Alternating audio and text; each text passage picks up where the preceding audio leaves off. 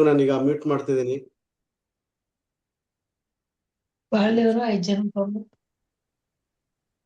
ಅವ್ರಿಗೆ ಈಗ ನಾನು ಕಳ್ಸಿರೋ ಲಿಂಕ್ ಅಲ್ಲಿ ಅವ್ರನ್ನ ಜಾಯ್ನ್ ಆಗೋದಕ್ಕೆ ಹೇಳಿ. ಮೊನ್ನೆ ಕಳಿಸಿದ್ರಲ್ಲ ಸರ್, ಆತರ ಲಿಂಕ್ ಕಳಿಸಿ ಸರ್, ಬೇಗ ಜಾಯಿನ್ ಆಗ್ತಾರೆ. ಇವತ್ತು 2-3 ಲಿಂಕ್ ಇದೆಯಲ್ಲ, ಅದ್ರಲ್ಲಿ ಯಾವ ಮೇಲೆ ಒತ್ಬಿಟ್ಟವ್ರೆ ಅನ್ಸುತ್ತೆ, ಹಾಗಾಗಿ ಬೇರೆ ಗ್ರೂಪ್ ಹೋಗ್ತಾ ಇದೆ. ಹೋಗಿ ರಿಟರ್ನ್ ಬರುತ್ತೆ. ಆಯ್ತು, ಈಗ ಒಂದ್ಸಲ ಮಾಡಿದ್ದೀನಿ. ಈಗ ಇನ್ನೊಂದು ಲಿಂಕ್ ಈಗ Okay. ಕಳ್ಸಿದ್ದೀನಿ, ಮೊನ್ನೆ ಕಳ್ಸಿದ್ದೀನಿ ನೋಡಿ, ಜಾಯಿನ್ ಆಗಿ. ಸರಿನಾ? Okay sir. ಹರಿ ಓಂ. ನಮಸ್ತೆ. ಈ ದಿನ ನಮ್ಮ ಗುರು ಪರಂಪರೆನ ವಿಜಯಲಕ್ಷ್ಮಿ ಮೇಡಮ್ ಅವ್ರು ಹೇಳ್ತಾರೆ. ಮೇಡಮ್, ಗುರು ಪರಂಪರೆ ಶುರು ಮಾಡಿ. ಗುರುಗಳೇ, ಇವರು ರಮೇಶ್ ಮಾಮ ಅವ್ರು ಮೆಸೇಜ್ ಮಾಡಿದಾರೆ, ನಾನು ಹೇಳ್ತೀನಿ ಅಂತ. ಯಾರಾದ್ರೂ ಒಬ್ರು ಹೇಳಿ, ಲೇಟ್ ಆಗಿದೆ ಆಲ್ರೆಡಿ ಕ್ಲಾಸ್ಗೆ. ರಮೇಶ್ ಮಾಮ ಹೇಳಿ ಮಾಮ. ಶ್ರೀ ಗುರುಭ್ಯೋ ನಮಃ. ಶ್ರೀಶೈಲೇಶ ದಯಾ ಪಾತ್ರಾದಿ ಭಕ್ತಾದಿ ಗುಣಾರ್ಣವಂ ಯತೀಂದ್ರಂ ಪ್ರವಣಂ ವಂದೇ ರಮ್ಮಜಾಮಾತರಂ ಮುನಿಂ ಲಕ್ಷ್ಮೀನಾಥ ಸಮಾರಂಭಾಂ ನಾಥಯಾಮುನ ಮಧ್ಯಮಾಂ ಅಸ್ಮದಾಚಾರ್ಯ ಪರ್ಯಂತಾಂ ವಂದೇ ಗುರು ಪರಂಪರಾಂ ಯೋ ನಿತ್ಯಮಚ್ಯುತ ಪದಾಂಬಜಯುಗ್ಮರುಕ್ಮ ವ್ಯಾಮೋಹತತ್ತಿರನಾನಿ ತೃಣಾಯ ಮೇನೆ ಅಸ್ಮದ್ಗುರೋ ಭವತಃ ಸದೈಕ ಸಿಂಧೋಃ ರಾಮಾನುಜಸ್ಯ ಚರಣೋ ಶರಣಂ ಪ್ರಪದ್ಯೆ. ಶ್ರೀಮತೆ ರಾಮಾನುಜಾಯ ನಮಃ. ಹರಿ ಓಂ. ಓಂ ಗಂ ಗಣಪತಯೇ ನಮಃ. ಓಂ ಪುಣ್ಯಾಂಬೋಜ ವಿಕಾಸಾಯ ಪಾಪಧ್ಯಾನ ಕ್ಷಯಾಯ ಚ ಶ್ರೀಮಾನ್ ಆವಿರ್ಭೂತ ಭೂಮೌ ರಾಮಾನುಜ ದಿವಾಕರಃ ಜ್ಞಾನಾನಂದಮಯಂ ದೇವಂ ನಿರ್ಮಲಾ ಸ್ಫಟಿಕಾಕೃತಿಂ ಆಧಾರಂ ಸರ್ವ ವಿದ್ಯಾನಾಂ ಹಯಗ್ರೀವಂ ಉಪಾಸ್ಮಹೇ. ಎಲ್ಲರಿಗೂ ನಿಮ್ಮ ಗುರುಗಳು ಪ್ರಾರ್ಥನೆ ಮಾಡ್ಕೊಳ್ರಿ. ಈಗ ನಾನು ನಿಮ್ಮ ಎಲ್ಲರ ಒಂದು ಮ್ಯೂಟ್ ಆಕ್ಸೆಸ್ ನ ತೆಗಿತಾ ಇದ್ದೀನಿ.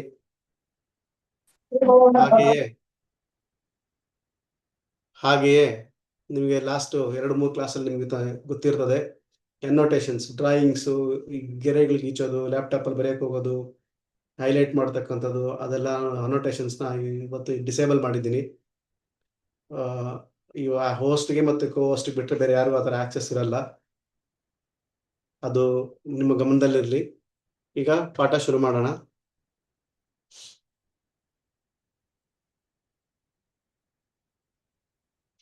ನೋಡಿ, ಈಗ ಹೋದವಾರ ಪಾಠ ಮಾಡ್ತಿರ್ಬೇಕಾದ್ರೆ ಕೆಲವರು ಪ್ರಶ್ನೆಗಳು ಕೇಳ್ತಾ ಇದ್ರು.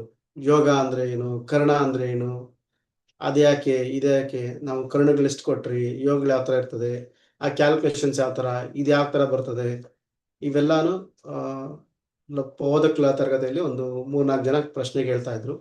ಅವ್ರಿಗೆ ಎಲ್ಲರಿಗೂ ಅರ್ಥ ಆಗಲಿ ಅಂತ, ಮತ್ತೆ ಪಾಠದಲ್ಲಿ ಎಲ್ಲರಿಗೂ ಬರ್ತಕ್ಕಂಥವ್ರಿಗೆಲ್ಲರಿಗೂ ಅರ್ಥ ಆಗಲಿ ಅಂತ ಹೇಳ್ಬಿಟ್ಟು ಅದರದ್ದು ಒಂದು ಯೋಗಗಳ ಲಕ್ಷಣಗಳು, ಯೋಗಗಳ ಕ್ಯಾಲ್ಕುಲೇಷನ್ಸ್ ಯಾವ ಥರ ಆಗುತ್ತೆ, ಅದರದ್ದು ಕ್ಯಾಲ್ಕುಲೇಷನ್ಸ್ ಯಾವ ಥರ ಮಾಡ್ತೀರಿ, ನಿಮಿಷಗಳು, ಡಿಗ್ರಿಗಳು, ಅದೆಲ್ಲಾನು ನಿಮಗೆ ಈ ತರಗತಿಯಲ್ಲಿ ನಾನು ನಿಮಗೆ ಎಕ್ಸಾಂಪಲ್ಸ್ ಆಗಿ ಉದಾಹರಣೆಗಳು ತಗೊಂಡು ಬಂದಿದ್ದೀನಿ.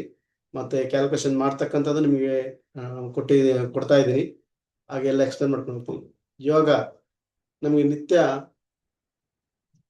ಈ ಪಂಚಾಂಗದಲ್ಲಿ ಬರ್ತಕ್ಕಂಥ ಯೋಗಗಳನ್ನ ನಿತ್ಯ ಯೋಗ ಅಂತ ಕರೀತಾರೆ, ಅಥವಾ ಪಂಚಾಂಗದ ಯೋಗಗಳು ಅಂತ ಕರೀತಾರೆ.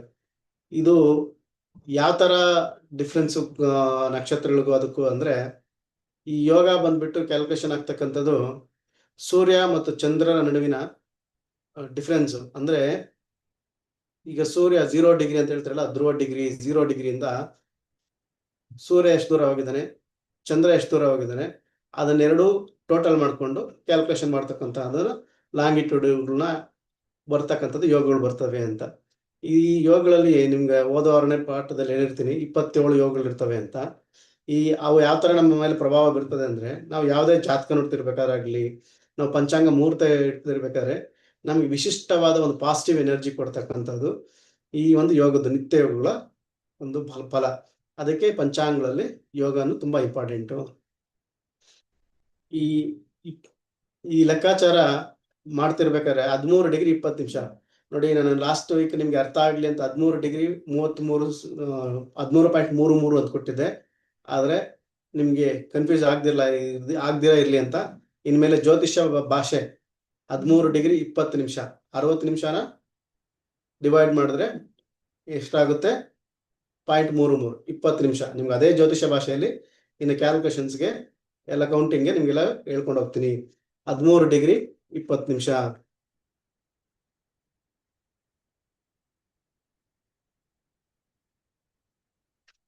ಪ್ರತಿ ಒಂದು ನಾವು ಕ್ಯಾಲ್ಕುಲೇಟ್ ಮಾಡ್ಬೇಕು. 13 ಡಿಗ್ರಿ 20 ನಿಮಿಷದಲ್ಲಿ ಕ್ಯಾಲ್ಕುಲೇಟ್ ಆಗ್ತಾ ಇರ್ತದೆ. ಈ 13 ಡಿಗ್ರಿ 20 ನಿಮಿಷ ಇಂಟು 27 ಅಂದ್ರೆ 360 ಡಿಗ್ರಿ ಬರ್ತದೆ. ಈ ಯೋಗನ ನಾವು ಅವಲಂಬಿಸಿ ಮಾಡ್ಬೇಕಾದ್ರೆ ಎಷ್ಟೇ ಶುಭವಾಗಿರ್ತದೆ ಅಂದ್ರೆ, ಒಂದೊಳ್ಳೆ ಯೋಗ, ಒಳ್ಳೆ ಪಂಚಾಂಗ ಸಿಕ್ಕಿದೆ ಅಂದ್ರೆ ಅದ್ಭುತವಾದ ಮುಹೂರ್ತ ಸಿಗ್ತದೆ ಅಂತ. ಇದನ್ನ ನಾವು ಕ್ಯಾಲ್ಕುಲೇಟ್ ಮಾಡ್ತಕ್ಕಂಥದ್ದು ಸೂರ್ಯ ಮತ್ತು ಚಂದ್ರರ ರೇಖಾಂಶಗಳು ಮತ್ತು ಡಿಗ್ರಿ ಇರುವ ಕ್ಷಣ. ಯಾವತ್ತು ನಾವು ಯಾವಾಗ 0 ಡಿಗ್ರಿಯಿಂದ ಶುರು ಆಗ್ತದಲ್ಲ, ಸೂರ್ಯ 0 ಡಿಗ್ರಿ, ಚಂದ್ರ 0 ಡಿಗ್ರಿ, ಅದನ್ನ T1 ಅಂತ ಅನ್ಕೊಂಡ್ರೆ ಎಕ್ಸಾಂಪಲ್ಗೆ, ಅದನ್ನ ಹಾಗೆ ಮುಂದಕ್ಕೆ ಹೋಗ್ತಾ ಇದ್ರೆ ಸೂರ್ಯ ಒಂದು ಡಿಗ್ರಿ ಎಲ್ಲ ಇರ್ತಾನೆ. ಮತ್ತೆ 13 ಡಿಗ್ರಿ 20 ನಿಮಿಷಕ್ಕೆ ಹೋದ್ರೆ ಚಂದ್ರ, ಅದನ್ನ ನಾವು ಮೊದಲನೇ ಯೋಗ ಅಂತ ಕರಿತೀರಿ. ಮತ್ತೆ ಅಲ್ಲಿಂದ ಇದನ್ನ T2 ಅಂತ ಹೇಳ್ಬೋದು. 13 ಡಿಗ್ರಿ 20 ನಿಮಿಷದವರೆಗೂ T2 ಅಂತ ನಾವು ಎಕ್ಸಾಂಪಲ್ ಕ್ಯಾಲ್ಕುಲೇಷನ್ಸ್ಗೆ ನಾವು ತಗೊಂಡಾಗ ಟಾರ್ಗೆಟ್ 2 ಅಂತನೋ ಅಥವಾ ಟೈಮ್ 2 ಅಂತ ತಗೊಂಡ್ರೆ ಅಲ್ಲಿವರೆಗೂ ಮೊದಲನೇ ಯೋಗ ಇರ್ತದೆ. T1 ಇಂದ T2 ವರೆಗೂ ಮೊದಲನೇ ಯೋಗ. ಅದೇ ರೀತಿ T2 ದಾಟಿದ ತಕ್ಷಣ 13 ಡಿಗ್ರಿ 20 ನಿಮಿಷ ಆಗಿದ ತಕ್ಷಣ 26 ಡಿಗ್ರಿ 40 ನಿಮಿಷದವರೆಗೂ 26 ಡಿಗ್ರಿ 40 ನಿಮಿಷದವರೆಗೂ ಬರ್ತಕ್ಕಂಥ ಟೈಮ್ನ ಎರಡನೇ ಯೋಗ ಅಂತ ಹೇಳ್ತಾರೆ. ಅದನ್ನ T2 T3 ಅಂತ 26 ಡಿಗ್ರಿ 40 ನಿಮಿಷನ ಕ್ಯಾಲ್ಕುಲೇಷನ್ ಮಾಡ್ಬೇಕಾದ್ರೆ T3 ಅಂತ ಅಂದ್ಕೊಳ್ಳೋಣ. ಮೂರನೇದಾಗಿದ ತಕ್ಷಣ ಹಂಗೆ ಇವಾಗ ಎರಡನೇದಕ್ಕೆ 26 ಡಿಗ್ರಿ 40 ನಿಮಿಷ ಅಂದ್ರೆ ಅದಾಗಿದ ತಕ್ಷಣ ಮೂರನೇ ಯೋಗ ಬರ್ತದೆ ಅಂತ T3 ಅಂದ್ರೆ. ಈಗ ಅಲ್ಲಿಂದ ಮುಂದಕ್ಕೆ ಹೋಗ್ಬೇಕಂದ್ರೆ 40 ಡಿಗ್ರಿ ಬಂದಿದ ತಕ್ಷಣ, ಎಷ್ಟು 40 ಡಿಗ್ರಿ ಬಂದಿದ ತಕ್ಷಣ ಮೂರನೇ ಯೋಗಕ್ಕೆ 4ನೇ ಯೋಗಕ್ಕೆ ಹೋಗಿರ್ತದೆ ಅಂತ. ಇದೇ ರೀತಿ ನಾವು ಕ್ಯಾಲ್ಕುಲೇಟ್ ಮಾಡ್ಕೊಂಡು ಹೋಗ್ಬೇಕಾದ್ರೆ 27 ಬಾರಿ 13 ಡಿಗ್ರಿ 20 ನಿಮಿಷ ಗುಣಿಸಿದ್ರೆ 360 ಡಿಗ್ರಿ ಬರ್ತದೆ. ಈ 360 ಡಿಗ್ರಿ 27ನೇ ಯೋಗದ ಅಂತಿಮ ಕ್ಷಣದಲ್ಲಿ ಸೂರ್ಯ ಮತ್ತು ಚಂದ್ರ ನಿಯನ ರೇಖಾಂಶಗಳು 0 ಡಿಗ್ರಿ ಆಗ್ತದೆ.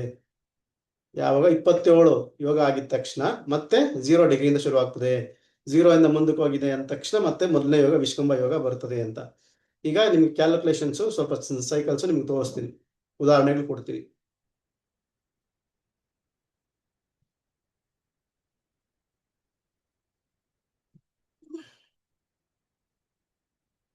ನೋಡಿ, ಈಗ ನೀವು ನೋಡ್ತಾ ಇದ್ದೀರಾ, ಇದು ಆಕ್ಚುಲಿ ನಾನು ಪ್ರಯತ್ನ ಪಟ್ಟೆ ನಿಮ್ಗೆ ಕಂಪ್ಲೀಟ್ ವಿಡಿಯೋನ ಪ್ಲೇ ಮಾಡೋಣ ಅಂತ ತಗೊಂಡು, ಬಟ್ ಇದು ವಿಡಿಯೋ ನನಗೆ ಕಾಪಿ ಮಾಡೋದಕ್ಕೆ ಕಾಪಿರೈಟ್ ಸಿಗಲಿಲ್ಲ, ಲೈಸೆನ್ಸ್ ಅವ್ರು ತುಂಬ ಜಾಸ್ತಿ ಕಾಸ್ಟ್ ಕೇಳಿದ್ರು.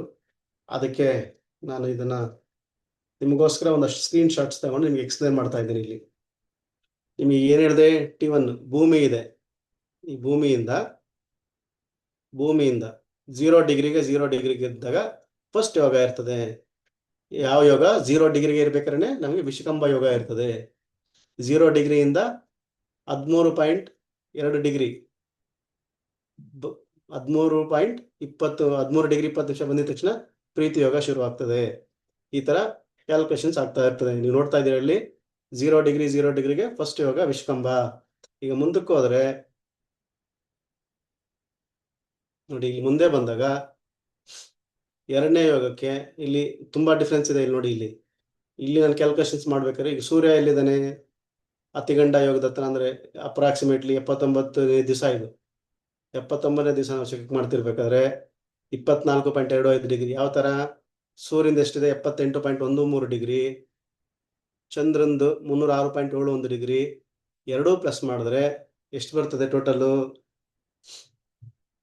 384 ಡಿಗ್ರಿ ಬರ್ತದೆ. 384 ಡಿಗ್ರಿಯಲ್ಲಿ ನಮ್ದು ಟೋಟಲ್ ಎಷ್ಟಿದೆ? 360 ಡಿಗ್ರಿ ಇದೆ. 384.5 ಡಿಗ್ರಿಯಲ್ಲಿ 360 ಡಿಗ್ರಿ ಮೈನಸ್ ಮಾಡಿದ್ರೆ 24.85 ಡಿಗ್ರಿ. 13 ಡಿಗ್ರಿ 20 ನಿಮಿಷದಿಂದ 26 ಡಿಗ್ರಿವರೆಗೂ ಎರಡನೇ ಯೋಗ ಪ್ರೀತಿ ಯೋಗ ಇರ್ತದೆ. ನಿಮ್ಗೆ ಇಲ್ಲಿ ನೀವು ನೋಡ್ತಾ ಇದ್ದೀರಾ, ನೋಡಿ ಯೋಗ. ಇದು 0 ಡಿಗ್ರಿಯಿಂದ 0 ಡಿಗ್ರಿ ಅಂದ್ರೆ 360 ಡಿಗ್ರಿ. ಚಂದ್ರ ಮೂವ್ ಆಗ್ತಾ ಇದ್ರು, ಸೂರ್ಯ ಮೂವ್ ಆಗ್ತಾ ಇದ್ರು. 2 ಡಿಗ್ರಿಗಳು 0 ಡಿಗ್ರಿಯಿಂದ ಎಷ್ಟು ಮೂವ್ ಆಗಿದೆಯೋ ಅದು ಕ್ಯಾಲ್ಕುಲೇಷನ್ ಆಗಿ ನಮಗೆ ಕ್ಲಿಯರ್ ಆಗಿ ಗೊತ್ತಾಗ್ತಾ ಇರ್ತದೆ. 27 ದಿನ 13 ಗಂಟೆ ಅಪ್ರಾಕ್ಸಿಮೇಟ್ಲಿ ಒಂದು ಯೋಗ ಸೈಕಲ್ ಕಂಪ್ಲೀಟ್ ಆಗೋದಕ್ಕೆ ನಮಗೆ ಟೈಮ್ ಬೇಕಾಗ್ತದೆ. ಇದು ಎರಡನೇ ಉದಾಹರಣೆ.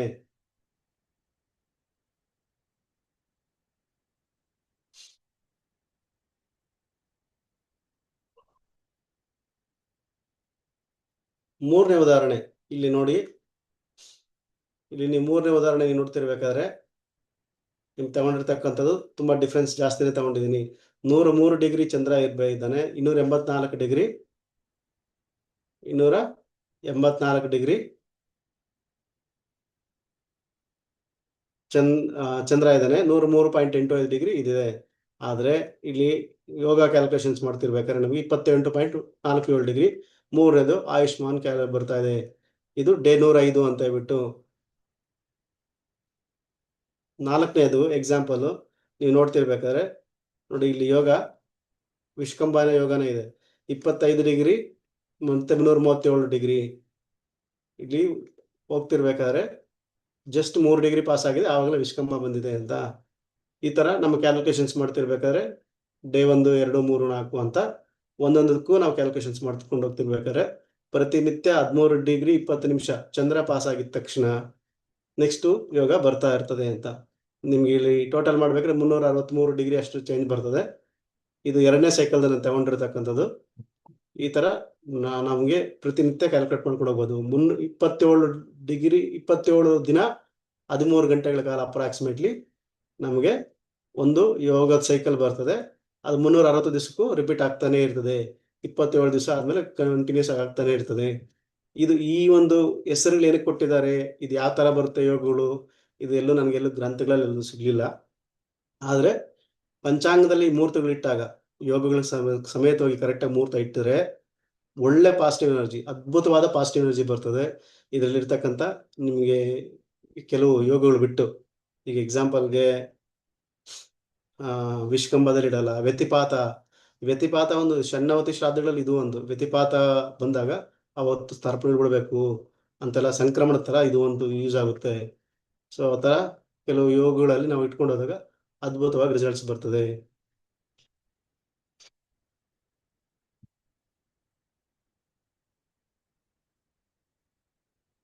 ಯಾರಿಗಾದ್ರೂ ಪ್ರಶ್ನೆ ಇದೆಯಾ? ಯೋಗ ಯಾವ ತರ ಕ್ಯಾಲ್ಕುಲೇಷನ್ ಆಗುತ್ತೆ ಅಂತ? ಗುರುಗಳೇ, ವಿನಯ್ ಮಾತಾಡ್ತಾ 27 ಇರೋದು. ದಿವಸ ಬೇಕಾ? 27 ದಿವಸ 13 ಗಂಟೆಗಳವರೆಗೂ ಅಪ್ರಾಕ್ಸಿಮೇಟ್ಲಿ 6 ರಿಂದ 13 ಗಂಟೆ. ಅದು ಚಂದ್ರ ಸೂರ್ಯಂದು ಗ್ರಾವಿಟೇಷನಲ್ ಫೋರ್ಸ್ ಅದು ಡಿಫ್ರೆನ್ಸ್ ಆದಾಗ ಸ್ವಲ್ಪ ಡಿಫ್ರೆನ್ಸ್ ಆಗ್ತಾ ಇರ್ತದೆ. ಗುರುಗಳೇ, ಹೇಳಿ. ಯೋಗಗಳು ಅಂತ ಹೇಳಿದ್ರಲ್ಲ ನೀವು, ಯೋಗಗಳಲ್ಲಿ ಒಳ್ಳೆ ಯೋಗಗಳು ಯಾವುವು, ಕೆಟ್ಟ ಯೋಗಗಳು ಯಾವುದು ಅಂತ ಹೇಳಲಿಕ್ಕಾಗುತ್ತಾ? ಅದು ಕೊಡ್ತೀನಿ, ಮುಹೂರ್ತ ಟೈಮಲ್ಲಿ ಎಲ್ಲ ಕೊಡ್ತೀನಿ. ಈಗ ಪಂಚಾಂಗ ಓದೋದು ಪಂಚಾಂಗ ನೋಡೋದು ಮಾತ್ರ ಹೇಳ್ಕೊಡ್ತೀನಿ. ಮುಹೂರ್ತಗಳ ಟೈಮಲ್ಲಿ ನಿಮ್ಗೆ ಸ್ವಲ್ಪ ಜಾಸ್ತಿ ಕ್ಲಾಸ್ ತಗೊಂತೀನಿ, ಸರಿನಾ? ಇದು ಅಮಾವಾಸ್ಯೆ ಹತ್ತತ್ರ ಇರೋ ಯೋಗ ಒಂದ್ ಸ್ವಲ್ಪ ಹೇಳ್ಬಿಡಿ. ಒಂದು ಎಕ್ಸಾಂಪಲ್ ಅಂದ್ರೆ ಚಂದ್ರ ಸೂರ್ಯ ಒಟ್ಟಿಗೆ ಬರುತ್ತೆ ಹತ್ತತ್ರ. ಚತುರ್ದಶಿ ತ್ರಯೋದಶಿ ಆ ಟೈಮಿಂದು ಅಮಾವಾಸ್ಯೆ ಟೈಮ್ ಅಲ್ಲ, ಇದು ಒಂದೇ ಅಮಾವಾಸ್ಯೆ ದಿವಸ ಒಂದೇ ಯೋಗ ಬರಲ್ಲ. ಇದು 280 ಡಿಗ್ರಿ ಬರುತ್ತೆ, 300 ಅದು 300 ಬರುತ್ತಲ್ಲ, ಅದನ್ನ ಅವಾಗ 600 ಆಗುತ್ತೆ. ಈಗ ನಕ್ಷತ್ರ ನೋಡಿ, ನಿಮ್ಗೆ ನಕ್ಷತ್ರ ಯಾವ ತರ ಚೇಂಜ್ ಆಗುತ್ತೋ ಅಮಾವಾಸ್ಯೆಗೆ ಹುಣ್ಣಿಮೆಗೆ, ಅದೇ ರೀತಿ ಇದನ್ನು ಚೇಂಜ್ ಆಗ್ತಾ ಇರ್ತದೆ. ಒಂದೇ ಯೋಗ ಬರಲ್ಲ. ತಿಥಿಗಳು 30. ಕರೆಕ್ಟ್. ಈಗ 20 ಡಿಗ್ರಿ 30 ಡಿಗ್ರಿ ಒಳಗೆ ಹೇಳಿದ್ರಿ ಎಕ್ಸಾಂಪಲ್, ಅದು ಸುಮಾರು 300 ಡಿಗ್ರಿ ಹಿಂಗ್ ಬರುತ್ತಲ್ಲ, ಅದನ್ನ ಹೇಳಿ. ಅದು 360 ಡಿಗ್ರಿ ಬರುತ್ತೆ. ಅದು 12 ಡಿಗ್ರಿಗೆ ಬರುತ್ತೆ ತಿಥಿಗಳು. ಇದು 13 ಡಿಗ್ರಿ 20 ನಿಮಿಷ ಬರುತ್ತೆ. ಸೊ ಅದಕ್ಕೋಸ್ಕರ ಇದು ಸ್ವಲ್ಪ ಫಾಸ್ಟ್ ಆಗಿ ನೋಡಿ. ಈಗ ತಿಥಿಗಳು 30 ದಿವಸ ಇರ್ತದೆ, ನಕ್ಷತ್ರಗಳು ಯೋಗಗಳು 27 ದಿವಸ ಮಾತ್ರ ಇರ್ತವೆ. ಅದರರ್ಥ ಒಂದು 3 ನಕ್ಷತ್ರ 3 ಯೋಗ ಆ ಕಡೆ ಈ ಕಡೆ ನಡೀತಾ ಇರ್ತದೆ. ಸ್ವಲ್ಪ ಡಿಫ್ರೆನ್ಸಸ್ ಬರ್ತಾನೆ ಇರ್ತದೆ, ಸರಿನಾ? ಈಗ ಮತ್ತೆ ನಾನು ಮ್ಯೂಟ್ ತೆಗಿತಾ ಇದ್ದೀನಿ. ಈಗ ಮುಂದಿನ ಪ್ರಶ್ನೆಗೆ Mukunda Sharma sir class raise ಮಾಡಿದ್ದಾರೆ. ಹೇಳಿ ಸರ್. ನಮಸ್ಕಾರ ಸರ್. ನಮಸ್ಕಾರ, ಹೇಳಿ ಸರ್. ಈಗ ಈ ಯೋಗ ಇದೆಯಲ್ಲ, ಯೋಗ ಏನಕ್ಕೋಸ್ಕರ ಬಳಸ್ತೀವಿ ಅಂತ ಇದನ್ನ? ಪಂಚಾಂಗದಲ್ಲಿ ನಾವು ಮುಹೂರ್ತ ಇಡ್ಬೇಕಾದ್ರೆ, ಕೆಲವು ಕಾರ್ಯಗಳು ಮಾಡ್ಬೇಕಾದ್ರೆ ಯೋಗಗಳಲ್ಲಿ ಆ ಕಾರ್ಯಗಳು ತುಂಬಾ ಅದ್ಭುತವಾಗಿ ಬರ್ತದೆ. ಒಂದು ಎರಡನೇದೇನಪ್ಪಾ ಅಂದ್ರೆ ಇದರಲ್ಲಿ ಮುಹೂರ್ತಗಳಲ್ಲಿ ಕೆಲವು ಏನ್ ಹೇಳ್ತಾರೆ ತ್ಯಾಜ್ಯ ಯೋಗಗಳು ಇದಾವೆ, ಅಂದ್ರೆ ಅದು ಕನ್ಸಿಡರ್ ಮಾಡದೇ ಇರ್ತಕ್ಕಂಥವು, ಅದನ್ನು ಬಿಡ್ಬೇಕಾಗ್ತದೆ. ಇವೆಲ್ಲಾನು ನಾವು ಪಂಚಾಂಗ ನೋಡಿ ನಾವು ಮುಹೂರ್ತ ಇಡ್ಬೇಕಾದ್ರೆ ಇದೆಲ್ಲ ನಿಮ್ಗೆ ಈ ಸಿದ್ಧಾಂತ ಪಂಚಾಂಗ ನೋಡೋದಕ್ಕಿಂತ ನಾವು ದುರ್ಗಣಿತ ಮುಹೂರ್ತಗಳಲ್ಲಿ ತುಂಬಾ ಕ್ಯಾಲ್ಕುಲೇಷನ್ಸ್ ಬರ್ತದೆ. ಅದು ನಿಮ್ಗೆ ಡೀಟೇಲ್ ಆಗಿ ಯೋಗಗಳು ಎಲ್ಲಾನು ನಾನು ಮುಹೂರ್ತಗಳಲ್ಲಿ ಕೊಡ್ತೀನಿ ನಿಮ್ಗೆ, ಸರಿನಾ? ಅಲ್ಲ ಈಗ ಏನಪ್ಪಾ ಅಂದ್ರೆ ಡೌಟ್ ಏನಪ್ಪಾ ಅಂದ್ರೆ, ಈಗ ಒಂದ್ ಮಂತ್ರ ಇದೆಯಲ್ಲ, ತಿತೇಶ ಆಪ್ನೋತಿ ಭಾರತಾಶ್ಯವರ್ಧನಂ ನಕ್ಷತ್ರ ತ್ರತೆ ಪಾಪಂ ಯೋಗ ರೋಗ ನಿವಾರಣಂ ಕರ್ಣಾತ್ಕರ ಸಿದ್ಧಿಂಚ ಪಂಚಾಂಗ ಉತ್ತಮ ಅಂತೀವಲ್ಲ, ಹೇಳಿ. ಅದೇ ರೀತಿನೇ ಇದು ಆ ಯೋಗನ ರೋಗ ನಿವಾರಣೆ ಮಾಡಕ್ಕೋಸ್ಕರ ಉಪಯೋಗಿಸ್ತೀವ ಹೆಂಗಂತ ಗೊತ್ತಾಗಿಲ್ಲ ಈ ಯೋಗನ. ನೀವೀಗ ಏನ್ ಹೇಳ್ತಾ ಇದ್ರೆ, ಈಗ ಪಂಚಾಂಗದಲ್ಲಿ ಮುಹೂರ್ತ ಇಡ್ಬೇಕಾದ್ರೆ ನೀವು ನೋಡಿ, ನೀವ್ ಹೇಳ್ತಿರೋ ಶ್ಲೋಕದ ಅರ್ಥ ಕೂಡ ನಕ್ಷತ್ರದಲ್ಲಿ ಏನಾದ್ರು ದೋಷಗಳಿದ್ದಾಗ ಯೋಗದ ತುಂಬಾ ಚೆನ್ನಾಗಿದೆ ಅಂದ್ರೆ ಒಳ್ಳೆ ಕೆಲಸ ಆಗ್ತದೆ ಅಂತ. ಯೋಗದಲ್ಲೂ ಏನೋ ಸ್ವಲ್ಪ ತೊಂದರೆ ಇದೆ ಅಂದ್ರೆ ಕರ್ಣದಲ್ಲಿ ತುಂಬಾ ಅದು ಒಳ್ಳೆ ಕರ್ಣ ಇದೆ ಅಂದ್ರೆ ಒಳ್ಳೆ ಮುಹೂರ್ತ ಸಿಗ್ತದೆ ಅಂತ. ಅದ್ರಲ್ಲಿ ಇರ್ತಕ್ಕಂಥ ದೋಷಗಳು ಈ ಯೋಗ ಕವರ್ ಮಾಡ್ಕೊಂತದೆ, ಯೋಗದಲ್ಲಿರೋ ದೋಷಗಳು ಕರ್ಣಗಳು ಕವರ್ ಮಾಡ್ಕೊಂತದೆ ಅಂತ ನಿಮ್ ಶ್ಲೋಕದ ಅರ್ಥ ಅಲ್ವಾ? ಔಷಧಿಗೆ ಕೊಡಕ್ಕೆ ಯೋಗ ಹೌದೌದು. ರೋಗ ನಿವಾರಣಂ ಅಂತಲ್ವಾ? ಹೌದೌದು. ಆಯ್ತಾ? ನೋಡಿ, ನಾನ್ ನಿಮ್ಗೆ ಮತ್ತೆ ಹೇಳ್ತಾ ಇದ್ದೀನಿ, ನೀವು ಯಾವಾಗ್ಲೂ ಕನ್ಫ್ಯೂಸ್ ಆಗ್ಬೇಡ್ರಿ. ಜ್ಯೋತಿಷದಲ್ಲಿ ಬರ್ತಕ್ಕಂಥ ಗ್ರಹಗಳ ಯೋಗಗಳು ಮತ್ತೆ ಬೇರೆ ಯೋಗಗಳಿಗೂ ಈ ಪಂಚಾಂಗದಲ್ಲಿ ಬರ್ತಕ್ಕಂಥ ನಿತ್ಯ ಯೋಗಗಳಿಗೂ ಡಿಫ್ರೆನ್ಸ್ ಇದೆ, ಆಯ್ತಾ? ಈ ಡಿಫ್ರೆನ್ಸ್ ಏನಪ್ಪಾ ಅಂದ್ರೆ ಇಷ್ಟೇ, ಮುಹೂರ್ತಗಳಿಗೋಸ್ಕರ ಒಳ್ಳೆ ಮುಹೂರ್ತ, ಆಸ್ಪಿಷಿಯಸ್ ಮುಹೂರ್ತ, ಒಂದು ಒಳ್ಳೆ ಶುಭ ಮುಹೂರ್ತ ಆಯ್ಕೆ ಮಾಡ್ಕೊಳ್ಳೋದಕ್ಕೋಸ್ಕರನೇ ಇದನ್ನ ನಿತ್ಯ ಯೋಗಗಳು ಅಂತ ಕೂಡ ಕರೀತಾರೆ. ನಾನು ಚೆಕ್ ಮಾಡ್ಬೇಕಾದ್ರೆ ನನಗೆ ಅದು ವರ್ಡ್ ತುಂಬಾ ಅದ್ಭುತವಾಗಿ ಇಷ್ಟ ಆಯ್ತು, ಯಾಕಂದ್ರೆ ಡಿಫ್ರೆನ್ಸ್ ಮಾಡೋದಕ್ಕೆ. ಗ್ರಹಗಳಿಂದ 2-3 ಕೂಡಿದಾಗ ಆಗ್ತಕ್ಕಂಥ ಯೋಗಗಳಿಗೂ ಈ ಪಂಚಾಂಗದಲ್ಲಿ ಬರ್ತಕ್ಕಂಥ ಯೋಗಗಳು ನಿತ್ಯ ಯೋಗಗಳು. ಇನ್ಮೇಲೆ ನೀವೆಲ್ಲಾದ್ರೂ ಯೂಸ್ ಮಾಡ್ಬೇಕಾದ್ರೆ ನಿತ್ಯ ಯೋಗ ಅಂತ ಯೂಸ್ ಮಾಡಿ, ತೊಂದರೆ ಇಲ್ಲ, ನಿಮ್ಗೂ ಕನ್ಫ್ಯೂಷನ್ಸ್ ಇರಲ್ಲ, ಸರಿನಾ? ಅದಕ್ಕೆ ನಾನು ನೋಟ್ಸ್ ಅನ್ನ ನಿಮ್ಗೆ ಕೊಟ್ಟಿದ್ದೀನಿ. ಸರಿ, ಈಗ ಮುಂದಕ್ಕೆ ಹೋಗ್ತೀನಿ. ಈಗ ಮ್ಯೂಟ್ ಮಾಡ್ತೀನಿ ಎಲ್ಲಾರು. ನೋಡಿ, ಕರ್ಣದ ವ್ಯಾಖ್ಯಾನ. ಕರ್ಣ ಈ ವೈದಿಕ ಜ್ಯೋತಿಷ್ಯದ ನೋಡ್ತಿರ್ಬೇಕಾದ್ರೆ ನಮ್ಗೆ ಇದು ಯಾವುದೇ ಒಂದು ಕ್ಯಾಲ್ಕುಲೇಷನ್ಸ್, ಕರ್ಣಕ್ಕೆ ಒಂದು ಸಪರೇಟ್ ಆದ ಕ್ಯಾಲ್ಕುಲೇಷನ್ಸ್ ಆಗ್ಲಿ, ಒಂದು ವ್ಯಾಖ್ಯಾನ ಆಗ್ಲಿ ಎಲ್ಲೂ ನಂಗೆ ಕಾಣಿಸಿಲ್ಲ. ಆದ್ರೆ ಒಂದು ಸೂಕ್ಷ್ಮವಾಗಿ ಘಟಕವಾಗಿದ್ದು, ಇದು ಒಂದು ಚಾಂದ್ರಮಾನ ದಿನ. ಚಾಂದ್ರಮಾನ ದಿನ ಅಂದ್ರೆ ಒಂದು ತಿಥಿ, ಒಂದು ತಿಥಿಗೆ 2 ಅರ್ಧದಷ್ಟು ಭಾಗ ಎಂದು ವ್ಯಾಖ್ಯಾನಿಸ್ತಾ ಇರ್ತಾರೆ. ಚಂದ್ರ ಮತ್ತು ಸೂರ್ಯ ನಡುವೆ ಕೋನದ ಅಂತರ 6 ಡಿಗ್ರಿ ಅಷ್ಟಿದ್ದಾಗ ಮಾತ್ರ ಇದು ಕ್ಲಿಯರ್ ಆಗುತ್ತೆ ಅಂತ. ಬಟ್ ಅಷ್ಟೊಂದು ನನಗೆ ಎಲ್ಲೂ ಈ ಕರ್ಣಗಳ ಬಗ್ಗೆ ತುಂಬಾ ಹೆವಿಯಾಗಿ ಇಂಪಾರ್ಟೆನ್ಸ್ ಕೊಟ್ಕೊಂಡು ಹೋಗಿರೋದಂದ್ರೆ ಆ ಒಂದು ಏನು 4 ಸ್ಥಿರ ಕರ್ಣಗಳು ಮತ್ತೆ ಈ ಭದ್ರಾ ವೃಷ್ಟಿ ಕರ್ಣಗಳು, ಈ ಕರ್ಣ 5 ಕರ್ಣ ಬಿಟ್ಟು ಮುಹೂರ್ತ ಇಟ್ಟಾಗ ಈ ಮುಹೂರ್ತಕ್ಕೆ ಒಂದು ಬಲ, ಒಂದು ಅದೇನ್ ಹೇಳ್ತಾರಲ್ಲ, ಒಂದು ಜೊತೆಲಿ ಈ ಎಲ್ಲಾದ್ರೂ ಈಗ ನಾವು ಪೂಜೆ ಏನಾದ್ರು ಮಾಡ್ತಿರ್ಬೇಕಾದ್ರೆ ಕೆಲವು ಕಡೆ ಅಲಂಕಾರ ಚೆನ್ನಾಗಿ ಮಾಡಿರ್ತಾರೆ, ಪೂಜೆ ಎಲ್ಲ ಚೆನ್ನಾಗಿ ಮಾಡ್ತಾರೆ, ಮಂಡಲ ಹಾಕಿದಾಗ ಕಳೆ ಬರ್ತದಲ್ಲ, ಆತರ ಒಂದು ಸಂಪೂರ್ಣ ಒಂದು ಅದ್ಭುತವಾದ ಕಳೆ ಬರ್ತಕ್ಕಂಥದ್ದು ಈ ಕರ್ಣಗಳು ನೋಡಿ ನಾವು ಮಾಡಿದಾಗ ಅದ್ಭುತವಾದ ಮುಹೂರ್ತ ಸಿಗ್ತದೆ ಅಂತ. ನಮ್ಗೆ ಅಷ್ಟೊಂದು ಎಲ್ಲೂ ನನಗೆಲ್ಲ ಇಂಪಾರ್ಟೆನ್ಸ್ ಸಿಗ್ಲಿಲ್ಲ. ಅದು ಕರ್ಣದ ವ್ಯಾಖ್ಯಾನ, ತಿಥಿಗಳಿಗೂ ಡಿಫ್ರೆನ್ಸ್ ಎಲ್ಲ ನೋಡ್ಕೊಂಡು ಹೋಗ್ತಿರ್ಬೇಕಾದ್ರೆ ಎಲ್ಲ ನಿಮ್ಗೆ ಒಂದು ಪ್ರಶ್ನೆ ಇತ್ತಲ್ಲ ಲಾಸ್ಟ್ ವೀಕ್ ಸೋಮವಾರ ನೀವು ಕೇಳ್ಬೇಕಾದ್ರೆ ಎಲ್ಲಾರ್ಗೆ ಏನಾದ್ರು ಡಿಫ್ರೆನ್ಸ್ ಇದೆ ಅಂತ, ಅದಕ್ಕೋಸ್ಕರ ಇದನ್ನು ಜಾಟ್ ಔಟ್ ಮಾಡಿದೀನಿ. ನಿಮ್ಗೆ ಕರ್ಣಗಳ ಬಗ್ಗೆ ನಿಮ್ಗೆ ಸಂಪೂರ್ಣವಾಗಿ ಲಾಸ್ಟ್ ವೀಕೆ ನಿಮ್ಗೆ ಕೊಟ್ಟಿದ್ದೀನಿ, ಸೋಮವಾರನೇ ಯಾವ ತರ ಬರ್ತದೆ. 6 ಡಿಗ್ರಿ ಕ್ಯಾಲ್ಕುಲೇಷನ್ಸ್ ಅಲ್ಲಿ ರಿಪೀಟ್ ಆಗ್ತಾ ಇರ್ತದೆ. ಒಂದು ಚಾಂದ್ರಮಾನ ಮಾಸಕ್ಕೆ 60 ಕರ್ಣ ಬರ್ತದೆ ಅಂತ. ಈ ರಿಪೀಟ್ ಆಗಿ ಎಷ್ಟು ಬರ್ತದೆ? 56 ಸಲ ಬರ್ತವೆ ಈ ಚರಕರ್ಣಗಳು. ಮತ್ತೆ ಇವು 4 ಸ್ಥಿರ ಕರ್ಣಗಳು, ಶಕುನಿ, ಚತುಷ್ಪಾದ, ಕಿಂಸ್ತುಗ್ನ, ಮತ್ತೆ ಇನ್ನೊಂದು ಶಕುನಿ, ಚತುಷ್ಪಾದ, ಕಿಂಸ್ತುಗ್ನ, ನಾಗವನ್. ಅದಾದ್ಮೇಲೆ ತಿಥಿಯ ವ್ಯಾಖ್ಯಾನ ನೋಡಿ. ನಾನು ನಿಮ್ಗೆ ಲಾಸ್ಟ್ ಯಾರನ್ನು ಹೇಳ್ತಿದ್ದೆ, ಸೂರ್ಯ ಮತ್ತು ಚಂದ್ರನ ನಡುವೆ ರೇಖಾಂಶದ ಕೋನವು 12 ಡಿಗ್ರಿ ಎಷ್ಟು ಹೆಚ್ಚಾಗಲು 1 ಡಿಗ್ರಿಯಿಂದ 12 ಡಿಗ್ರಿಗೆ ಹೋಗಿದ ತಕ್ಷಣ ಇನ್ನೊಂದು ತಿಥಿ ಚೇಂಜ್ ಆಗ್ತದೆ ಅಂತ. ಇಲ್ಲಿ ಇದರ ಸರಾಸರಿ ಸುಮಾರು 23 ಗಂಟೆ 37 ನಿಮಿಷಗಳಾಗಿದ್ದು ನೋಡಿ. ಒಂದು ತಿಥಿ ಆವರೇಜ್ ಟೈಮ್ 23 ಗಂಟೆ 37 ನಿಮಿಷ ಅಂದ್ರೆ 24 ಗಂಟೆ ಕೂಡ ಇಲ್ಲ. 60 ಗಂಟೆ ಕಾಲ ಅಂತ ಹೇಳ್ತೀರಿ ಇದನ್ನ. ಈ 60 ಗಂಟೆಗಳಲ್ಲಿ 54 ಗಂಟೆಯಿಂದ 66 ಗಂಟೆವರೆಗೂ ಹೋಗ್ತಾ ಇರ್ತದೆ. ಕೆಲವು ಟೈಮು 51ಕ್ಕೂ ಬಂದಿದೆ. 19 ಗಂಟೆ ಸುಮಾರು ಆವರೇಜ್ ನೀವು ತಗೊಳ್ಬೇಕಾದ್ರೆ 19 ಗಂಟೆಯಿಂದ 26 ಗಂಟೆ 27 ಗಂಟೆವರೆಗೂ ನಿಮ್ಮ ಒಂದು ತಿಥಿ ಹೆಚ್ಚು ಕಮ್ಮಿ ಆಗ್ತಾ ಇರ್ತದೆ. ವಾಸ್ತವಿಕವಾಗಿ ಸುಮಾರು 1 ಗಂಟೆ 5 ನಿಮಿಷಗಳಿಂದ 26 ಗಂಟೆ 19 ಗಂಟೆ ಇದು 19 ಗಂಟೆಯಿಂದ ಡಿಫ್ರೆನ್ಸ್ ಇದೆ. ಅದು ಸ್ವಲ್ಪ ಟೈಪಿಂಗ್ ಮಿಸ್ಟೇಕ್ ಆಗಿದೆ, ನಿಮ್ಗೆ ಕರೆಕ್ಷನ್ ಮಾಡಿ ಕಳಿಸ್ಕೊಡ್ತೀನಿ. 19 ಗಂಟೆಯಿಂದ 26 ಗಂಟೆ 47 ನಿಮಿಷದ ವ್ಯತ್ಯಾಸ ಇರ್ತದೆ. ಈ ಚಂದ್ರನ ಅಸಮಚಲನೆ ಯಾವ ತರ ಆಗ್ತದೆ ಅಂದ್ರೆ, ಚಂದ್ರ ಯಾವಾಗ ಭೂಮಿಗೆ ಹತ್ತಿರವಾಗಿದ್ದಾಗ, ಸೂರ್ಯನಿಗೆ ಹತ್ತಿರವಾಗಿದ್ದಾಗ ಫಾಸ್ಟ್ ಗ್ರಾವಿಟೇಷನ್ ಅದೇನಿರೋದಿಲ್ಲ, ಗ್ರಾವಿಟೇಷನಲ್ ಫೋರ್ಸ್ ಏನ್ ಹೇಳ್ತಾರೆ ಅದನ್ನ, ಗ್ರಾವಿಟೇಷನಲ್ ಫೋರ್ಸ್ ಇರೋದ್ರಿಂದ ಅದು ಫಾಸ್ಟ್ ಆಗಿ ಹೋಗ್ತದೆ. ಸೂರ್ಯನಿಂದ ಭೂಮಿಯಿಂದ ದೂರ ಇದ್ದಾಗ ನಿಧಾನಕ್ಕೆ ಹೋಗ್ತದೆ, ಆವಾಗ ತಿಥಿಗಳು ವ್ಯತ್ಯಾಸ ಆಗ್ತದೆ.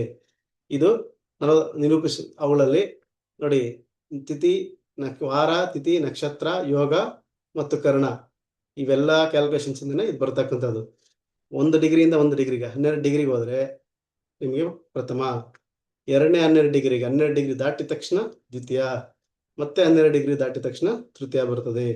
ಭೂಕಿ ಎಂದಿದ ತಕ್ಷಣ ಭೂಮಿ ಮೇಲೆ ನಿಂತು ನೋಡ್ಬೇಕಾದ್ರೆ ಚಂದ್ರನ ಯಾವ ತರ ಚಲನೆ ಇರ್ತದೋ ಅದ್ರ ಮೇಲೆ ನಾವು ತಿಥಿಗಳು ಕ್ಯಾಲ್ಕುಲೇಷನ್ಸ್ ಆಗ್ತದೆ.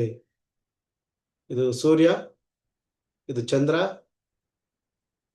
ಸರಿ ನಾನು ನಿಮ್ಗೆ, ಇದು ಸೂರ್ಯ, ಚಂದ್ರ, ಭೂಮಿ ಮೇಲೆ ನಿಂತು ನೋಡ್ಬೇಕಾದ್ರೆ ಆಗ್ತಕ್ಕಂಥದ್ದು ತಿಥಿಗಳು. ಇದು ಡಿಫ್ರೆನ್ಸ್ ಇರ್ತದೆ.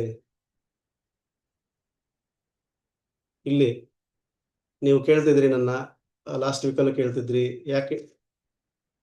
ಯಾಕೆ ಡಿಫ್ರೆನ್ಸ್ ಇರ್ತದೆ ಅಂತ. ನೋಡಿ, ನೀವು ಆರ್ಬಿಟ್ ನೋಡ್ಬೇಕಾದ್ರೆ ಈ ಸೂರ್ಯನ ಆರ್ಬಿಟ್, ಗ್ರಹಗಳ ಆರ್ಬಿಟ್ ನೋಡಿ, ನಿಮಗೆ ಇದು ಮೊಟ್ಟೆ ಆಕಾರದಲ್ಲಿ ಅಂತ ಹೇಳ್ತಾರೆ. ಇದನ್ನ ಇಂಗ್ಲಿಷಲ್ಲಿ ಓವಲ್ ಶೇಪ್ ಅಂತ ಹೇಳ್ತಾರೆ. ಒಂದು ಕಡೆ ಹತ್ರ ಬರ್ತದೆ, ಒಂದು ಕಡೆ ದೂರ ಇರ್ತದೆ.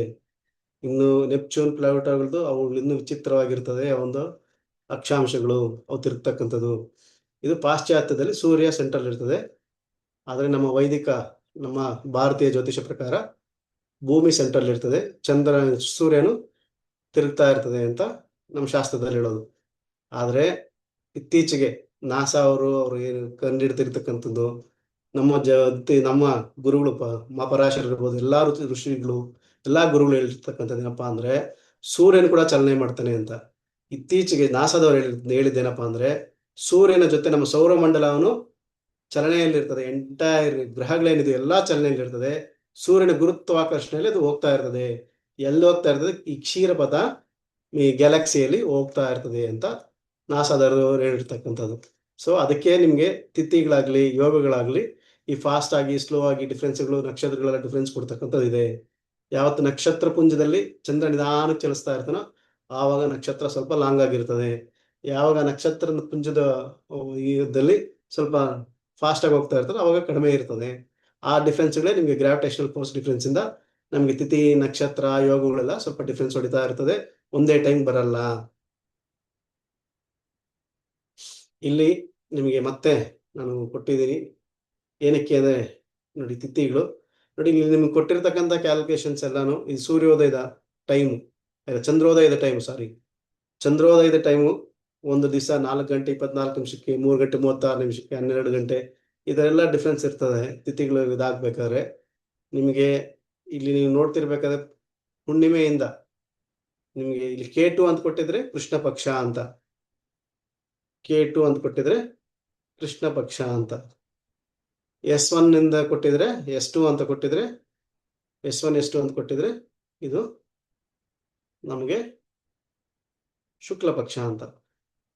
ನಿಮಗೆ ಒಂದು ಚೆನ್ನಾಗಿ ಜ್ಞಾಪಕ ಇರಲಿ, ನಮಗೆ ರಾಹು ಕೇತು ಮಾತ್ರ ಪ್ರದಕ್ಷಿಣಾಕಾರವಾಗಿ ಹೋಗ್ತಿರ್ತವೆ, ಮಿಕ್ಕಿದ ಎಲ್ಲಾ ಗ್ರಹಗಳು ಅಪ್ರದಕ್ಷಿಣಾಕಾರವಾಗಿ ಹೋಗ್ತಿರ್ತದೆ. ಈ ಕ್ಯಾಲ್ಕುಲೇಷನ್ಸ್ ನಿಮ್ಗೆ ಜ್ಯೋತಿಷ್ಯ ಬಂದಾಗ ಹೇಳ್ತೀನಿ. ಅದಕ್ಕೆ ನಿಮ್ಗೆ ಯಾವಾಗಲೂ ನಾವು ತಗೊಂಡ್ಬೇಕಾದ್ರೆ ಕೃಷ್ಣ ಪಕ್ಷದಿಂದ ಇಲ್ಲಿ ತಗೊಂಡಿದ್ದಾರೆ, ಶುಕ್ಲ ಪಕ್ಷದಿಂದ ಈ ಕಡೆಯಿಂದ ಬಂದಿದೆ. ತಿಥಿಗಳ ಕ್ಯಾಲ್ಕುಲೇಷನ್ಸ್ ನೀವು ನೋಡ್ತಾ ಇದ್ದೀರಾ, ಕೃಷ್ಣ ಪಕ್ಷ ಎಲ್ಲಾನು. ಇದು ಚಕ್ರ, ಒಂದು ಅದ್ಭುತವಾದ ಒಂದು ಚಿತ್ರ ನನಗೆ ಸಿಕ್ತು, ಅದನ್ನೇ ನಿಮ್ಗೆ ಕೊಟ್ಟು ಎಕ್ಸ್ಪ್ಲೈನ್ ಮಾಡ್ತಾ ಇದ್ದೀನಿ. ಚಂದ್ರೋದಯದ ಸಮಯಗಳು ಕೊಟ್ಟಿದ್ದಾರೆ, ಅಪ್ರಾಕ್ಸಿಮೇಟ್ ಟೈಮಿಂಗ್ಸ್, ಇದು ಪ್ರತಿದಿನ ಎಷ್ಟಿರ್ತದೆ ಅಂತ. ಇದರಿಂದ ಇದು ತುಂಬಾ ಅದ್ಭುತವಾದ ಒಂದು ಚಿತ್ರ ನನಗೆ ಅನಿಸಿದ್ದು. ಮತ್ತೆ ಈಗ ತಿಥಿ ಉದಾಹರಣೆ, ಇಲ್ಲಿ ಈ ತಿಥಿ ಕ್ಯಾಲ್ಕುಲೇಷನ್ಸ್ ಈ ವಿಡಿಯೋದಲ್ಲಿ ಇದು ಒಂದು ಲೈಸೆನ್ಸ್ಡೇಬಲ್ ವಿಡಿಯೋನೇ, ನನಗೆ ತುಂಬಾ ಪ್ರಯತ್ನ ಪಟ್ಟೆ, ಆಗಿಲ್ಲ. ಇಲ್ಲಿ ಸೌರಮಾಸ, ಚಾಂದ್ರಮಾನ ಮಾಸ, ಮತ್ತೆ ಪಕ್ಷ, ತಿಥಿ, ರಾಶಿ, ಇಲ್ಲಿ ಸೂರ್ಯ ಎಲ್ಲಿದ್ದಾನೆ, ಋತು ಯಾವ ಋತು, ಎಲ್ಲ ಇಲ್ಲಿ ಎಕ್ಸ್ಪ್ಲನೇಷನ್ ಕೊಟ್ಕೊಂಡು ಹೋಗಿದ್ದಾರೆ. ಇಲ್ಲಿ ನೀವು ನೋಡ್ತಿರ್ಬೇಕಾದ್ರೆ ನೋಡಿ ಈಗ ಫಸ್ಟ್ ಶುಕ್ಲ ಪಕ್ಷ ಶುರುವಾಗಿದೆ. ಈ ಶುಕ್ಲ ಪಕ್ಷ ಶುರುವಾಗಿರ್ಬೇಕಾದ್ರೆ ಸೂರ್ಯ ಮತ್ತೆ ಭೂಮಿ ಸ್ವಲ್ಪ ಮುಂದಕ್ಕೆ ಚಂದ್ರ ಹೋಗಿದ್ದಾನೆ. ನಿಮ್ಗೆ ನೋಡಿದ್ರೆ ಇಲ್ಲಿ ಸ್ವಲ್ಪ ಗ್ಯಾಪ್ ಇದೆ ನೋಡಿ. ಇದು ಸೂರ್ಯ, ಇದು ಭೂಮಿ, ಇಲ್ಲಿ ಒಂಚೂರು ಗ್ಯಾಪ್ ಇದೆ ಆ ಲೈನಿಂದ. ಆವಾಗ ನಿಮ್ಗೆ ಶುಕ್ಲ ಪಕ್ಷ ಶುರುವಾಯಿತು. ಈ ಶುಕ್ಲ ಪಕ್ಷ ಶುರು ಆದ್ಮೇಲೆ ಮತ್ತೆ ಮುಂದಕ್ಕೆ ಹೋಗ್ತಿರ್ಬೇಕಾದ್ರೆ ಆವಾಗ ಏನು ಮಾಸ ಇದೆ? ಚೈತ್ರ ಮಾಸ ಇದೆ. ಇದನ್ನ ಏನಂತಾರೆ? ಯುಗಾದಿ ಅಂತಾರೆ. ಯಾವ ದಿನ? ಯುಗಾದಿ ದಿನ ಅಂತ ಹೇಳ್ತಾರೆ. ಶುಕ್ಲ ಪಕ್ಷ ಪ್ರಥಮ ತಿಥಿ, ಉತ್ತರ ವಸಂತ ಮಾಸ, ಮೀನ ರಾಶಿಯಲ್ಲಿ ಸೂರ್ಯ ಇದ್ದಾನೆ. ಸೂರ್ಯ ಆಲ್ಮೋಸ್ಟ್ ಯಾವಾಗ್ಲೂ ಅಷ್ಟೇ ನಮ್ಗೆ ಮೀನ ಮಾಸದಲ್ಲೇ ಇರ್ತಾನೆ. ನಮ್ಗೆ ಯುಗಾದಿ ಟೈಮಲ್ಲಿ 1-2 ದಿವಸ ಆದ್ರೂ 3 ದಿವಸ 4-5 ದಿವಸನಾದ್ರೂ ಮೀನ ಮಾಸದಲ್ಲಿ ಇದ್ದೇ ಇರ್ತಾರೆ. ಆಮೇಲೆ ಸಂಕ್ರಮಣ ಆಗ್ತದೆ. ಆ ತರ ಇದು ಕ್ಯಾಲ್ಕುಲೇಷನ್ಸ್ ಹೋಗ್ತಾ ಇರ್ತಕ್ಕಂಥದ್ದು. ಮೀನ ಮಾಸದಲ್ಲಿ ಸೂರ್ಯ ಇದ್ದು ಚೈತ್ರ ಮಾಸ ಬರ್ತಕ್ಕಂಥದ್ದು ವಸಂತ ಋತುವಿನಲ್ಲಿ ಶುಕ್ಲ ಪಕ್ಷ ಪ್ರತಿಪತ್, ಅದು ಯುಗಾದಿ ದಿನ ಇದು. ಅದಾದ್ಮೇಲೆ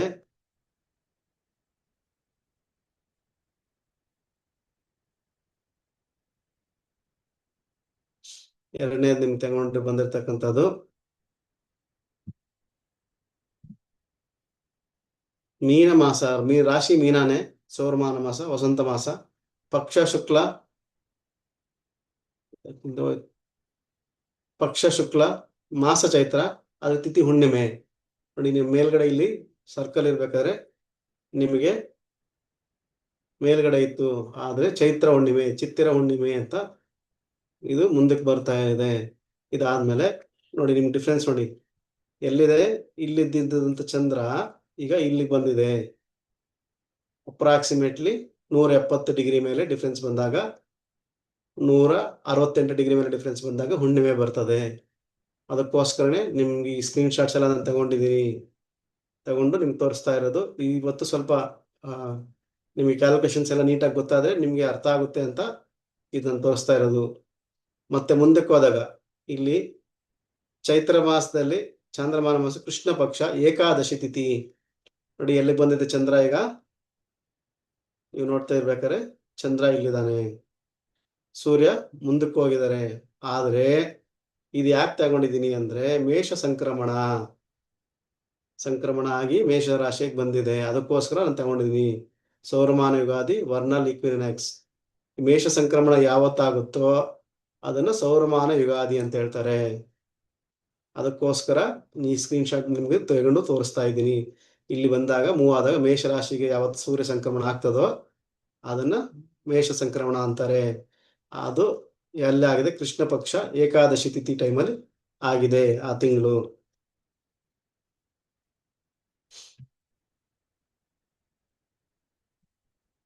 ಅದಾದ್ಮೇಲೆ ಮುಂದಕ್ಕೆ ಹೋದ್ರೆ ಇನ್ನೊಂದು ನಾನು ತಗೊಂಡಿದ್ದೀನಿ. ಇದು ಜ್ಯೇಷ್ಠ ಮಾಸದ ತಗೊಂಡಿದ್ದು ಒಂದು ಸ್ಲೈಡು. ಯೂಶಲಿ ಜ್ಯೇಷ್ಠ ಮಾಸದ ಸ್ಲೈಡ್ ನಾನು ಯಾಕೆ ತಗೊಂಡಿದ್ದೀನಿ ಅಂದ್ರೆ ನಮ್ಮ ದಕ್ಷಿಣಾಯನ ಆಲ್ಮೋಸ್ಟ್ ಶುರುವಾಗೋದು ಈ ಜ್ಯೇಷ್ಠ ಆಷಾಢ ಮಾಸದಲ್ಲಿ ಶುರುವಾಗುತ್ತೆ. ಈ ಸಲ ನಮ್ಮ ಈ ನಿಜ ಜ್ಯೇಷ್ಠ ಮಾಸದ ಅಪ್ರಾಕ್ಸಿಮೇಟ್ ಮುಗಿದು ಆಷಾಢ ಮಾಸ ಶುರುವಾಗಿದ ತಕ್ಷಣ ಆಯ್ತು. ಆಷಾಢ ಮಾಸ ಸರೌಂಡಿಂಗ್ ಆಗುತ್ತೆ. ಅದಕ್ಕೆ ನಿಮ್ಗೆ ಡಿಫ್ರೆನ್ಸ್ ಗೊತ್ತಾಗ್ಲಿ, ಮೇಷ ಮಾಸಕ್ಕೂ ಮೀನ ಮಾಸಕ್ಕೂ ಈ ತರ ಯಾವ ತರ ಕ್ಯಾಲ್ಕುಲೇಷನ್ಸ್ ಆಗ್ತಿದೆ ಅಂತ ಒಂದು ಎಕ್ಸಾಂಪಲ್ ಮಾತ್ರ ತಗೊಂಡಿದ್ದೀನಿ ಅಷ್ಟೇ. ನೋಡಿ ಈಗ ಸೂರ್ಯ ಎಲ್ಲಿದ್ದಾನೆ? ವೃಷಭ ಮಾಸದಲ್ಲಿದ್ದಾನೆ. ಚಂದ್ರ ಶುಕ್ಲ ಪಕ್ಷದಲ್ಲೇ ಇದ್ದಾನೆ. ಆದ್ರೆ ಸೂರ್ಯನಿಂದ 170 ಡಿಗ್ರಿ ಇಲ್ಲ, 142 ಡಿಗ್ರಿ ಮಾತ್ರ ಇದೆ. ಅದಕ್ಕೆ ಇನ್ನು ಹುಣ್ಣಿಮೆ ಬಂದಿಲ್ಲ. 168 ಡಿಗ್ರಿ ಮೇಲೆ ಬಂದಾಗ ನಮಗೆ ಹುಣ್ಣಿಮೆ ಬರ್ತದೆ. ಈ ತರ ನಮ್ಗೆ ತಿಥಿ ಕ್ಯಾಲ್ಕುಲೇಷನ್ಸ್ ವಿಡಿಯೋಸ್ ಡಿಫ್ರೆನ್ಸಸ್ ಆಗ್ತಾ ಇರ್ತದೆ. ಇದೆಲ್ಲಾನು ಅದ್ಭುತವಾಗಿ ನಿಮ್ಗೆ ಅರ್ಥ ಆಗಿದೆ ಅಂತ ಅಂದ್ಕೊಂಡಿದ್ದೀನಿ ನಾನು.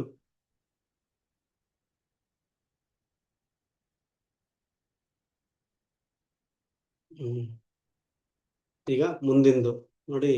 ಈಗ ನಿಮ್ಗೆ ಅರ್ಥ ಆಗ್ಬೇಕಾಗಿರ್ತಕ್ಕಂಥ ವೃದ್ಧಿ ತಿಥಿ ಮತ್ತು ಕ್ಷಯ ತಿಥಿ, ಇದು ತುಂಬಾ ಇಂಪಾರ್ಟೆಂಟ್. ನಾವು ಪಂಚಾಂಗ ನೋಡ್ಬೇಕಾದ್ರೆ 2 ಸಲ ನಾವು ಒಂದೊಂದ್ ದಿವಸ ನೋಡ್ತಿರ್ಬೇಕಾದ್ರೆ 2 ದಿವಸ ಒಂದೇ ತಿಥಿ ಇರ್ತದೆ. ಒಂದ್ ದಿವಸ ನೋಡ್ತಿರ್ಬೇಕಾದ್ರೆ ಇವತ್ತು ಏಕಾದಶಿ ಇರ್ತದೆ, ನಾಳೆ ನೋಡಿದ್ರೆ ತ್ರಯೋದಶಿ ಇರ್ತದೆ. ಇವತ್ತು ಸೂರ್ಯೋದಯದ ಸಮಯಕ್ಕೂ ಒಂದೇ ತಿಥಿ ಇದ್ದು ನಾಳೆ ಸೂರ್ಯೋದಯ ತಿಥಿಗೂ ಅದೇ ತಿಥಿ ಇದ್ರೆ ಅದನ್ನ ವೃದ್ಧಿ ತಿಥಿ ಅಂತಾರೆ. ಇವತ್ತು ಸೂರ್ಯೋದಯದಗೆ ಏಕಾದಶಿ ಇದ್ದು, ಒಂದು ಎಕ್ಸಾಂಪಲ್ ನಿಮ್ಗೆ ಏಕಾದಶಿನೇ ಬರ್ತದೆ ಅಂತ ಹೇಳ್ತಲ್ಲ, ಎಕ್ಸಾಂಪಲ್ ನಿಮ್ಗೆ ಅಷ್ಟೇ ಏಕಾದಶಿನ ತಗೋತಾ ಇದೀನಿ. ನಾಳೆ ಸೂರ್ಯೋದಯಕ್ಕೆ ತ್ರಯೋದಶಿ ಇದ್ರೆ ಸೂರ್ಯೋದಯ ಇಲ್ಲದೆ ಇರತಕ್ಕಂಥ ತಿಥಿನ ಕ್ಷಯ ತಿಥಿ ಅಂತ ಹೇಳ್ತಾರೆ. ಈ ಕ್ಷಯ ತಿಥಿಗಳನ್ನ ಯೂಶಲಿ ಮುಹೂರ್ತಗಳಲ್ಲಿ ಆದಷ್ಟು ಕಡಿಮೆ ನೋಡ್ತಾರೆ, ಆದ್ರೆ ಆದಷ್ಟು ವರ್ಜ್ಯ ಅಂತ ಹೇಳ್ತಾರೆ. ಆದ್ರೆ ಈಗಿನ ಕಾಲದಲ್ಲಿ ನಮ್ಮ ಟೈಮ್ಲೇ ಇರಲ್ಲ ಅಂತ ಒಳ್ಳೆ ತಿಥಿಗಳು ಅಂದ್ರೆ ಈಗ ಸಪ್ತಮಿ, ಪಂಚಮಿ, ದಶಮಿ ಈ ತರ ಏನಾದ್ರು ಬಂದ್ರೆ ಇಲ್ಲ ಇಡೋ ಮುಹೂರ್ತ ಚೆನ್ನಾಗಿರ್ತದೆ ಅಂತ ಇಡ್ತಾ ಇರ್ತಾರೆ, ತೊಂದರೆ ಇಲ್ಲ. ಆದ್ರೆ ವೃದ್ಧಿ ತಿಥಿಯಲ್ಲಿ ಇವತ್ತು ಸೂರ್ಯೋದಯದಲ್ಲಿ ಪಂಚಮಿ ಇದ್ದು ನಾಳೆ ಸೂರ್ಯೋದಯದಲ್ಲೂ ಪಂಚಮಿ ಇದೆ ಅಂದ್ರೆ ಮೊದಲನೇ ದಿನ ಇರ್ತಕ್ಕಂಥ ಪಂಚಮಿ ದಿನ ಮಾತ್ರನೇ ಮುಹೂರ್ತ ಇಡಬೇಕು. ಎರಡನೇ ದಿನ ಇರ್ತಕ್ಕಂಥ ಪಂಚಮಿಗೆ ವೃದ್ಧಿ ತಿಥಿ, ಅದು ವರ್ಜ್ಯ ಅಂತ ಕೂಡ ಶಾಸ್ತ್ರ ಹೇಳುತ್ತೆ. ನಿಮ್ಗೆ ಅರ್ಥ ಆಗ್ತಾ ಇರ್ತದೆ ನಾನು ಏನ್ ಹೇಳ್ತಾ ಇದ್ದೀನಿ ಅಂತ. ನಿಮ್ಗೆ 12 ಡಿಗ್ರಿ ದೂರ ಕ್ಷಮಿಸೋದನ್ನ ವೇಗದಿಂದ ಹೆಚ್ಚಾಗಿ ಇದಾಗಿರ್ತದೆ. ಸೂರ್ಯೋದಯಕ್ಕೆ ಮೊದಲು ಪ್ರಾರಂಭವಾಗಿ ಮುಂದಿನ ಸೂರ್ಯೋದಯದವರೆಗೂ ಇದ್ದರೆ ತಿಥಿ ವೃದ್ಧಿ ಅಂತ ಹೇಳ್ತಾರೆ. ಉದಾಹರಣೆಗೆ ಭಾನುವಾರ ಸೂರ್ಯೋದಯದ ಸಮಯ ಬೆಳಗ್ಗೆ 6:32 ಮತ್ತು ಆ ದಿನ ಪಂಚಮಿ ತಿಥಿ ಸೂರ್ಯೋದಯಕ್ಕೆ ಬೆಳಗ್ಗೆ 6:15 ನೋಡಿ, 6:32 ಸೂರ್ಯೋದಯ. ಈ ತಿಥಿ ಪಂಚಮಿ ಶುರುವಾಗಿರೋದು ಬೆಳಗ್ಗೆ 6:15 ಮತ್ತೆ ಅಲ್ಲಿಂದ ಕಂಟಿನ್ಯೂ ಆಗಿ ಸೋಮವಾರ ಬೆಳಗ್ಗೆ 7:30 ಸೋಮವಾರ ಬೆಳಗ್ಗೆ 7:30 7:53 ಪಂಚಮಿ ತಿಥಿನೇ ಕಂಟಿನ್ಯೂ ಆದ್ರೆ ಇದನ್ನ ಅವತ್ತು ಸೋಮವಾರ ಬೆಳಗ್ಗೆ 6:31 ಸೂರ್ಯೋದಯ ಇದೆ ಅಂತ ತಿಳ್ಕೊಂಡಾಗ ಷಷ್ಠಿ ತಿಥಿ ಸೂರ್ಯೋದಯ ಆದ್ಮೇಲೆ ಅಂದ್ರೆ 7:30 ಶುರು ಆಗೋದ್ರಿಂದ ಇದನ್ನ ವೃದ್ಧಿ ತಿಥಿ ಅಂತ ಹೇಳ್ತಾರೆ. ಅಪ್ರಾಕ್ಸಿಮೇಟ್ಲಿ ಪಂಚಮಿ ತಿಥಿ 25 ಗಂಟೆ 36 ನಿಮಿಷ ಇದೆ, 24 ಗಂಟೆಗಿಂತ ಜಾಸ್ತಿ ಇದೆ, 60 ಗಂಟೆಗಿಂತ ಜಾಸ್ತಿ ಇದೆ. ಇದು ಯಾವಾಗ ಆಗುತ್ತೆ ಅಂದ್ರೆ ಸೂರ್ಯನಿಂದ ಭೂಮಿಯಿಂದ ಚಂದ್ರ ದೂರ ಇದ್ದಾಗ ಸ್ವಲ್ಪ ನಿಧಾನಕ್ಕೆ ಚಲನೆ ಆಗುತ್ತೆ ಗ್ರಾವಿಟೇಷನಲ್ ಫೋರ್ಸ್ ಇಂದ. ಆ ಟೈಮಲ್ಲಿ ಈ ತಿಥಿಗಳು ನಮ್ಗೆ ಈ ತರ ವೃದ್ಧಿ ತಿಥಿಗಳಾಗ್ತದೆ. ಈ ಕ್ಷಯ ತಿಥಿ ಸೂರ್ಯೋದಯದ ನಂತರ ಪ್ರಾರಂಭವಾಗಿ ಮುಂದಿನ ಸೂರ್ಯೋದಯಕ್ಕೆ ಮುಂಚಿತವಾಗಿ ಕೊನೆಗೊಂಡರೆ ಅದನ್ನು ಕ್ಷಯ ಅಥವಾ ಇಳಿಕೆ ಎಂದು ಕರೆಯಲಾಗುತ್ತದೆ. ಇದನ್ನು ನಾವು ತಿಥಿ ಕ್ಷಯ ಅಂತ ಕರಿತೀವಿ. ಉದಾಹರಣೆಗೆ ಶುಕ್ರವಾರ ಒಂದು ಸೂರ್ಯೋದಯ 7:12 ಇದ್ದು ಏಕಾದಶಿ ತಿಥಿಯು ಬೆಳಗ್ಗೆ 6 ಗಂಟೆಗೆ ಶುರುವಾಗಿದ್ದು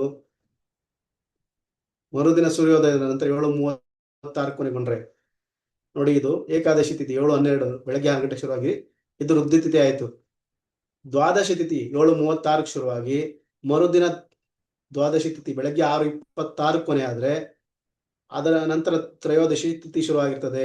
ಆವಾಗ ಸೂರ್ಯೋದಯದ ಟೈಮ್ 7:15 ಅಂದ್ರೆ ನೋಡಿ, ಅದು ಸೂರ್ಯೋದಯಕ್ಕೆ ಮುಂಚೆನೆ ಈ ತಿಥಿ ಕೊನೆ ಆಗಿರೋದ್ರಿಂದ ಈ ದ್ವಾದಶಿನ ಕ್ಷಯ ತಿಥಿ ಅಂತ ಹೇಳ್ತಾರೆ.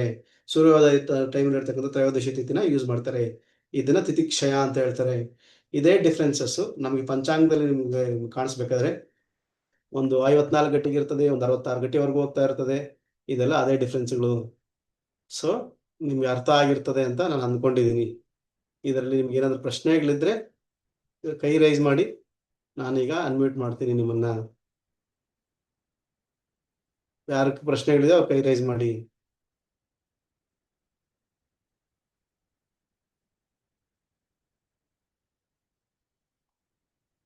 ಮುಕುಂದ ಶರ್ಮಾ ಸರ್ ಅವ್ರು ಹೇಳಿ. ಸೊ ಈಗ ಹಬ್ಬ ಮಾಡ್ತೀವಲ್ಲ, ಹಬ್ಬ ಆಚರಣೆ ಮಾಡ್ತೀವಲ್ಲ, ಅದಕ್ಕೆ ಯಾವ ತರ ಸರ್ ಏನೇ ಉದಾಹರಣೆಗೆ ಅಪ್ಪನೇ ವೃದ್ಧಿ ತಿಥಿ ಇದ್ದಾಗ ಯಾವ ತಗೊಬೇಕು ಅಂತ? ವೃದ್ಧಿ ತಿಥಿ ಇದ್ದಾಗ ಯಾವತ್ತು ಪೂರ್ತಿ ದಿವಸ ಇರ್ತದ ಅವತ್ತು ಕೊಟ್ಟಿರ್ತಾರೆ. ಈಗ ನಿಮ್ಗೆ ಈ ಎಕ್ಸಾಂಪಲ್ ನಿಮ್ಗೆ ಹತ್ತಿರದಲ್ಲಿ ಒಂದು ಎಕ್ಸಾಂಪಲ್ ಸಿಗುತ್ತೆ. ಎಲ್ಲ ಬ್ರಾಹ್ಮಣರಾಗಿದ್ರೆ ಉಪಕರ್ಮ ಬರ್ತದೆ ಆಗಸ್ಟ್ ಅಲ್ಲಿ. ಈ ಆಗಸ್ಟ್ ಅಲ್ಲಿ ಉಪಕರ್ಮ ಈ ಸಲ ಅದೇ ತರ ಆಗಿದೆ, ಯಜುರ್ ಉಪಕರ್ಮ. ಅದು ತೈತ್ತರಿಯ ಉಪಕರ್ಮ ಯಾವತ್ತಿರುತ್ತೆ ಮತ್ತು ಉಪಕರ್ಮ ಪೂರ್ತಿ ಹುಣ್ಣಿಮೆ ಯಾವತ್ತಿದೆ ಅಂತ ಆವತ್ತು ಕ್ಯಾಲ್ಕುಲೇಷನ್ಸ್ ಇದೆ. ಅದು ನಿಮ್ಗೆ ನೆಕ್ಸ್ಟ್ ಪಂಚಾಂಗದಲ್ಲಿ ನಾನು ತೋರಿಸಿ ನಿಮ್ಗೆ ಎಕ್ಸ್ಪ್ಲೇನ್ ಮಾಡ್ತೀನಿ. ಅಲ್ಲಿ ಅವರ ಒಂದು ವೇದದ ಪ್ರಕಾರ, ಅವರ ಒಂದು ಸೂತ್ರಗಳ ಪ್ರಕಾರ ತಗೊಳ್ತಾರೆ. ಯೂಶಲಿ ಯಾವತ್ತು ಸಂಪೂರ್ಣ ದಿನ ಇರ್ತದೋ ಈ ತರ ಬಂದಾಗ ತಿಥಿ ವೃದ್ಧಿ ಬಂದಾಗ ಆವತ್ತು ತಗೊಳ್ತಾರೆ. ಸರಿನಾ? ಸ್ವಲ್ಪ ಎಕ್ಸೆಪ್ಷನ್ಸ್ ಸರ್ ಹೇಳಿ. ಸರ್ ಇದಕ್ಕೆ ಇತ್ತೀಚೆಗೆ ಏನಪ್ಪಾ ಅಂದ್ರೆ ಈ ಗೌರಿ ಹಬ್ಬ, ಗಣೇಶ ಹಬ್ಬ ಆಚರಣೆ ಮಾಡ್ತೀವಲ್ಲ, ಪ್ರತಿಯೊಂದಕ್ಕೂ ಸ್ವಲ್ಪ ಗೊಂದಲ ಆಗ್ತಾನೆ ಇದೆ. ಮತ್ತೆ ವರಮಹಾಲಕ್ಷ್ಮಿ ಹಬ್ಬ 2ನೇ ಶುಕ್ರವಾರ ಅಂತೀವಿ, ಅದು 2ನೇ ಶುಕ್ರವಾರ ಅಲ್ವಾ ಅಂತ ಕೇಳಿ ಅದಕ್ಕೆ ಏನೋ ಕಾರಣ ಎಲ್ಲ ಹೇಳ್ತಾರೆ.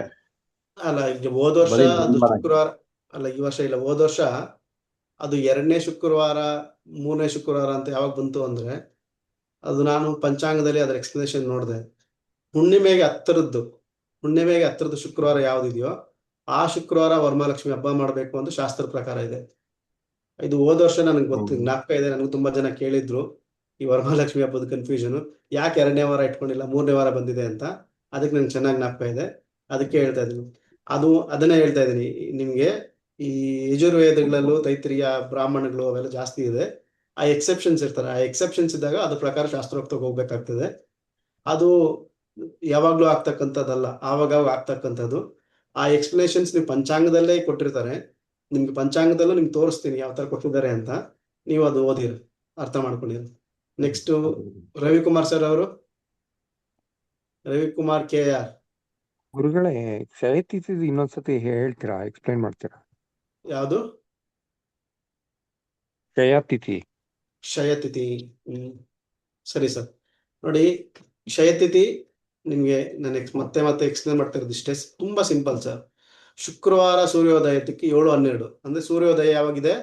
ಬೆಳಗ್ಗೆ 7:12 7:12 ಯಾವ ತಿಥಿ ಶುರುವಾಗಿದೆ ಅಂದ್ರೆ ಏಕಾದಶಿ ತಿಥಿ ಶುರುವಾಗಿದೆ.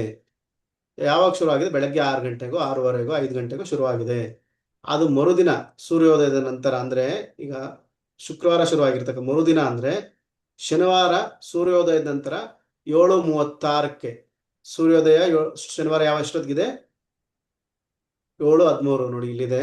7:13 7:13ವರೆಗೂ ಸೂರ್ಯೋದಯ ಇದೆ. 7:13 ಆದ್ಮೇಲೆ ನಮ್ಮ ತಿಥಿ ಕೊನೆಗಣ್ತಾ ಇರೋದು 7:36. ಅಪ್ರಾಕ್ಸಿಮೇಟ್ಲಿ ಒಂದು 20 ನಿಮಿಷ ಲೇಟ್ ಆಗಿ ನಮ್ಮ ತಿಥಿ ಕೊನೆಗೊಳ್ತಾ ಇಳ್ತಾ ಇದೆ. ಅದಕ್ಕೆ ನಾವು ಸೂರ್ಯೋದಯದ ಸಮಯದಲ್ಲಿ ಈ ದ್ವಾದಶಿ ತಿಥಿ ಮಾರನೇ ದಿವಸ ಇರಲ್ಲ, ಮರುದಿನ ಇರಲ್ಲ. ಅದು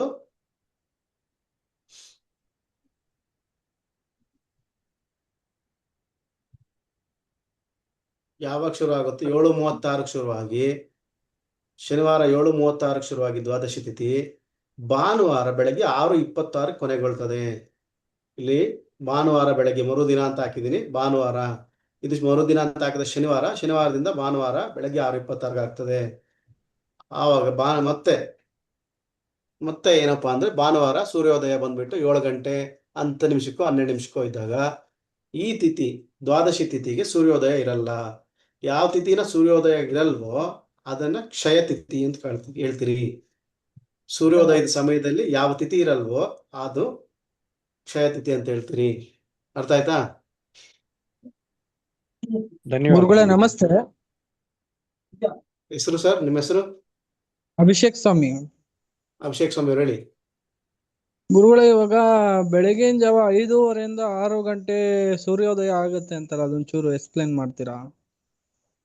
ಬೆಳಗ್ಗಿನ ಜಾವ 5:30 6 ಗಂಟೆ ಅಂತ 6:30 ಅಂತ ಹೇಳ್ತಾರೆ ಸೂರ್ಯೋದಯ ಆಗೋದು, ಅದೊಂಚೂರು ಎಕ್ಸ್ಪ್ಲೈನ್ ಮಾಡಿ ಗುರುಗಳೇ. ನೋಡಿ, ಇಲ್ಲಿ 2 ತರ ಇದೆ ನಿಮ್ಗೆ, ಉತ್ತರಾಯಣ ದಕ್ಷಿಣಾಯನ ಅಂತ. ಈಗ ಈ ಜುಲೈ ತಿಂಗಳಲ್ಲಿ ನಮಗೆ ಸೂರ್ಯ ಉತ್ತರಾಯಣದಲ್ಲಿ ಸಂಪೂರ್ಣವಾಗಿರೋದ್ರಿಂದ ಈ ಜೂನ್ ಜುಲೈ ತಿಂಗಳಲ್ಲಿ ನಮಗೆ ಹಗಲು ಜಾಸ್ತಿ ಇರ್ತದೆ. ಬೆಳಗ್ಗೆ 5:30 5:30ಗೆಲ್ಲ ನೀವು ಪಂಚಾಂಗ ಇವತ್ತಿನ ತಗೊಂಡ್ರೆ 5:30ಗೋ 5:40ಗೋ ನಿಮ್ ಸೂರ್ಯೋದಯ ಇರ್ತದೆ. ಅದೇ ನೀವು ಡಿಸೆಂಬರ್ ತಿಂಗಳಲ್ಲಿ ತಗೊಳ್ಳಿ, ನಿಮ್ಗೆ ಸೂರ್ಯೋದಯಗಳು 7 ಗಂಟೆ 6:45 7:15 ಈ ತರ ಇರ್ತದೆ. ಇದೇನಕ್ಕೆ ಅಂದ್ರೆ ಆವಾಗ ರಾತ್ರಿ ಜಾಸ್ತಿ ಇರ್ತದೆ. ಆವಾಗ ಸೂರ್ಯ ಪ್ರಖರವಾಗಿ ದಕ್ಷಿಣಾಯನದ ಮೇಲೆ, ದಕ್ಷಿಣ ಏನು ಕರ್ಕಾಟಕ ವೃತ್ತ ಇದೆಯೋ ಆ ಕರ್ಕಾಟಕ ವೃತ್ತದ ಮೇಲೆ ಪ್ರಖರವಾಗಿ ಬೆಳಚೆಲ್ಲೋದ್ರಿಂದ ನಮ್ಗೆ ಅವಾಗ ರಾತ್ರಿ ಜಾಸ್ತಿ ಇರ್ತದೆ, ಹಗಲು ಕಡಿಮೆ ಇರ್ತದೆ. ಉತ್ತರ ಭಾಗದಲ್ಲಿ ಸೂರ್ಯ ಇರ್ಬೇಕಾದ್ರೆ ಅದು ಉತ್ತರಾಯಣ ಅಂತ ಹೇಳ್ತಾರೆ. ಆ ಉತ್ತರಾಯಣದಲ್ಲಿ ನಾವು ಸೂರ್ಯ ಇರ್ಬೇಕಾದ್ರೆ ಮೇ ಜೂನ್ ಜುಲೈ ಸ್ವಲ್ಪ ಆಗಸ್ಟ್ ಅಲ್ಲೂ ಅಷ್ಟೇ ನಮ್ಗೆ ದಿನಮಾನ ಜಾಸ್ತಿ ಇರ್ತದೆ. ನೀವು ಕಂಟಿನ್ಯೂ ನೀವು ಚೆಕ್ ಮಾಡಿದ್ರೆ ಈಗ ನಿಮ್ಗೆ 12 ಗಂಟೆ ಇರಲ್ಲ, ನಿಮ್ಗೆ 13 ಗಂಟೆ 13:15 ಗಂಟೆ. ನಿಮ್ಗೆ ಸೂರ್ಯಾಸ್ತ ಕೂಡ ಅಷ್ಟೇ ಸಂಜೆ 7 ಗಂಟೆ 6:45 7:15 ಬೆಳಕಿರ್ತದೆ ಕೆಲವು ಕಡೆ. ಅದಕ್ಕೆ ಆ ಡಿಫ್ರೆನ್ಸ್ ಇರ್ತದೆ. ಗುರುಗಳೇ ನಮಸ್ಕಾರ. ನಮಸ್ತೆ. ಶ್ರೀನಿವಾಸ್ ರಂಗನ್ ಅಂತ ಮಾತಾಡೋದು ಗುರುಗಳೇ. ಸರ್ ಹೇಳಿ. ತಿಥಿ ದ್ವಯ ಅಂತ ಬಂದ್ರೆ ಅದು ಕೂಡ ಕ್ಷಯ ತಿಥಿನೇ ಬರುತ್ತೆ ಅಲ್ವಾ? ಯಾವುದು? ತಿಥಿ ದ್ವಯ ಅಂತ ಬರುತ್ತಲ್ವಾ ಪಂಚಾಂಗದಲ್ಲಿ? ತಿಥಿ ದ್ವಯ ಅಂತ ಬಂದಾಗ ಹೌದು, ತಿಥಿ ದ್ವಯ ಅಂದ್ರೆ 2 ಅದು ತಿಥಿ ಕೂಡ ಕ್ಷಯ. ಅಂತ. ಅದೇ ಇಲ್ಲ, ಅದು ಕ್ಷಯ ತಿಥಿನ ಇಲ್ಲ ತಿಥಿ ದ್ವಯ ಅಂದ್ರೆ 2 ತಿಥಿ ಇದೆ ಅವತ್ತು ಅಂತ. ಅವತ್ತು 2 ತಿಥಿ ಇದೆ ಅಂದ್ರೆ ಇವಾಗ ಎಕ್ಸಾಂಪಲ್ 7:15 8 ಗಂಟೆಗೆ ಕ್ಲೋಸ್ ಆಯ್ತು ಅಂದ್ರೆ ಇನ್ನೊಂದು ತಿಥಿ ಶುರು ಆಯ್ತು. ಇವಾಗ ಏಕಾದಶಿ ಮುಗಿದ್ಮೇಲೆ ದ್ವಾದಶಿ ಬಂತು ಅಂತ ಹೇಳಿದ್ರಲ್ಲ, ಅದು ತಿಥಿದಯ. ಆ ದಿನ 2 ತಿಥಿಗಳಿದೆ ಅಂತ ಹೇಳ್ಬಿಟ್ಟು ಸೂರ್ಯೋದಯ ಅದು ಕ್ಯಾಲ್ಕುಲೇಷನ್ಸ್ ಯಾವಾಗ್ಲೂ ಅಷ್ಟೇ ಸ್ವಲ್ಪ ಡಿಫ್ರೆನ್ಸ್ ಬಂದೇ ಬರ್ತದೆ. ಯಾವಾಗ್ಲೂ ನಮಗೆ ತಿಥಿ ಬಂದ್ಬಿಟ್ಟು 6 ಗಂಟೆಯಿಂದ 6 ಗಂಟೆಗೆ ಕ್ಲೋಸ್ ಆಗಲ್ಲ. 5 ಗಂಟೆ 4 ಗಂಟೆ 8 ಗಂಟೆ ಆ ಡಿಫ್ರೆನ್ಸಸ್ 27 ಗಂಟೆ ನೋಡಿ 30 ತಿಥಿಗಳು ನಮ್ಗೆ 27 ಆ 30 ತಿಥಿಗಳಲ್ಲಿ ಹೆಚ್ಚು ಕಡಿಮೆ 60 ಗಂಟೆ ಅಂದ್ರ ನಮಗೆ 29 ದಿನ ಅಪ್ರಾಕ್ಸಿಮೇಟ್ಲಿ ಒಂದು 13 ಗಂಟೆನೋ 17 ಗಂಟೆನೋ ಬರ್ತದೆ. 30 ದಿವಸ ಸಂಪೂರ್ಣವಾಗಿ ಬರಲ್ಲ 30 ತಿಥಿಗಳಿಗೆ. ಆ ಕ್ಯಾಲ್ಕುಲೇಷನ್ಸ್ ಆ ತರ ಮಾಡ್ಕೊಂಡಾಗ ಬರ್ತದೆ. ಸೊ ತಿಥಿದ್ವಯ ಅಂದ್ರೆ ಒಂದೇ ದಿನ 2 ತಿಥಿಗಳಿರ್ತಕ್ಕಂಥದ್ದು ತಿಥಿದ್ವಯ ಅಂತ ಹೇಳ್ತಾರೆ. ಕ್ಷಯ ತಿಥಿ ಅದಕ್ಕೂ ತಿಥಿದ್ವಯಕ್ಕೂ ಡಿಫ್ರೆನ್ಸ್ ಇದೆ ಸರ್. ಸರಿ ಗುರುಗಳೇ, ಧನ್ಯವಾದ. ಇನ್ಯಾರಾದ್ರೂ ಪ್ರಶ್ನೆ ಇದೆ? ಮುಂದಕ್ಕೆ ಹೋಗೋಣ. ನಮಸ್ಕಾರ ಭಕ್ತವತ್ಸಲ ಅವರೇ. ಒಬ್ಬೊಬ್ರೆ ರತ್ನಾಕರ್ ಭಾರದ್ವಾಜ್ ಸರ್. ನಮಸ್ತೆ ಅಡಿಯನ್. ಅಡಿಯನ್. ಗುರುಗಳೇ, ಈಗ ದ್ವಯ ತಿಥಿ ಮತ್ತೆ ಉಪರಿಗೆ ಏನ್ ಡಿಫ್ರೆಂಟ್ ಇದೆ? ಉಪರಿ ಅಂದ್ರೆ ಶುರು ಆಗ್ತಕ್ಕಂಥ ಟೈಮು ಸರ್, ಅದನ್ನೇ ತಿಥಿದ್ವಯ ಅಂತ ಕೂಡ ಹೇಳೋದು. ಅಂದ್ರೆ ಎರಡು ಅದಕ್ಕೆ ಅರ್ಥ ಒಂದೇ ಬರುತ್ತಾ? ಒಂದೇ ದಿನ 2 ತಿಥಿ ಇದೆ ಅಂತ ಹೇಳ್ಬಿಟ್ಟು. ಆಯ್ತಾ? ಅದೇ ಉಪರಿ ಅಂದ್ರೂ ಅದೇ ಅರ್ಥ ಬರುತ್ತೆ, ದ್ವಯ ಉಪರಿ ಅಂದ್ರೆ ಶುರು ಆಗ್ತಕ್ಕಂಥದ್ದು. ಉಪರಿ ಅಂದ್ರೆ ಶುರು ಆಗ್ತಕ್ಕಂಥದ್ದು ಸರ್. ಇವಾಗ ಏಕಾದಶಿ ನಿಮ್ಗೆ ತಗೊಂಡ್ರೆ ಎಕ್ಸಾಂಪಲ್ಗೋಸ್ಕರ ಹೇಳ್ತಾ ಇದೀನಿ. 7:36 ಮುಗೀತು. 7:36 ಶುರು ಆಗ್ತದಲ್ಲ ಸೂರ್ಯೋದಯ ಆದ್ಮೇಲೆ ಅದನ್ನ ತಿಥಿ ಉಪರಿ ಅಂತ ಹೇಳ್ತಕ್ಕಂಥದ್ದು. ದ್ವಾದಶಿ ಏನ್ ಶುರು ಆಗ್ತದೋ ಅದನ್ನ ತಿಥಿ ಉಪರಿ ಅಂತ ಹೇಳ್ತಾರೆ. ಅದು ತಿಥಿದ್ವಯ ಅಂದ್ರೆ 2 ತಿಥಿಗಳು ಅವತ್ತಿದೆ ಅಂತ ಹೇಳ್ಬಿಟ್ಟು ಅರ್ಥ. ನಮಸ್ಕಾರ ಭಕ್ತವತ್ಸಲ ಅವರೇ. ಶ್ರೀಧರ್ ಮಾತಾಡ್ತಿರೋದು ಸರ್. ನಮಸ್ತೆ, ಹೇಳಿ. ನಮಸ್ಕಾರ. ಎಷ್ಟು ನಿಮಿಷದವರೆಗೂ ತಿಥಿ ದ್ವಯ ಅಥವಾ ತಿಥಿ ಉಪರಿ ತಿಥಿ ಅಂತ ಕನ್ಸಿಡರ್ ಮಾಡಬಹುದು ಸರ್? ಉಪರಿ ತಿಥಿ ಶುರು ಆಗ್ತಕ್ಕಂಥ ಟೈಮು ಅದು ಎಷ್ಟು ನಿಮಿಷದವರೆಗೂ ಅಂತಲ್ಲ. ತಿಥಿ ಸಂಧಿಗಳು ಬಂದಾಗ ಆ ಸಂಧಿಗಳು ಗಂಡಾಂತರಗಳು ಇದ್ದಾಗ ಅವೆಲ್ಲ ತಿಥಿ ಇವಾಗ ಏನ್ ಹೇಳ್ತಾರೆ ಅಂದ್ರೆ ಅದನ್ನ ಅರ್ಧ ಗಳಿಗೆ ಅಂತ ಹೇಳ್ತಾರೆ. ಯೂಶಲಿ ಅರ್ಧ ಗಳಿಗೆ ಈ ಕಡೆ, ಅರ್ಧ ಗಳಿಗೆ ಆ ಕಡೆ ಅಂದ್ರೆ 1 ಗಳಿಗೆ ಕಾಲ ಅಂತ. ಅದು 1 ಗಳಿಗೆ ಅಂದ್ರೆ 24 ನಿಮಿಷದ ಕಾಲ. ಆ ಟೈಮಲ್ಲಿ ಮುಹೂರ್ತಗಳು ಇಡಬಾರ್ದು. ತಿಥಿ ಸಂಧಿಗಳ ಸಮಯದಲ್ಲಿ ಮುಹೂರ್ತಗಳು ಇಡಬಾರ್ದು ಅಂತ ಆವಾಗ ನಾವು ಮಾಡಲ್ಲ ಅದನ್ನ. ಇನ್ನು ತಿಥಿ ದ್ವಯಗಳು ಅಂತ ಬಂದಾಗ, ದ್ವಯ ಅಂದ್ರೆ ನಮ್ಗೆ ಸಂಪೂರ್ಣ ತಿಥಿ ಟೈಮ್ ಸಿಕ್ಕಿದಾಗ ಮುಹೂರ್ತಕ್ಕೆ ನಾವು ಮುಹೂರ್ತ ಇಡ್ತೀರಿ. ಅದು ಸರಿ ಸರಿ. ಪ್ರತಿ ತಿಥಿ ಸಂಧಿಗೂ ನಮ್ಗೆ ಮುಹೂರ್ತ ಇಡಲ್ಲ ಸರ್. ತಿಥಿ ಸಂಧಿ ಯಾವಾಗಲೇ ಬಂದ್ರಲ್ಲಿ, ನಕ್ಷತ್ರ ಸಂಧಿ ಬರ್ಲಿ, ತುಂಬಾ ತುಂಬಾ ಕೇರ್ಫುಲ್ ಆಗಿ ಇಡಬೇಕಾಗುತ್ತೆ. ಅದು ತುಂಬಾ ಮುಹೂರ್ತಗಳು ಸ್ವಲ್ಪ ಜಾಸ್ತಿ ಕ್ಯಾಲ್ಕುಲೇಷನ್ಸ್ ಕೊಟ್ಬಿಡ್ತದೆ ಕೆಲವು ಟೈಮ್. ಇನ್ಯಾವ್ದೊಂದು ಪ್ರಶ್ನೆ ಇದೆಯಾ? ಗುರುಗಳೇ, ಸರಿ, ಈಗ ಯುಗಾದಿ ಸರ್ ಹೇಳಿ. ಟೈಮಲ್ಲಿ ಚೈತ್ರ ಮಾಸದಲ್ಲಿ ಅಶ್ವಿನಿ ನಕ್ಷತ್ರ ಇರ್ಬೇಕಲ್ವೇ? ಆಗ ಯಾವಾಗ? ಚೈತ್ರ ಮಾಸದಲ್ಲಿ ಯುಗಾದಿ ಟೈಮಲ್ಲಿ ನಕ್ಷತ್ರ ಅಶ್ವಿನಿ ಇರೋದಿಲ್ವಾ ಆಗ? ಆಲ್ಮೋಸ್ಟ್ ಇರುತ್ತೆ ಸರ್. ಆಲ್ಮೋಸ್ಟ್ ಚೈತ್ರ ಮಾಸದಲ್ಲಿ ನಮ್ಗೆ ಯುಗಾದಿ ಶುರು ಆಗ್ಬೇಕಾದ್ರೆ ನಮ್ಗೆ ಅಶ್ವಿನಿ ನಕ್ಷತ್ರ ಯೂಶಲಿ ಇರುತ್ತೆ. ಯಾಕಂದ್ರೆ ಚೈತ್ರ ಮಾಸ ಅಂತ ಕರಿಬೇಕಾದ್ರೆ ಹುಣ್ಣಿಮೆಗೆ ನಮ್ಗೆ ಚಿತ್ತಾ ನಕ್ಷತ್ರ ಬರಬೇಕು. ಅದಕ್ಕೋಸ್ಕರ ನಮ್ದು ಅವತ್ತು ಶುಕ್ಲ ಪ್ರತಿಪದ ಅವತ್ತೇನ್ ಬರುತ್ತೋ ಆವತ್ತು ಆಲ್ಮೋಸ್ಟ್ ಇರುತ್ತೆ. ಆದ್ರೆ ಸ್ವಲ್ಪ ಹೆಚ್ಚು ಕಡಿಮೆ ಇದ್ದೇ ಇರುತ್ತೆ ಯಾವಾಗ್ಲೂ. ನೋಡಿ, ಈ ವರ್ಷದ ಮಾರ್ಚ್ 19ನೇ ತಾರೀಕು ಅಮಾವಾಸ್ಯೆ ಉತ್ತರ ಭಾದ್ರ ಇದೆ. ಅದಾದ್ಮೇಲೆ ನಮ್ಗೆ ಯುಗಾದಿ ಹಬ್ಬ ನಮ್ಗೆ ಬಂದಿರ್ತಕ್ಕಂಥ ಉತ್ತರ ಭಾದ್ರ ನಕ್ಷತ್ರದಲ್ಲೇ.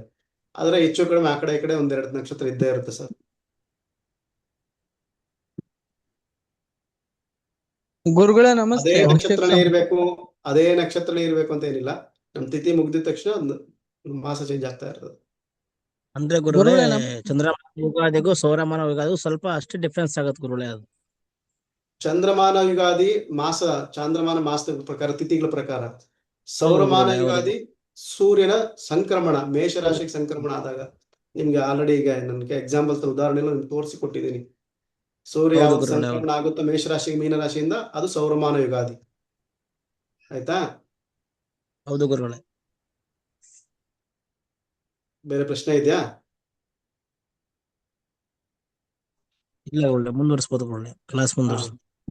ಸರಿ. ಗುರುಗಳೇ ಮುಂದೆ ನಮಸ್ತೆ. ಹೇಳಿ ಅಭಿಷೇಕ್ ಸ್ವಾಮಿ ಮಾತಾಡೋದು. ಹೇಳಿ ಅಭಿಷೇಕ್ ಸ್ವಾಮಿ ಅವರೇ. ಗುರುಗಳೇ, ಈಗ ಮೇಷ ರಾಶಿಗೆ ತಿಥಿ ಇದಾಗತ್ತಲ್ಲ ಗುರುಗಳೇ, ಅದು ಒಂಚೂರು ಯಾವ ತರ ಅಂತ ಎಕ್ಸ್ಪ್ಲೇನ್ ಮಾಡ್ತೀರಾ? ಅಂದ್ರೆ ಯಾವಾಗ ಇದಾಗತ್ತೆ ಏನು ಅಂತ? ಏನ್ ತಿಥಿ ಯಾವ ತರ ನಿಮ್ಗೆ ನಂಗೆ ಅರ್ಥ ಆಗಿಲ್ಲ. ಈಗ ಮೇಷ ರಾಶಿಗೆ ಇದು ತಿಥಿ ಸೂರ್ಯ ಇದ್ರ ತಿಥಿ ಬರುತ್ತಲ್ಲ ಗುರುಗಳೇ. ಸರ್ ಅದು ರಾಶಿಗಳಲ್ಲಿ ಬಂದಾಗ ಹೇಳ್ತಾರೆ ಸರ್. ನೀವು ಸಂಕ್ರಮಣ ಕೇಳ್ತಾ ಇದ್ರೆ ನಾನು ಗ್ರಹಗಳ ಬಗ್ಗೆ ಸಂಕ್ರಮಣಗಳ ಬಗ್ಗೆ ನಾನು ನಿಮ್ಗೆ ಪಂಚಾಂಗದ ಎಕ್ಸ್ಪ್ಲೇನ್ ಮಾಡ್ಕೊಂಡು ಹೋಗ್ತೀನಿ, ಪಂಚಾಂಗ ಸ್ಕ್ರೀನ್ ಶಾಟ್ಸ್ ತಗೊಂಡು. ಆವಾಗ ಸ್ವಲ್ಪ ಸಂಕ್ರಮಣಗಳ ಬಗ್ಗೆ ಸ್ವಲ್ಪ ಡೀಟೇಲ್ಸ್ ಕೊಡ್ತಾ ಹೋಗ್ತೀನಿ, ಆಯ್ತಾ? ನಿಮ್ಗೆ ಬೇರೆ ಇನ್ಯಾವ್ದು ರಾಶಿಗಳಿದ್ರೆ ನಾನು ರಾಶಿಗಳು ಫ್ಯೂಚರ್ ಅಲ್ಲಿ ತಗೊಂತೀನಿ. ಪಂಚಾಂಗ ನೀವು ಫಸ್ಟ್ ನೀಟಾಗಿ ನೋಡಿದ್ರೆ ನಿಮ್ಗೆ ಪುರೋಹಿತರಾಗ್ಲಿ ಒಂದು ಮನೆ ಹತ್ರ ಪಂಚಾಂಗ ನೋಡೋದು ಕಲ್ತ್ರೆ ಒಂದು ಅರ್ಧಗೇನು ಒಂದು 80-90% ಕ್ವಶನ್ಸ್ ನಿಮ್ಗೆ ಸಾರ್ಟ್ ಔಟ್ ಆಗ್ಬಿಡುತ್ತೆ. ನಾನು ಅದಕ್ಕೆ ಪಂಚಾಂಗಕ್ಕೆ ಸಂಕಲ್ಪದ ಸಮೇತ ಒಂದೊಂದಾಗಿ ನಿಧಾನಕ್ಕೆ ಎಕ್ಸ್ಪ್ಲೇನ್ ಮಾಡ್ತಾ ಇದ್ದೀನಿ. ಈಗ ಎಲ್ಲಾರು ಮ್ಯೂಟ್ ಮಾಡ್ತಾ ಇದ್ದೀನಿ, ಮುಂದಿನ ಟಾಪಿಕ್ ಹೋಗ್ತಾ ಇದ್ದೀನಿ.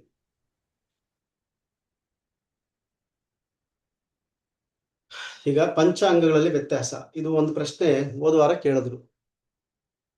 ಇದು ನೋಡ್ತಿರ್ಬೇಕಾದ್ರೆ ಸೇಮ್ ಎಲ್ಲ ಆಲ್ಮೋಸ್ಟ್ ಈ ಸೂರ್ಯ ಚಂದ್ರ ಈ ಕ್ಯಾಲ್ಕುಲೇಷನ್ಸು, ಈ ಸೂರ್ಯ ಮತ್ತು ಚಂದ್ರನ ಚಲನೆಗಳು ಭೂಮಿ ಮೇಲೆ ಅದ್ರ ಮೇಲೆ ಅವು ನಮಗೆ ಕ್ರಿಯೇಟ್ ಮಾಡ್ತಕ್ಕಂಥ ಒಂದು ಪಾಸಿಟಿವ್ ಎನರ್ಜಿ, ನೆಗೆಟಿವ್ ಎನರ್ಜಿ, ಈ ಸೂರ್ಯ ಮತ್ತು ಚಂದ್ರನ ಚಲನೆ ಆಗ್ತಿರ್ಬೇಕಾದ್ರೆ ನಮಗೆ ನಕ್ಷತ್ರ ಪುಂಜಗಳಿಂದ ಆಗ್ತಕ್ಕಂಥ ಒಂದು ಪಾಸಿಟಿವ್ ಎನರ್ಜಿ, ಅದು ಆದ್ರೂ ನಮ್ಮ ಮೇಲೆ ಬೀಳ್ತಕ್ಕಂಥ ಬೆಳಕುಗಳು ಯಾವ ಟೈಮಲ್ಲಿ ಬೀಳ್ತಾ ಇದೆ ಭೂಮಿ ಮೇಲೆ, ನಮ್ಮ ಭೂಮಿ ಚಲನೆ ಸಮೇತ ಆಧಾರದ ಮೇಲೆ ಈ ನಕ್ಷತ್ರಗಳು ಕಾಣಿಸ್ತಿರ್ತದೆ.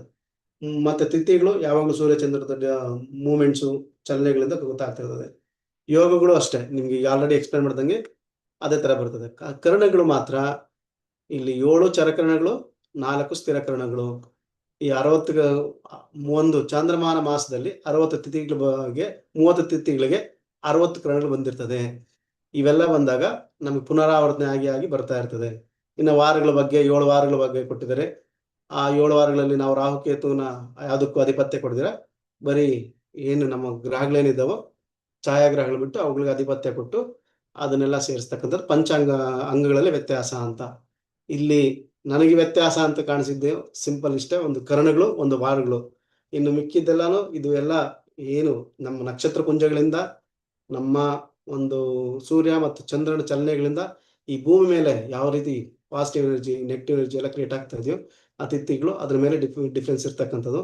ಇವೆಲ್ಲ ಕರೆಕ್ಟ್ ಆಗಿ ಬಂದಿದೆ ಅಂದ್ರೆ ಅದ್ಭುತವಾದ ಒಂದು ಪಾಸಿಟಿವ್ ಎನರ್ಜಿ ಭೂಮಿ ಮೇಲೆ ಬರ್ತಾ ಇದೆ ಅಂತ ಬಿಟ್ಟು.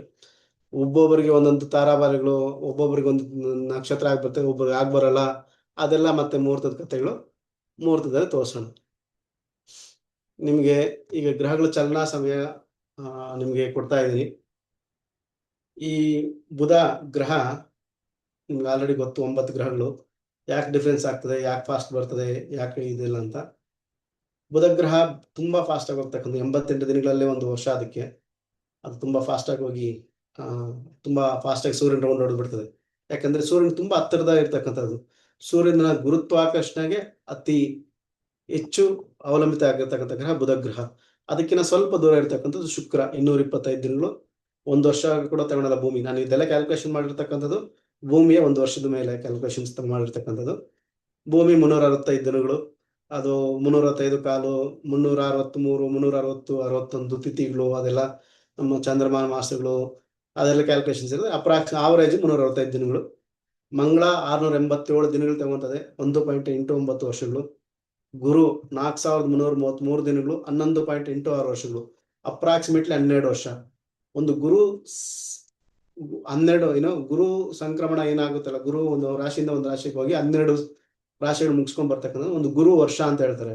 ಈ ಗುರು ವರ್ಷ ಆದಾಗ ಅದ್ಭುತವಾಗಿರ್ತಕ್ಕಂಥ ತುಂಬಾ ಚೇಂಜಸ್ ಇರ್ತದೆ. ಆಮೇಲೆ ತುಂಬಾ ಹೆಚ್ಚಿಗೆ ಪಾಸಿಟಿವ್ ಎನರ್ಜಿಸ್ ಎಲ್ಲ ಆಗಿರ್ತದೆ, ಚೇಂಜಸ್ ತುಂಬಾ ಆಗಿರ್ತದೆ ಅಂತ. ಶನಿ 10,759 ದಿನಗಳು, ಅಪ್ರಾಕ್ಸಿಮೇಟ್ಲಿ 30 ವರ್ಷ ಅಂತ ಹೇಳ್ತಾರೆ, 29 ವರ್ಷಗಳ ಕಾಲ ಒಂದು ರಾಶಿ ಒಂದು ಸೈಕಲ್ ಬರ್ಬೇಕಂದ್ರೆ. ಯುರೇನಸ್ 30,687 ದಿನಗಳು. ಯುರೇನಸ್ ಅಂತಕ್ಕಂಥ ಒಂದು ದೊಡ್ಡ ಗ್ರಹ. 84 ವರ್ಷ ಬೇಕು ಒಂದು ಸೈಕಲ್ ಆಗ್ಬಿಟ್ಟು ಬರ್ಬೇಕಂದ್ರೆ.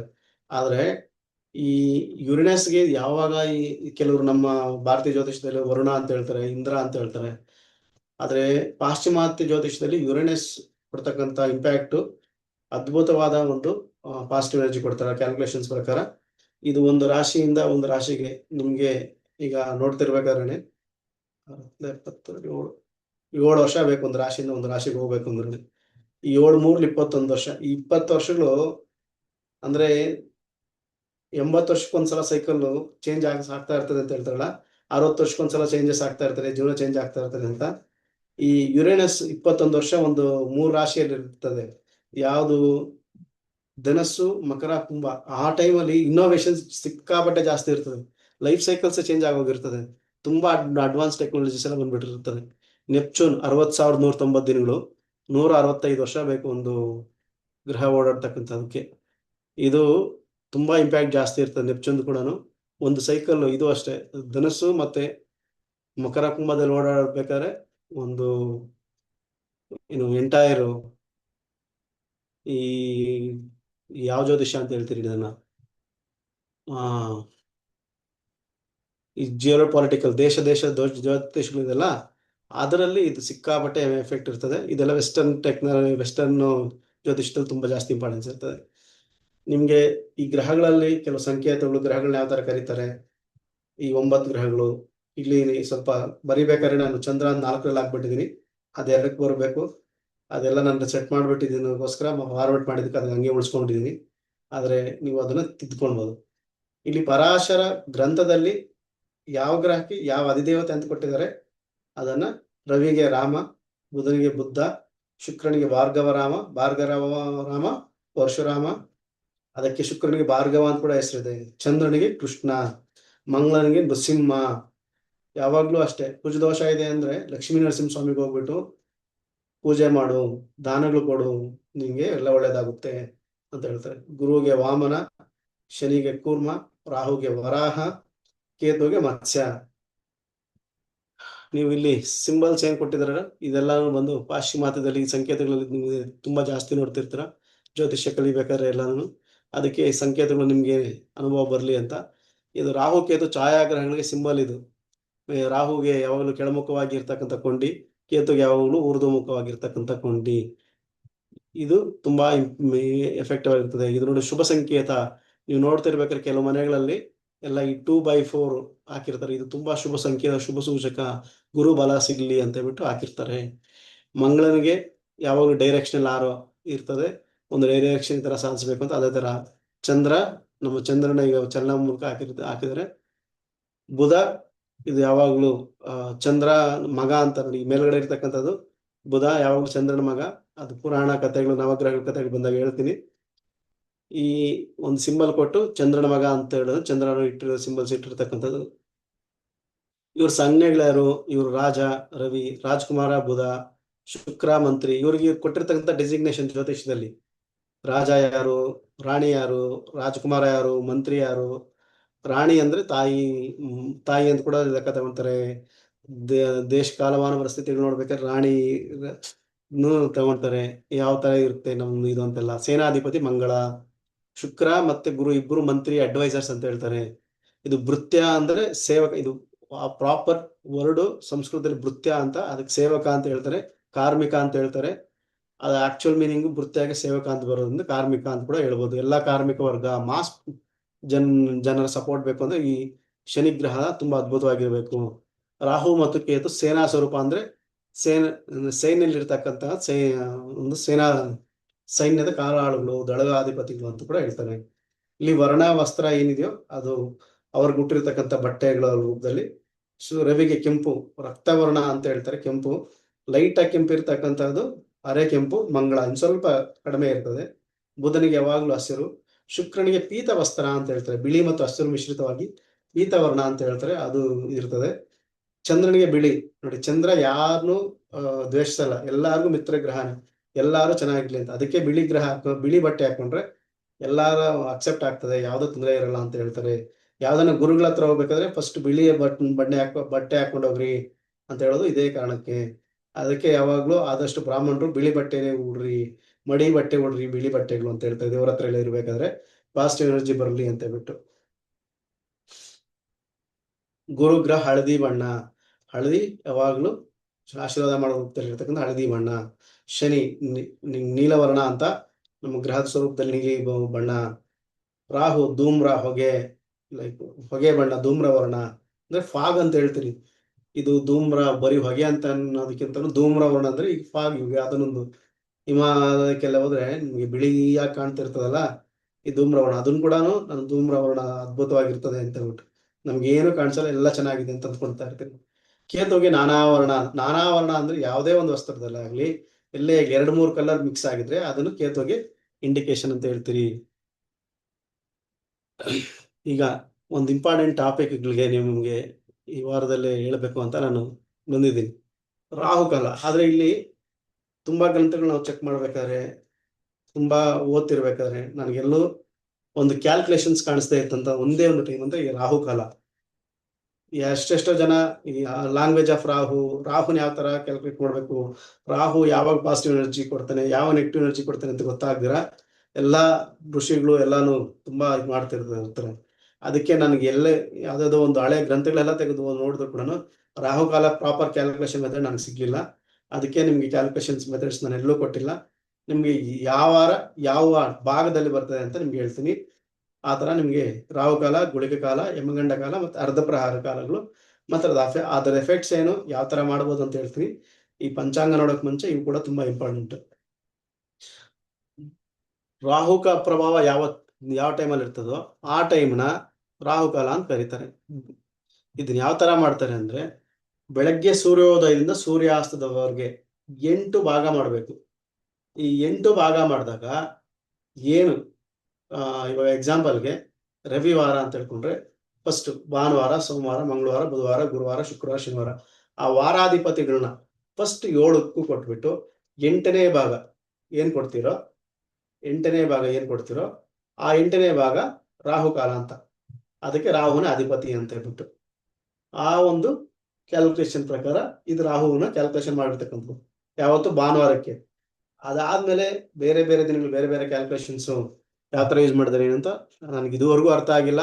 ನಾನು ತುಂಬಾ ಜ್ಯೋತಿಷಿಗಳು ಕೇಳಿದ್ದೀನಿ. ಅವ್ರು ಹೇಳೋದಿಷ್ಟೇ, ನೀನೊಂದು ಫಾರ್ಮುಲಾ ಇಟ್ಕೋ, ಯಾವಾಗ ಭಾವ ಬರ್ತದೆ ಅಂತ ಹೇಳ್ಕೊ, ಆಮೇಲೆ ಆರಾಮಾಗಿರು ಅಂತ ಹೇಳ್ತಾನೆ. ಆದ್ರೆ ರಾಹುಕಾಲ ಯಾವತ್ತೂ ಅಷ್ಟೇ ಬೆಳಗ್ಗೆ 6 ಗಂಟೆ, ಸೂರ್ಯೋದಯ ಆದ್ರೆ 6 ಗಂಟೆಗೆ 7:30ವರೆಗೂ ಫಸ್ಟ್ ಭಾಗದಲ್ಲಿ ಯಾವತ್ತೂ ಬರಲ್ಲ. ಇದು ಮಾತ್ರ ಖಚಿತವಾಗಿಯೂ ಅರ್ಥ ಆಗಿದ್ದು. ನಿಮ್ಮ ಸ್ಥಳ, ಸೂರ್ಯೋದಯ ಮತ್ತು ಸೂರ್ಯಾಸ್ತ ಸಮಯ ಇವಾಗ ಕೇಳಿದ್ರಲ್ಲ, ಒಂದು ಟೈಮ್ 5:30 ಆಗುತ್ತೆ ಸೂರ್ಯೋದಯ, ಒಂದು ಟೈಮು 7 ಗಂಟೆಗೆ ಆಗುತ್ತೆ ಅಂತ. ನಮಗೆ 6 ಗಂಟೆಯಿಂದ ಸೂರ್ಯೋದಯ ಆದ್ರೆ 6 ಗಂಟೆಗೆ ಸೂರ್ಯಾಸ್ತ ಆದ್ರೆ 12 ಗಂಟೆ ಕಾಲ ಅಂತ ತಗೊಳ್ತೀರಿ. ಇವಾಗ 5:30ಗೆ ಸೂರ್ಯೋದಯ ಆಗಿ ಈ 6:45, 7 ಗಂಟೆಗೆ ಸೂರ್ಯಾಸ್ತ ಆದ್ರೆ ಆವಾಗ ನಮ್ಗೆ 13 ಗಂಟೆಗಿಂತ ಜಾಸ್ತಿ ಬರ್ತದೆ. ನಮ್ಗೆ 12 ಗಂಟೆ ಬಂದ್ರೆ 12 ಗಂಟೆ, 13 ಗಂಟೆ ಬಂದ್ರೆ 13 ಗಂಟೆ. ಇಲ್ಲ ಸೂರ್ಯೋದಯ 7 ಗಂಟೆಗಾಗಿ ಸೂರ್ಯಾಸ್ತ ನಮ್ಗೆ 5:30, 5:45 ಆಗೋಗಿದೆ ಅಂದ್ರೆ ಆವಾಗ ನಮ್ಗೆ 11, 10:45 11 ಗಂಟೆ, 11:15 ಬಂದಾಗ 11 ಗಂಟೆ ಟೈಮ್ ಬಂದಾಗ ಕೂಡ ಅದನ್ನ 8 ಭಾಗ ಮಾಡಿದ್ರೆ ಆ 8 ಭಾಗದಲ್ಲಿ ಕ್ಯಾಲ್ಕುಲೇಷನ್ ಮಾಡ್ತಕ್ಕಂಥದ್ದು ಈ ಒಂದು ರಾಹುಕಾಲಗಳು ಎಲ್ಲಾನು ಕ್ಯಾಲ್ಕುಲೇಟ್ ಮಾಡ್ಬೇಕಾಗಿರ್ತದೆ. ನಾನೆಲ್ಲ ತಗೊಂಡಿರ್ತಕ್ಕಂಥ ಸಮಾನ ಭಾಗ ಅಂತ ಮಾಡುವಂಥದ್ದು 90 ನಿಮಿಷಗಳು ಅಪ್ರಾಕ್ಸಿಮೇಟ್ ಟೈಮ್ ಅಂತ ಇರ್ತಕ್ಕಂಥದ್ದು. ಇದು ನಿಮಗೆ ಅರ್ಥ ಆಗ್ಲಿ ಅಂತ. ಆದ್ರೆ ನೀವ್ ಯಾವತ್ತೇ ಕ್ಯಾಲ್ಕುಲೇಷನ್ ಮಾಡ್ಬೇಕಾದ್ರೂ ನಿಮಗೆ ಒಂದ್ ದಿವಸ ನೀವು ನೋಡ್ತಿರ್ಬೇಕಾದ್ರೆ ಡಿಫ್ರೆನ್ಸ್ ಇದ್ದೇ ಇರ್ತದೆ. ಸೂರ್ಯೋದಯದ ಟೈಮ್ ಮೇಲೆ ಇವಾಗ 6:15 ಸೂರ್ಯೋದಯ ಆಗಿದ್ರೆ ಇವಾಗ 2ನೇ ಭಾಗ ಸೋಮವಾರ 6:15 ಸೂರ್ಯೋದಯ ಆಗಿದ್ರೆ ಮತ್ತೆ ನಿಮ್ಗೆ ಸೂರ್ಯಾಸ್ತ 6:15 ಇದೆ ಅಂದ್ರೆ 12 ಗಂಟೆ ಟೈಮ್ ತಗೊಂಡಾಗ 7:45ಗೆ ರಾಹುಕಾಲ ಶುರುವಾಗಿ 9:15ವರೆಗೂ ಇರ್ತದೆ. ಇದು ಡಿಫ್ರೆನ್ಸ್ ನಿಮ್ಗೆ ಗೊತ್ತಿರ್ಲಿ. ಇದು ನಾನು ತಗೊಂಡಿರ್ತಕ್ಕಂಥದ್ದು ಅರ್ಥ ಆಗ್ಲಿ ಅಂತ ಅಪ್ರಾಕ್ಸಿಮೇಟ್ ಟೈಮ್ ಸೂರ್ಯೋದಯ 6 ಗಂಟೆ ಅಂತ ತಿಳ್ಕೊಂಡು ಸೂರ್ಯಾಸ್ತ 6 ಗಂಟೆ ಅಂತ ತಿಳ್ಕೊಂಡು ನಾನು ಕ್ಯಾಲ್ಕುಲೇಷನ್ ಮಾಡಿರ್ತಕ್ಕಂಥದ್ದು. ಆದ್ರೆ ನೀವು ಯಾವಾಗಲೇ ಮಾಡ್ಬೇಕಾದ್ರೂ ಸೂರ್ಯೋದಯ ಯಾವಾಗಾಗಿದೆ, ಸೂರ್ಯಾಸ್ತ ಯಾವಾಗಾಗಿದೆ ಅಂತ ನೋಡ್ಕೊಬಹುದು. ಇವು ಕ್ಯಾಲ್ಕುಲೇಷನ್ ಪ್ರಾಕ್ಟೀಸ್ಗೆ ನೀವು ಪ್ರಾಕ್ಟೀಸ್ ಮಾಡೋದು ಅವಶ್ಯಕತೆ ಇಲ್ಲ. ಅಂದ್ರೆ ನಿಮ್ಮ ಒಂಟಿಕಲ್ ಪಲ್ಲು ಇನ್ಯಾವ್ದಾವ್ದು ಪಂಚಾಂಗ ನಿಮ್ಮ ಹತ್ರ ಇದೆಯೋ ಎಲ್ಲಾ ಪಂಚಾಂಗದಲ್ಲೂ ನಿಮ್ಗೆ ಟೈಮಿಂಗ್ಸ್ ಕೊಟ್ಟಿರ್ತಾರೆ. ಎಷ್ಟೊತ್ತಿಂದ ಎಷ್ಟೊತ್ತಿಗೆ ರಾಹುಕಾಲ, ಗುಳಿಕ ಕಾಲ ಇದೆ ಅಂತ ಹೇಳ್ಬಿಟ್ಟು. ಇವಾಗ ಮೊಬೈಲ್ ಆಪ್ಸ್ ತುಂಬಾ ಜಾಸ್ತಿ ಬಂದಿದೆ, ಅದರಲ್ಲೂ ಎಲ್ಲ ಕೊಟ್ಟಿರ್ತಾರೆ. ಆ 8 ಭಾಗ ವಿಂಗಡಿಸಿ ಯಾವ ಭಾಗ ಆಗಿರ್ತಾರೋ ಆ ವಾರದ ಆಯಾ ದಿನಕ್ಕೆ ನೋಡಿ ನಿಮ್ಗೆ ಭಾಗ ಕೊಟ್ಟಿದ್ದೀನಿ. 8 ಭಾಗದಲ್ಲಿ ಭಾನುವಾರ 8ನೇ ಭಾಗ ಬರ್ತದೆ, ಸೋಮವಾರ 2ನೇ ಭಾಗ ಬರ್ತದೆ, ಮಂಗಳವಾರ 7ನೇ ಭಾಗ ಬರ್ತದೆ, ಬುಧವಾರ 5ನೇ ಭಾಗ ಬರ್ತದೆ, ಗುರುವಾರ 6ನೇ ಭಾಗ ಬರ್ತದೆ, ಶುಕ್ರವಾರ 4ನೇ ಭಾಗ ಬರ್ತದೆ, ಶನಿವಾರ 3ನೇ ಭಾಗ ಬರ್ತದೆ. ಅಪ್ರಾಕ್ಸಿಮೇಟ್ಲಿ ಭಾನುವಾರ 4:15 4:30 6 ಗಂಟೆಗೆ ರಾಹುಕಾಲ. ಸೋಮವಾರ ಬೆಳಗ್ಗೆ 7:30 9 ಗಂಟೆಗೆ, ಮಂಗಳವಾರ 3ರಿಂದ 4:30, ಬುಧವಾರ 12ರಿಂದ 1:30, ಗುರುವಾರ 1:30 3 ಗಂಟೆ, ಶುಕ್ರವಾರ 10:30 12 ಗಂಟೆ, ಶನಿವಾರ 9ರಿಂದ 10:30 ಗಂಟೆ. ಇದು ನಮ್ಮ ರಾಹುಕಾಲಗಳು ಪ್ರತಿದಿನ ಇರ್ತಕ್ಕಂಥದ್ದು. ಅಪ್ರಾಕ್ಸಿಮೇಟ್ ಬೆಳಗ್ಗೆ 6 ಗಂಟೆಗೆ ಬಂದ್ಬಿಡ್ತದೆ, ಇಲ್ಲ ಸೂರ್ಯೋದಯ ಪಂಚಾಂಗ ಡಿಫ್ರೆನ್ಸ್ ಇದ್ದೇ ಇರ್ತದೆ. ಅದನ್ನ ನೀವು ಪ್ರತಿದಿನ ಚೆಕ್ ಮಾಡ್ಕೊಬೇಕು. ಬೆಳಗ್ಗೆ ಎದ್ದು ನೀವು ಯಾವುದೇ ಕೆಲಸ ಮಾಡೋಕೆ ಮುಂಚೆ ನಾನು ರಿಕ್ವೆಸ್ಟ್ ಮಾಡೋದು, ಫಸ್ಟ್ ಪಂಚಾಂಗ ನೋಡಿ, ಆವತ್ತಿನ ದಿನ ನಕ್ಷತ್ರ, ಯೋಗ, ಕರಣ ಎಲ್ಲ ಚೆಕ್ ಮಾಡಿಕೊಂಡು ಯಮಗಂಡ ಕಾಲಗಳು, ರಾಹು ಕಾಲಗಳು ಕೆಲಸಗಳು ಮಾಡಿದ್ರೆ ತುಂಬಾ ಒಳ್ಳೇದಾಗ್ತದೆ. ಹಾಗಂತ ಇದೇ ಟೈಮಲ್ಲಿ ಇದೇ ಮಾಡಬೇಕು, ಅದೇ ಟೈಮಲ್ಲಿ ಅದೇ ಮಾಡಬೇಕು ಅಂದ್ರೆ ಬರೀ ನಾವು ಪಂಚಾಂಗ ನೋಡ್ಕೊಂಡಿದ್ರೆ ಕೆಲವು ಟೈಮ್ ಕೆಲಸ ಆಗಲ್ಲ. ಆದ್ರೆ ಇದು ನೋಡ್ಕೊಬೇಕಾಗ್ತದೆ ಯಾವಾಗ ಏನ್ ಮಾಡ್ಬೇಕು ಅಂತ. ಯಮಗಂಡ ಕಾಲ, ಇದು ಯಮಗಂಡ ಕಾಲ. ಇದಕ್ಕೆ 2 ಗ್ರಹಗಳ ಅಧಿಪತ್ಯ ಬರ್ತದೆ. ಒಂದು ಗುರು ಗ್ರಹ ಅಧಿಪತ್ಯ ಬರ್ತದೆ, ಮತ್ತೆ ಕೇತು ಗ್ರಹನೂ ಇದಕ್ಕೆ ಅಧಿಪತ್ಯ ಬರ್ತದೆ. ಅದಕ್ಕೋಸ್ಕರ ಯಮಗಂಡ ಕಾಲ ನೋಡಬಾರ್ದು ಅಂತ ಹೇಳ್ತಾರೆ. ಆದ್ರೆ ಯಮಗಂಡ ಅಂತಕ್ಕಂಥದ್ದು ಗುರು ಗ್ರಹದ ಒಂದು ಉಪಗ್ರಹ ಅಂತ ಕೂಡ ಹೇಳೋದ್ರಿಂದ ಅದಕ್ಕೋಸ್ಕರ ಅದಕ್ಕೆ ಯಮಗಂಡ ಕಾಲ ಅಂತ ಕರೀತಾರೆ. ಅದಕ್ಕೆ ಯಮಗಂಡ ಕಾಲ ಇನ್ನೊಂದು ಕಾರಣ ಏನಪ್ಪಾ ಅಂದ್ರೆ, ಯಮಧರ್ಮರಾಜ ಈ ಒಂದು ದಂಡ ಏನು ಹೇಳ್ತಾರೆ, ಯಾಮ ದಂಡ ಅಧಿಪತಿ ಅಂತ ಹೇಳ್ತಾರೆ. ಈ ಒಂದು ಯಮಗಂಡ ಕಾಲದ ದಂಡಾಧಿಪತಿ ಬಂದ್ಬಿಟ್ಟು ಯಮಧರ್ಮರಾಜ ಆಗಿರೋದ್ರಿಂದ ಇದು ತುಂಬಾ ಒಳ್ಳೇದಲ್ಲ ಅಂತ ಹೇಳ್ತಾರೆ. ಆದ್ರೆ ನೋಡಿ, ರಾಹು ಕಾಲದಲ್ಲಿ ಏನೂ ಕೆಲಸ ಮಾಡಬೇಡ ಅಂತ ಎಲ್ಲಾ ಕಡೆ ಹೇಳುತ್ತೆ. ಆದ್ರೆ ಇಲ್ಲಿ ಆತರ ಅಲ್ಲ. ಇಲ್ಲಿ ಕೆಲವು ಒಳ್ಳೆ ಕೆಲಸಗಳು ಮಾಡ್ಬೋದು, ಕೆಲವು ಕೆಲಸಗಳು ಬಿಟ್ಬಿಡ್ಬೇಕು ಅಂತ ಹೇಳ್ತಾರೆ. ಯಾಕೆ ಅಂದ್ರೆ ಯಾವ್ದು ಡೆಡ್ ಎಂಡ್, ಇನ್ನೇನು ಅಂತಾನೆ ಇಲ್ಲ ನಮ್ಗೆ. ಇದು ಹೋಗಿ ಕೆಲಸ ಅದೊಂದು ಕಷ್ಟ ಬರ್ತದೆ, ಇದೊಂದು ಕಷ್ಟ ಬರ್ತದೆ, ಆ ತರ ಹೋಗ್ತಾರೆ, ಈ ತರ ಹೋಗ್ತಾರೆ ಅಂತ ಹೇಳ್ಬಿಟ್ಟು ಇದು ನಿಧಾನವಾಗಿ ನಿಂತು ಹೋಗ್ತಾ ಇರೋದ್ರಿಂದ ಡೆಡ್ ಎಂಡ್ ಅಂತ ಹೇಳ್ತೀರಿ. ಅದಕ್ಕೋಸ್ಕರ ಇದನ್ನ ಯಮಗಂಡ ಕಾಲ ನೋಡೋದು ಬೇಡ ಅಂತ ಹೇಳ್ತಾರೆ. ಇದು ಏನಕ್ಕೆ ಡೆಡ್ ಎಂಡ್ ಅಂದ್ರೆ, ಪ್ರಯಾಣ ಮಾಡ್ಬೇಕಾದ್ರೆ, ಮತ್ತೆ ಹೊಸ ಕೆಲಸಗಳು ಶುರು ಮಾಡ್ಬೇಕಾದ್ರೆ, ಈ ಲಾಂಗ್ ಟರ್ಮ್ ಕೆಲಸಗಳು ಯಾವ್ದಾದ್ರು ಶುರು ಮಾಡ್ಬೇಕಾದ್ರೆ ಆದಷ್ಟು ಅವಾಯ್ಡ್ ಮಾಡ್ಕೊಳ್ರಿ ಅಂತ ಯಮಗಂಡ ಕಾಲದಲ್ಲಿ ಹೇಳ್ತೀರಿ. ಆದ್ರೆ ಯಾವ್ದಾದ್ರು ಕ್ವಿಕ್ ಯಾವ್ದಾರ ಸ್ವಲ್ಪ ಅರ್ಜೆಂಟ್ ಕೆಲಸಗಳಿದೆ, ಇವತ್ತೇ ಮುಗ್ದೋಗ್ಬಿಡ್ತದೆ, ಅರ್ಧ ಗಂಟೆಯಲ್ಲಿ 2 ಗಂಟೆ ಮುಗ್ದೋಗ್ಬಿಡ್ತದೆ ಅಂದ್ರೆ ಅವಾಗ ನೀವು ನೋಡ್ಕೊಳ್ಬೋದು, ಅದೇನು ತೊಂದರೆ ಇಲ್ಲ. ಆದ್ರೆ ಆದಷ್ಟು ನಾನು ಏನ್ ಸಜೆಸ್ಟ್ ಮಾಡ್ತೀನಿ ಅಂದ್ರೆ ಯಮಗಂಡ ಕಾಲನ ಅವಾಯ್ಡ್ ಮಾಡು ಅಂತ ಹೇಳ್ತೀನಿ. ಅದು ಒಂದು ಚೆನ್ನಾಗಿ ಜ್ಞಾಪಕ ಇಟ್ಕೊಳ್ರಿ, ಈ ಯಮಗಂಡ ಕಾಲದಲ್ಲಿ ನಾವು ಕೆಲಸ ಶುರು ಮಾಡಿ ನಾವು ಚೇಂಜ್ ಮಾಡ್ತೀವಿ ಅಂತ ಹೋದಾಗ ಈ ಯಮಗಂಡ ಕಾಲದಲ್ಲಿ ಏನಾದ್ರೂ ಸ್ವಲ್ಪ ತೊಂದರೆಗಳಾಗೇ ಆಗ್ತದೆ. ಆವಾಗ ಚೇಂಜ್ ಮಾಡ್ಕೊಳಕ್ಕೂ ಕೆಲವು ಟೈಮು ಯೋಚನೆ ಮಾಡಬೇಕು. ಚೇಂಜ್ ಮಾಡ್ಕೊಂಡಾಗ ಮತ್ತೆ ಅದು ರಿಪೀಟ್ ಆಗುತ್ತೆ ಅಂತ ಕೂಡ ಕೆಲವು ನನ್ನ ಅನುಭವದ ಸ್ವಾನುಭವದ ವಿಚಾರಗಳು. ಅದಕ್ಕೋಸ್ಕರ ತುಂಬಾ ಹುಷಾರಾಗಿ ಯಮಗಂಡ ಕಾಲದಲ್ಲಿ ಮೂರ್ತಿಗಳು ಇಡ್ಬೇಕಾದ್ರೆ ಹುಷಾರಾಗಿಡ್ರಿ. ಇಲ್ಲಿ ಆಯಾ ದಿನಕ್ಕೆ ತಕ್ಕಂತೆ ಬರುವ ನಿರ್ದಿಷ್ಟವಾಗನು ಪರಿಗಣಿಸಿ. ಉದಾಹರಣೆ 4ನೇ ಭಾಗ ಮತ್ತೆ 2ನೇ ಭಾಗ. ಭಾನುವಾರ ನೋಡಿ, ಇಲ್ಲಿ ಒಂದು ಸೀಕ್ವೆನ್ಸ್ ನನಗೆ ಕಾಣಿಸಿದಿಷ್ಟೇ. ಗುರುವಾರ ಇದಕ್ಕೆ ನಾನು ಹೇಳಿದ್ನಲ್ಲ, ಗುರು ಅಧಿಪತಿ ಮತ್ತೆ ಕೇತು ಅಧಿಪತಿ ಇರೋದ್ರಿಂದ ಗುರುವಾರ ಫಸ್ಟ್ ಭಾಗದಲ್ಲೇ ಬರ್ತದೆ, ಬುಧವಾರ 2ನೇ ಭಾಗದಲ್ಲಿ, ಮಂಗಳವಾರ 3ನೇ ಭಾಗದಲ್ಲಿ, ಸೋಮವಾರ 4ನೇ ಭಾಗದಲ್ಲಿ, ಭಾನುವಾರ 5ನೇ ಭಾಗದಲ್ಲಿ, ಶುಕ್ರವಾರ 7ನೇ ಭಾಗದಲ್ಲಿ, ಶನಿವಾರ 6ನೇ ಭಾಗದಲ್ಲಿ. ನೋಡಿ, ರಾಹುಕಾಲ ಒಂದು ಬಿಟ್ಟು ಮಿಕ್ಕಿದ ಯಾವುದೇ ಕಾಲಗಳು, ಯಮಗಂಡ ಕಾಲ, ಗುಳಿಕ ಕಾಲ ಮತ್ತು ಅರ್ಧಪ್ರಹಾರ ಕಾಲಗಳು 8ನೇ ಭಾಗದಲ್ಲಿ ಬರಲ್ಲ.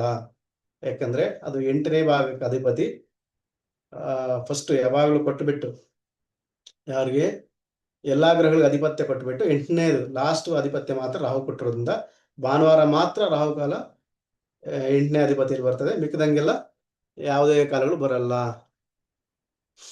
ಭಾನುವಾರ 12ರಿಂದ 1:30 ಯಮಗಂಡ ಕಾಲ ಇರ್ತದೆ, ಸೋಮವಾರ 10:30 12 ಬರ್ತದೆ. ನಿಮ್ಗೆ ಈ ಭಾಗಗಳು ಚೆನ್ನಾಗಿ ಜ್ಞಾಪಕ ಇದೆ ಅಂದ್ರೆ ಓಕೆ, ಈಸಿಯಾಗಿ ಅರ್ಥ ಆಗ್ತದೆ. ಆದ್ರೆ ನೀವು ಸ್ವಲ್ಪ ಲೈಟ್ ಆಗಿ ಪ್ರಾಕ್ಟೀಸ್ ಮಾಡ್ಕೊಂಡ್ರೆ ಸಾಕು. ಯಮಗಂಡ ಕಾಲ, ರಾಹು ಕಾಲ, ಮಿಕ್ಕಿದ್ದು ಕೆಲವರು ಅರ್ಧಪ್ರಹಾರ ಕಾಲ ಅಂತ ಜಾಸ್ತಿ ಯಾರು ನೋಡಲ್ಲ.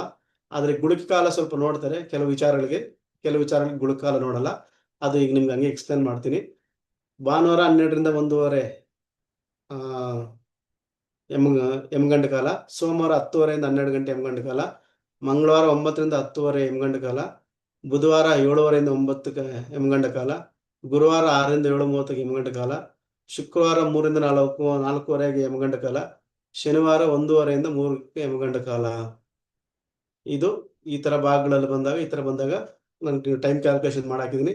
ಇದು ಮತ್ತೆ ನಾನು ನಿಮ್ಗೆ ಹೇಳ್ತಾ ಇರೋದು 12 ಗಂಟೆ ಟೈಮ್ ಅಂದರೆ ಬೆಳಗ್ಗೆ 6 ಗಂಟೆ ಸಂಜೆ 6 ಗಂಟೆ ಕ್ಯಾಲ್ಕುಲೇಷನ್ ತಗೊಂಡಾಗ ಈ ಥರ 8 ಭಾಗ ಮಾಡಿದಾಗ ನಮ್ಗೆ ಕರೆಕ್ಟಾಗಿ 90 ನಿಮಿಷ ಸಿಗ್ತದೆ. ಇಲ್ಲ ಅಂದರೆ 78 ನಿಮಿಷನೂ ಸಿಗ್ತದೆ, 80 ನಿಮಿಷನೂ ಸಿಗ್ತದೆ, 85 ನಿಮಿಷನೂ ಸಿಗ್ತದೆ, ಒಂದೊಂದು ಟೈಮ್ 100 ನಿಮಿಷ 105 ನಿಮಿಷನೂ ಸಿಗ್ತದೆ. ಅದನ್ನ ನಮ್ಮ ಸೂರ್ಯೋದಯದಿಂದ ಸೂರ್ಯಾಸ್ತದವರೆಗಿನ ಟೈಮಲ್ಲಿ ಕ್ಯಾಲ್ಕುಲೇಷನ್ ಮಾಡ್ಕೊಳ್ಬೇಕು. ಗುಳಿಕ ಕಾಲ ಇದು ಒಂದು ಸ್ವಲ್ಪ ವಿಚಿತ್ರ ಕಾಲಗಳು. ಒಂದು ನನಗೆ ಗುಳಿಕ ಕಾಲ ತುಂಬಾ ಒಳ್ಳೆ ಕೆಲಸಗಳು ಮಾಡ್ಬೇಕಾದ್ರೆ ಗುಳಿಕ ಕಾಲದಲ್ಲಿ ಮುಹೂರ್ತ ಇಟ್ಟರೆ ತುಂಬಾ ಚೆನ್ನಾಗಿ ಆಗ್ತದೆ ಅಂತ ಹೇಳ್ತಾರೆ. ಶನಿದೇವನ ಪುತ್ರನೆಂದು ನಂಬಲಾಗಿದೆ ಗುಳಿಕಾನ. ಇದು ಕೆಲವು ಗ್ರಂಥಗಳಲ್ಲಿ ಮಾಂದಿ ಅಂತ ಕರೀತಾರೆ, ಅದು ಸ್ವಲ್ಪ ಅಕ್ಷರಲೋಪ ಆಗಿದೆ. ಆದರೆ ಯಾವುದೇ ಬೇರೆ ಬೇರೆ ವಿಚಾರಗಳಲ್ಲಿ ಯಾವುದೇ ಗ್ರಂಥಗಳಲ್ಲಿ ಯಾವುದು ಲಭ್ಯ ಇಲ್ಲ. ಯಾರು ಮಾಂದಿ ಯಾರು, ಏನು ಗುಳಿಕ ಯಾರು, ಇದಕ್ಕೇನು ಅದಕ್ಕೇನು ಅಂತ ಹೇಳ ಹೆಚ್ಚಾಗಿ ಕೊಡಲ್ಲ. ಕೆಲವು ಕಡೆ ಮಾಂದಿ ಅಂತ ತಗೊಂತಾರೆ, ಕೆಲವು ಕಡೆ ಗುಳಿಕ ಅಂತ ತಗೊಂತಾರೆ. ಆದರೆ ಪಂಚಾಂಗದಲ್ಲಿ ಗುಳಿಕ ಕಾಲ ಅಂತಾನೆ ತಗೊಳೋದು. ಇದು ಅಪ್ರಾಕ್ಸಿಮೇಟ್ಲಿ ನಿಮ್ಗೆ ಹೇಳ್ದಂಗೆ 12 ಗಂಟೆ ಟೈಮ್ ತಗೊಂಡಾಗ 1 ಗಂಟೆ 30 ನಿಮಿಷ 90 ನಿಮಿಷದ ಕಾಲ ಟೈಮ್ ಇರ್ತದೆ ಅಂತ. ಇದು ಶನಿ ಗ್ರಹದ ಪ್ರಭಾವಕ್ಕೆ ಒಳಪಟ್ಟಿರೋದ್ರಿಂದ ಯಾವುದೇ ಕೆಲಸಗಳು ಬೇಗ ಆಗಲ್ಲ, ಜಾಸ್ತಿ ನಿಧಾನ, ಅಶುಭ ಅಂತ ಹೇಳ್ತಾರೆ. ಆದಾಗ್ಯೂ ಕೆಲವು ಹೊಸ ಯೋಜನೆಗಳು ಶುರು ಮಾಡೋದಕ್ಕೆ ಗುಳಿಕ ಕಾಲ ಉತ್ತಮ ಸಮಯವೆಂದು ಪರಿಗಣಿಸಲಾಗುತ್ತದೆ. ಯಾವ ಗುಳಿಕ ಕಾಲದಲ್ಲಿ ಕೆಲಸ ಮಾಡ್ಬೇಕಾದ್ರೆ ರಿಪಿಟೇಟಿವ್ ಆಗಿ ಆಗುತ್ತೆ, ಮತ್ತೆ ಮತ್ತೆ ಆಗುತ್ತೆ ಅಂತ ಹೇಳ್ತಾರೆ. ಇವಾಗ ಎಕ್ಸಾಂಪಲ್ ನಾನು ಕಾರ್ ತಗೊಳಕ್ ಹೋಗ್ತಾ ಇದ್ದೀನಿ, ಈಗ ನಾನೇ ಮನೆ ಕಟ್ತಾ ಇದ್ದೀನಿ, ಈಗ ನಾನು ಒಡವೆ ತೆಗಿತಾ ಇದ್ದೀನಿ, ಈಗ ನಾನು ದೇವಸ್ಥಾನ ಕಟ್ಟಿಸ್ತೀನಿ, ಇವಾಗ ನಾನು ಗ್ರೂಪ್ ಪ್ರವೇಶ ಮಾಡ್ತೀನಿ. ಇಂಥವೆಲ್ಲಾನು ಗ್ರೂಪ್ ಪ್ರವೇಶ ಮಾಡ್ತಕ್ಕಂಥದ್ದು. ಮದುವೆಗೆ ಮಾತ್ರ ಮುಹೂರ್ತ ಇಡಬಾರ್ದು ಇದು. ಮತ್ತೆ 2ನೇ ಮದುವೆ ಆಯ್ತು ಅಂದ್ರೆ ಬಂದು ಹೊಡಿತಾರೆ ಆಯ್ತಾ. ಗ್ರೂಪ್ ಪ್ರವೇಶಗಳು ಮಾಡೋದು, ಬೇರೆ ಕಾರ್ ತಗೊಳ್ತಕ್ಕಂಥದ್ದು ಇರ್ಬೋದು, ಕಾರ್ ಓಡಿಸ್ತಕ್ಕಂಥದ್ದು ಇರುವಂಥದ್ದು, ಇದಕ್ಕೆಲ್ಲ ತುಂಬಾ ಒಳ್ಳೆಯದು. ಯಾವ್ದಕ್ಕೆ ಇಡಬಾರ್ದು ಅಂದ್ರೆ ಅಂತ್ಯಕ್ರಿಯೆಗಳಿಗೆ, ಈ ಮದುವೆಗಳು, ಈ ಬೇರೆ ಈ ನಾಮಕರಣಗಳು, ಈ ಷೋಡಶ ಕರ್ಮಗಳು ಅಂತ ಹೇಳ್ತಾರಲ್ಲ, ಆದಷ್ಟು ಈ ಮಾನುಷ ಕರ್ಮಗಳು ಷೋಡಶ ಕರ್ಮಗಳಿಗೂ ನಾವು ಮುಹೂರ್ತಗಳು ಇಡಬಾರ್ದು. ಒಳ್ಳೆಯ ಕರ್ಮಗಳು ಯಾವು ನಮ್ಗೆ ಬೇಕಾಗತಕ್ಕಂಥದ್ದು, ನಾವು ಬೆಳೀತಕ್ಕಂಥದ್ದು. ಇವಾಗ ಯಾರೋ ಒಬ್ಬರು ಒಂದು ಅಧಿಕಾರ ಸ್ವೀಕರಿಸ್ತಾ ಇದಾರೆ, ಅವ್ರಿಗೆ ಈ ಗುಳಿಕಾಲದಲ್ಲಿ ಇಟ್ರಿ ಅಂತ ತಿಳ್ಕೊಳ್ರಿ, ಮತ್ತೆ ಅವರು ಮತ್ತೆ ಅಧಿಕಾರ ಸ್ವೀಕರಿಸೋ ಚಾನ್ಸಸ್ ಜಾಸ್ತಿ ಇರ್ತದೆ. ಅದು ದೀರ್ಘಕಾಲ ಇರ್ತದೆ.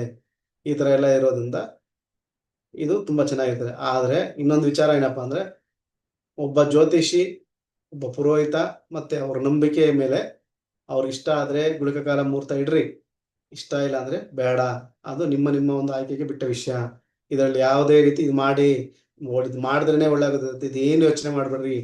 ಅವರ ಒಂದು ನಂಬಿಕೆ, ಇದು ನಮ್ಗಾಗ್ ಬಂದಿದೆ, ನಾವು ಇದು ಕೊಡ್ಬೋದು, ಮಾಡಿ ಒಳ್ಳೇದಾಗುತ್ತೆ ಅಂತ ಅವ್ರು ಕೇಳಿದ್ರೆ ಮುಂದೆ ಹೋಗ್ಬೋದು, ಇಲ್ಲಾಂದ್ರೆ ಇಲ್ಲ. ಇದು ಸೇಮ್ ಲೆಕ್ಕಾಚಾರ ಅದೇ ತರನೇ 8 ಭಾಗ ಮಾಡಿ ಇದಕ್ಕೆ ಶನಿ ಅಧಿಪತಿ ಬರ್ತಕ್ಕಂಥದ್ದು. ಯಾವತ್ತು ಬರುತ್ತೋ ಅವತ್ತು ಇದು ಬರ್ತಕ್ಕಂಥದ್ದು. ನೋಡಿ ಇಲ್ಲಿ ಕ್ಯಾಲ್ಕುಲೇಷನ್ ನೋಡಿದ್ರೆ ಶನಿವಾರದಿಂದ 1, ಶುಕ್ರವಾರ 2, ಗುರುವಾರ 3, ಬುಧವಾರ 4, ಮಂಗಳವಾರ 5, ಸೋಮವಾರ 6, ಭಾನುವಾರ 7ನೇ ಭಾಗದಲ್ಲಿ ಬರ್ತದೆ ಗುಳಿಕ ಕಾಲ. ಈ ಯಾವ ವಾರ ಏನಾಗುತ್ತೋ ಫಸ್ಟ್ ಮುಹೂರ್ತಕ್ಕೆ ಆವತ್ತು ಆ ವಾರದ ಅಧಿಪತಿನೇ ಫಸ್ಟ್ ಮುಹೂರ್ತ ಬರ್ತಕ್ಕಂಥದ್ದು. ಅದಾದ್ಮೇಲೆ ಡಿಫ್ರೆನ್ಸ್ಗಳು ಕ್ಯಾಲ್ಕುಲೇಷನ್ಸ್ ಬೇರೆ ಬೇರೆ ಬರ್ತದೆ. ಅದಕ್ಕೆ ಬೇರೆ ಕಾಲ ಪರಿಧಿ ಅಂತೆಲ್ಲ ಬೇರೆ ಬೇರೆ ಏನೋ ಇದೆ. ಈ ರಾವು ಕಾಲಕ್ಕೊಂದು ಬಿಟ್ಟು ಮಿಕ್ಕಿದಕ್ಕೆಲ್ಲ ಸಣ್ಣ ಸಣ್ಣ ಕ್ಯಾಲ್ಕುಲೇಷನ್ಸ್ ಇದೆ. ಆದ್ರೆ ಅದನ್ನ ಯಾವುದು ನಿಮ್ಗೆ ಕೊಡ್ತಾ ಇಲ್ಲ, ಕನ್ಫ್ಯೂಷನ್ಸ್ ಬೇಡ, ಅದು ಬೇರೆ ಬೇರೆ ಪ್ರಶ್ನೆಗಳು ನಿಮ್ಗೆ ರೈಸ್ ಆಗೋದು ಬೇಡ. ಇದು ನಿಮ್ಗೆ ಸಿಂಪಲ್ ಆಗಿ ಗುಳಿಕ ಕಾಲದ ವಿಚಾರಗಳು ಕೊಟ್ಟಿದ್ದೀನಿ. ಶನಿವಾರ ಸಂಜೆ 6ರಿಂದ 7:30, ಶುಕ್ರವಾರ 7:30 9, ಗುರುವಾರ 9 10:30, ಬುಧವಾರ 10:30 12, ಮಂಗಳವಾರ 12 1:30, ಸೋಮವಾರ 1:30 3, ಭಾನುವಾರ 3 4:30. ನಿಮಗೆ ಗುಳಿಕ ಕಾಲ ಈಗ ಹೇಳಿದ್ದೀನಿ. ಟೈಮ್ ಆಲ್ರೆಡಿ 15 ನಿಮಿಷ ಜಾಸ್ತಿ ಆಗಿದೆ, ನಾನು ನೋಡ್ಕೊಂಡೇ ಇಲ್ಲ. ಆದರೆ ನಿಮಗೆ ಅರ್ಧ ಪ್ರಹಾರ ಕಾಲನೂ ಅಷ್ಟೇ ತುಂಬಾ ಸಿಂಪಲ್ ಆಗಿದೆ. ಈ ಅರ್ಧ ಪ್ರಹಾರ ಕಾಲದಲ್ಲಿ ಯಾವುದೇ ಒಂದು ನೀವು ಮುಹೂರ್ತ ಇಡ್ತೀನಿ ಇನ್ನೊಂದು ಇಡ್ತೀನಿ ಅಂದ್ರು ಏನು ತೊಂದರೆ ಇಲ್ಲ ಅಂತ ಎಲ್ಲಾ ಕಡೆ ಹೇಳ್ತದೆ. ಅದರಿಂದ ಬುಧ ಗ್ರಹದ ಚೈತನ್ಯಶೀಲ ಗುಣಗಳು ಅಂತ ಇರ್ತದೆ. ನಿಮ್ಗೆ ಆ ಕಡೆ ಈ ಕಡೆ ಯಾವುದು ಯಾವ ತರ ಇದೆ ಏನಂತ ಇಲ್ಲ. ಈ ಅರ್ಧ ಪ್ರಹಾರ ಕಾಲದಲ್ಲಿ ಕಾರ್ಯಕ್ರಮ ಮಾಡ್ಬೇಡ, ಆ ಕಾರ್ಯಕ್ರಮ ಮಾಡ್ಬೇಡ ಅಂತ ಎಲ್ಲೂ ಶಾಸ್ತ್ರದಲ್ಲೂ ಹೇಳಿಲ್ಲ, ಗ್ರಂಥಗಳಲ್ಲೂ ಹೇಳಿಲ್ಲ, ಬುಕ್ಸ್ ಅಲ್ಲೂ ಹೇಳಿಲ್ಲ. ಇದು ಅದಕ್ಕೆ ನಾನೇ ಅಲ್ಲ, ಇದು ಯಾವಾಗಲೇ ಜ್ಯೋತಿಷಿಗಳು ಹೇಳ್ತಿರ್ಬೇಕಾದ್ರು ಅಷ್ಟೇ, ತುಂಬಾ ವಿಚಾರಗಳಿಗೆ ಅರ್ಧ ಪ್ರಹಾರ ಕಾಲ ನಾವು ಕನ್ಸಿಡರೇ ಮಾಡಲ್ಲ. ಅದು ಯಾಕಂದ್ರೆ ಅದು ಒಳ್ಳೇದಾಗುತ್ತೆ ಅಂತ ಹೇಳ್ಬಿಟ್ಟು. ಬುಧವಾರ ಶುರು ಆಗೋದ್ರಿಂದ ಬುಧವಾರ 1, ಮಂಗಳವಾರ 2, ಸೋಮವಾರ 3, ಭಾನುವಾರ 4, ಶನಿವಾರ 5, ಶುಕ್ರವಾರ 6, ಗುರುವಾರ 7 ಈ ಭಾಗಗಳಲ್ಲಿ ಬರ್ತದೆ ಈ ಅರ್ಧ ಪ್ರಹರ ಕಾಲಗಳು. ನೀವು ನೋಡಿದ್ರೆ ಬುಧವಾರ 6ರಿಂದ 7:30, ಮಂಗಳವಾರ 7:30ಯಿಂದ 9, ಸೋಮವಾರ 9ರಿಂದ 10:30, ಭಾನುವಾರ 10:30ಯಿಂದ 12, ಶನಿವಾರ 12ರಿಂದ 1:30, ಶುಕ್ರವಾರ 1:30ರಿಂದ 3, ಗುರುವಾರ 3ರಿಂದ 4:30. ಈ 3 ತಿಂಗಳು ನೋಡ್ಬೇಕಾದ್ರೆ ಫಸ್ಟ್ ರಾಹುಕಾಲ, ಯಮಗಂಡ ಕಾಲ ತುಂಬಾ ಇಂಪಾರ್ಟೆಂಟ್ ಆಗಿ ನೋಡಿ. ಗುಳಕ ಕಾಲನು ಆಮೇಲೆ ನೋಡ್ಕೊಳ್ಳೇಬೇಕು. ಅರ್ಧ ಪ್ರಹಾರ ಕಾಲ ಯಾರು ಅಷ್ಟೊಂದು ತಲೆ ಕೆಡಿಸ್ಕೊಳಲ್ಲ. ನಮಗೂ ಜ್ಯೋತಿಷದಲ್ಲಿ ಯಾರು ಅದೇನು ತೊಂದರೆ ಆಗಿಲ್ಲ ಯಾವತ್ತೂ. ಅರ್ಧ ಪ್ರಹಾರ ಕಾಲದಲ್ಲಿ ಏನಪ್ಪಾ ಅಂದ್ರೆ ಅರ್ಧ ಫಲ ಕೊಡ್ತಾರೆ ಅಂತ ಯಾರೋ ಒಬ್ರು ನಮ್ಗೆ ಗುರುಗಳು ಹೇಳಿದ್ರು. ಆದ್ರೆ ನನ್ಗೆ ಯಾವತ್ತೂ ಆ ಅನುಭವದಲ್ಲಿ ಬಂದಿಲ್ಲ. ಅದು ನಿಮ್ಮ ಒಂದು ಇಚ್ಛೆಗೆ ಬಿಟ್ಟಿರ್ತಕ್ಕಂಥದ್ದು. ಈ ಕ್ಯಾಲ್ಕುಲೇಷನ್ಸ್ ಎಲ್ಲಾನು ಅಷ್ಟೇ. ಆ ಬೆಳಗ್ಗೆ 6 ಗಂಟೆ ಸೂರ್ಯೋದಯ ಆದ್ರೆ ಸೂರ್ಯಾಸ್ತ ಸಂಜೆ 6 ಗಂಟೆ ಅಂತ ತಿಳ್ಕೊಂಡು ಮಾಡಿರ್ತಕ್ಕಂಥದ್ದೇ. 90 ನಿಮಿಷಕ್ಕೆ ಸ್ಟ್ಯಾಂಡರ್ಡ್ ಆಗಿ ಇಟ್ಟಿದ್ದೀನಿ. ಆ ಸೂರ್ಯೋದಯ ಸೂರ್ಯಾಸ್ತದ ಮೇಲೆ ಡಿಫ್ರೆನ್ಸ್ ಇರ್ತದೆ. ಇದು ನೀವೆಲ್ಲರೂ ಜ್ಯೋತಿಷಿಗಳು ಕಲಿತಾ ಇದ್ದೀರಾ, ಈಗ ಮುಂದೆ ನೀವೇ ಜ್ಯೋತಿಷಿಗಳು, ಇದು ನಿಮ್ ಗಮನದಲ್ಲಿರ್ಲಿ. ಇಲ್ಲಿ ಕಾಲಭಾಗಗಳ ಭಾಗಪಟ್ಟಿ ಇಲ್ಲಿ ಕೊಟ್ಟಿದ್ದೀನಿ.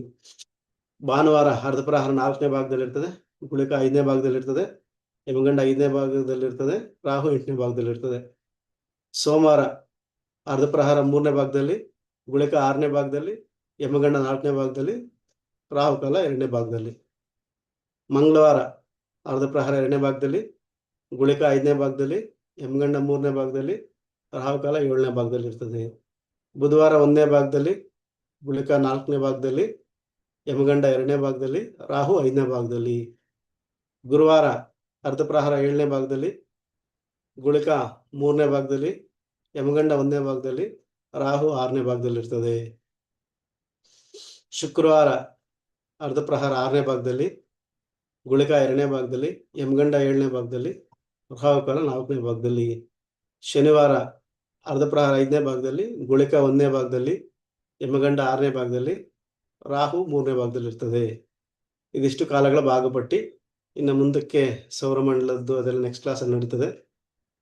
ಈಗ ನಾನು ನಿಮಗೆ ಪ್ರಶ್ನೆಗಳೇನಾದ್ರು ಇದ್ರೆ ಅನ್ಮ್ಯೂಟ್ ಮಾಡ್ತೀರಿ. ಆಲ್ರೆಡಿ 15 ನಿಮಿಷ ಜಾಸ್ತಿ ಆಗಿದೆ, ಇಲ್ಲಿ ಲೇಟ್ ಆಗಿದೆ ಇವತ್ತು. ಸೊ ನಿಮ್ಮ ಪ್ರಶ್ನೆಗಳು ಈ ಕಾಲಗಳ ಬಗ್ಗೆ, ರಾಹುಕಾಲ, ಯಮಗಂಡ ಕಾಲ, ಗುಳಿಕ ಕಾಲ ಮತ್ತು ಅದರ ಭಾಗಗಳ ಬಗ್ಗೆ, ಅದು ಸ್ಟ್ಯಾಂಡರ್ಡ್ ಟೈಮ್ 90 ನಿಮಿಷ ಅದು ಕ್ಯಾಲ್ಕುಲೇಷನ್ ಮಾಡ್ಕೊಳ್ಳೋ ಬಗ್ಗೆ ಏನಾದರೂ ಡೌಟ್ಗಳಿದ್ರೆ ನೀವು ಕೇಳ್ಬೋದು. ಈಗ ರೈಸ್ ಮಾಡಿ ಒಬ್ಬೊಬ್ಬರೇ ಹ್ಯಾಂಡ್, ಯಾರಾದ್ರೂ ಪ್ರಶ್ನೆಗಳಿದ್ರೆ.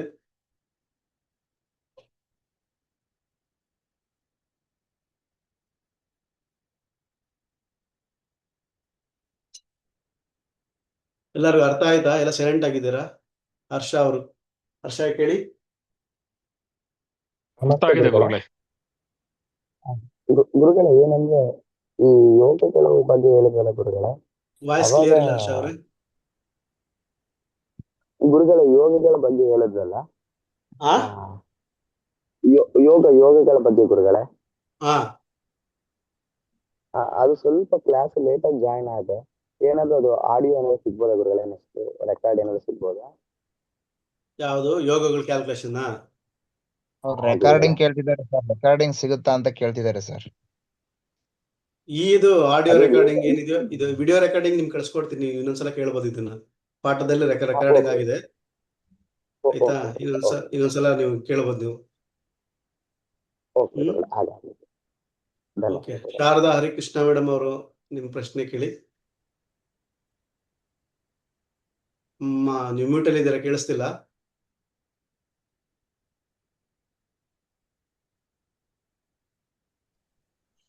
ಗುರುಗಳೇ ನಮಸ್ಕಾರ. ನಮಸ್ತೆ ಮೇಡಮ್. ಈ ಗುಳಿಕ ಕಾಲದಲ್ಲಿ ಒಳ್ಳೆ ಕೆಲಸ ಮಾಡಿದ್ರೆ ಚೆನ್ನಾಗಾಗತ್ತೆ ಅಂತ ಹೇಳಿದ್ರಲ್ಲ, ಈಗ ಮನೆ ಕಟ್ಟೋದಕ್ಕೆ ಆ ಕಾಲದಲ್ಲಿ ಉಪಯೋಗಿಸ್ಕೊಂಡ್ರೆ ಮನೆ ನಿಧಾನ ಆಗಲ್ವಾ? ಮನೆ ನಿಧಾನ ಆಗಲಿ, ಇನ್ನೊಂದು ಮನೆ ಕಟ್ತೀರಾ ಬೇಗ. ನನ್ನ ಸ್ವ ಅನುಭವದಿಂದ ನಾನು ಹೇಳ್ತಾ ಇದ್ದೀನಿ. ಈಗ ಒಂದ್ ಮನೆ ಕಟ್ಟಿದವರು ಮತ್ತೆ 2 ವರ್ಷಕ್ಕೆ ಇನ್ನೊಂದ್ ಮನೆ, ದೊಡ್ಡ ಮನೆಯನ್ನು ಕಟ್ಟಿದ್ದಾರೆ. ಗ್ರೂಪ್ ಮನೆ ಕಟ್ಟೋ ಅವಧಿ ನಿಧಾನ ಆಗುತ್ತಾ ಅಂತ ಹೇಗೆ? ಇಲ್ಲ, ಆಗಲ್ಲ. ಆಗಲ್ಲ, ಅದು ಅವ್ರವ್ರ ಇಚ್ಛೆ. ಬಟ್ ನನ್ನ ಅನುಭವದಲ್ಲಿ, ನನ್ನ ಅನುಭವದಿಂದ ಅದು ಯಾರಿಗೂ ತೊಂದರೆ ಆಗಿಲ್ಲ. ಅದಕ್ಕೆ ನಾನು ಹೇಳಿದ್ದೀನಿ ಅದು ಮಾಡ್ಬೋದು ಅಂತ. ಸರಿ ಗುರುಗಳೇ, ಧನ್ಯವಾದಗಳು. ಕ್ಲಾಸ್ ತುಂಬಾ ಚೆನ್ನಾಗಿ ಬರ್ತಾ ಇದೆ ಗುರುಗಳೇ, ಚೆನ್ನಾಗಿ ಅರ್ಥ ಆಗ್ತಾ ಇದೆ. Thank you madam. ಧನ್ಯವಾದ ಗುರುಗಳೇ. ನಿಮ್ಮ ಹೆಸರು? ಸಿದ್ಧಲಿಂಗ ಸ್ವಾಮಿ ಅಂತ ಗುರುಗಳೇ, ಶಿವಮೊಗ್ಗದಿಂದ. ಸಿದ್ಧಲಿಂಗ ಸ್ವಾಮಿ ಸರ್, ಹೇಳಿ. ಗುರುಗಳೇ, ನನ್ನ ಪ್ರಶ್ನೆ, ಈಗ ರಾಹು ಕಾಲದ ಬಗ್ಗೆ ತಿಳಿಸ್ಕೊಟ್ರಲ್ಲ ಗುರುಗಳೇ, ಕೆಲವೊಂದೊಂದು ಹಿಂದೂ ಕ್ಯಾಲೆಂಡರ್ ಅಂತ ತಂದು ನಾವು ಮೊಬೈಲ್ ಅಲ್ಲಿ ಆಪ್ ಡೌನ್ಲೋಡ್ ಮಾಡ್ಕೊಂಡಿರ್ತೀವಿ ಗುರುಗಳೇ. ಇಲ್ಲಿ ಬೆಳಗ್ಗೆ ರಾಹುಕಾಲ 7:30 ಇಂದ 9 ಅಂತ ತೋರಿಸುತ್ತೆ, ಎಲ್ಲಿ ಪಂಚಾಂಗಗಳಲ್ಲಿ ಮತ್ತೆ ಕ್ಯಾಲೆಂಡರ್ಗಳಲ್ಲಿ ಇಟ್ಟರು. ನೋಡಿ, ನಿಮ್ಗೆ ಪಂಚಾಂಗಗಳು ಬೆಳಗ್ಗೆ 7:30 ಇಂದ 9 ಅಂತ ಯಾರು ತೋರಿಸ್ತಾ ಇದೆಯೋ ಫಸ್ಟ್ ಆ ಪಂಚಾಂಗ ನೋಡೋದ್ ಬಿಟ್ಬಿಡ್ರಿ, ಆಯ್ತಾ? ಓಕೆ ಗುರುಗಳೇ. ಯಾಕೆ ಅಂದ್ರೆ ಯಾವತ್ತು 7:30 9 ಗಂಟೆಗೆ ತುಂಬಾ ಕಡಿಮೆ. ನಿಮ್ಗೆ ವರ್ಷದಲ್ಲಿ 2 ದಿವಸ 3 ದಿವಸ 7:30 ಇಂದ 9 ಗಂಟೆ ಕುತ್ಕೊಳ್ತಕ್ಕಂಥದ್ದು. ಸೂರ್ಯೋದಯ ಸೂರ್ಯಾಸ್ತ ನಿಮ್ಗೆ ಯಾವಾಗಲೂ ಚೇಂಜ್ ಆಗ್ತಾನೆ ಇರ್ತದೆ. ಒಂದ್ ದಿವಸ 6 ಗಂಟೆ ಇದ್ರೆ ಇನ್ನೊಂದ್ ದಿವಸ 6 ಗಂಟೆ 2 ನಿಮಿಷ ಇರ್ತದೆ, ಒಂದ್ ದಿವಸ 6 ಗಂಟೆ 4 ನಿಮಿಷ ಇರ್ತದೆ. ಆ ಕ್ಯಾಲ್ಕುಲೇಷನ್ ಚೇಂಜ್ ಆಗಿದ ತಕ್ಷಣ ನಿಮ್ಗೆ 7 ಗಂಟೆ 31 ನಿಮಿಷ, 32 ನಿಮಿಷ, 7 ಗಂಟೆ 34 ನಿಮಿಷ, ಈ ತರ ಡಿಫ್ರೆನ್ಸಸ್ ಬರ್ತಾ ಇರ್ತದೆ. ಸರಿನಾ? ಅದೇ ಗುರುಗಳೇ, ಅದೇ ಗುರುಗಳೇ. ಆ ಡಿಫ್ರೆನ್ಸಸ್ ಯಾವ ಪಂಚಾಂಗದಲ್ಲಿ ಕೊಟ್ಟಿದ್ದಾರೋ, ಯಾವ ಪಂಚಾಂಗದಲ್ಲಿ ಆ ಡಿಫ್ರೆನ್ಸಸ್ ಕೊಟ್ಟಿದ್ದಾರೋ ಆ ಪಂಚಾಂಗಗಳು ಆ ಆಪ್ಸ್ ನೀವು ನೋಡ್ಕೊಳ್ರಿ. ಅದು ಎಕ್ಸಾಕ್ಟ್ ಆಗಿ ಅದ್ಭುತವಾಗಿ ಕ್ಯಾಲ್ಕುಲೇಷನ್ಸ್ ಇರ್ತದೆ. ಸರಿನಾ? ಓಕೆ, ಧನ್ಯವಾದಗಳು ಗುರುಗಳೇ. Thank you sir.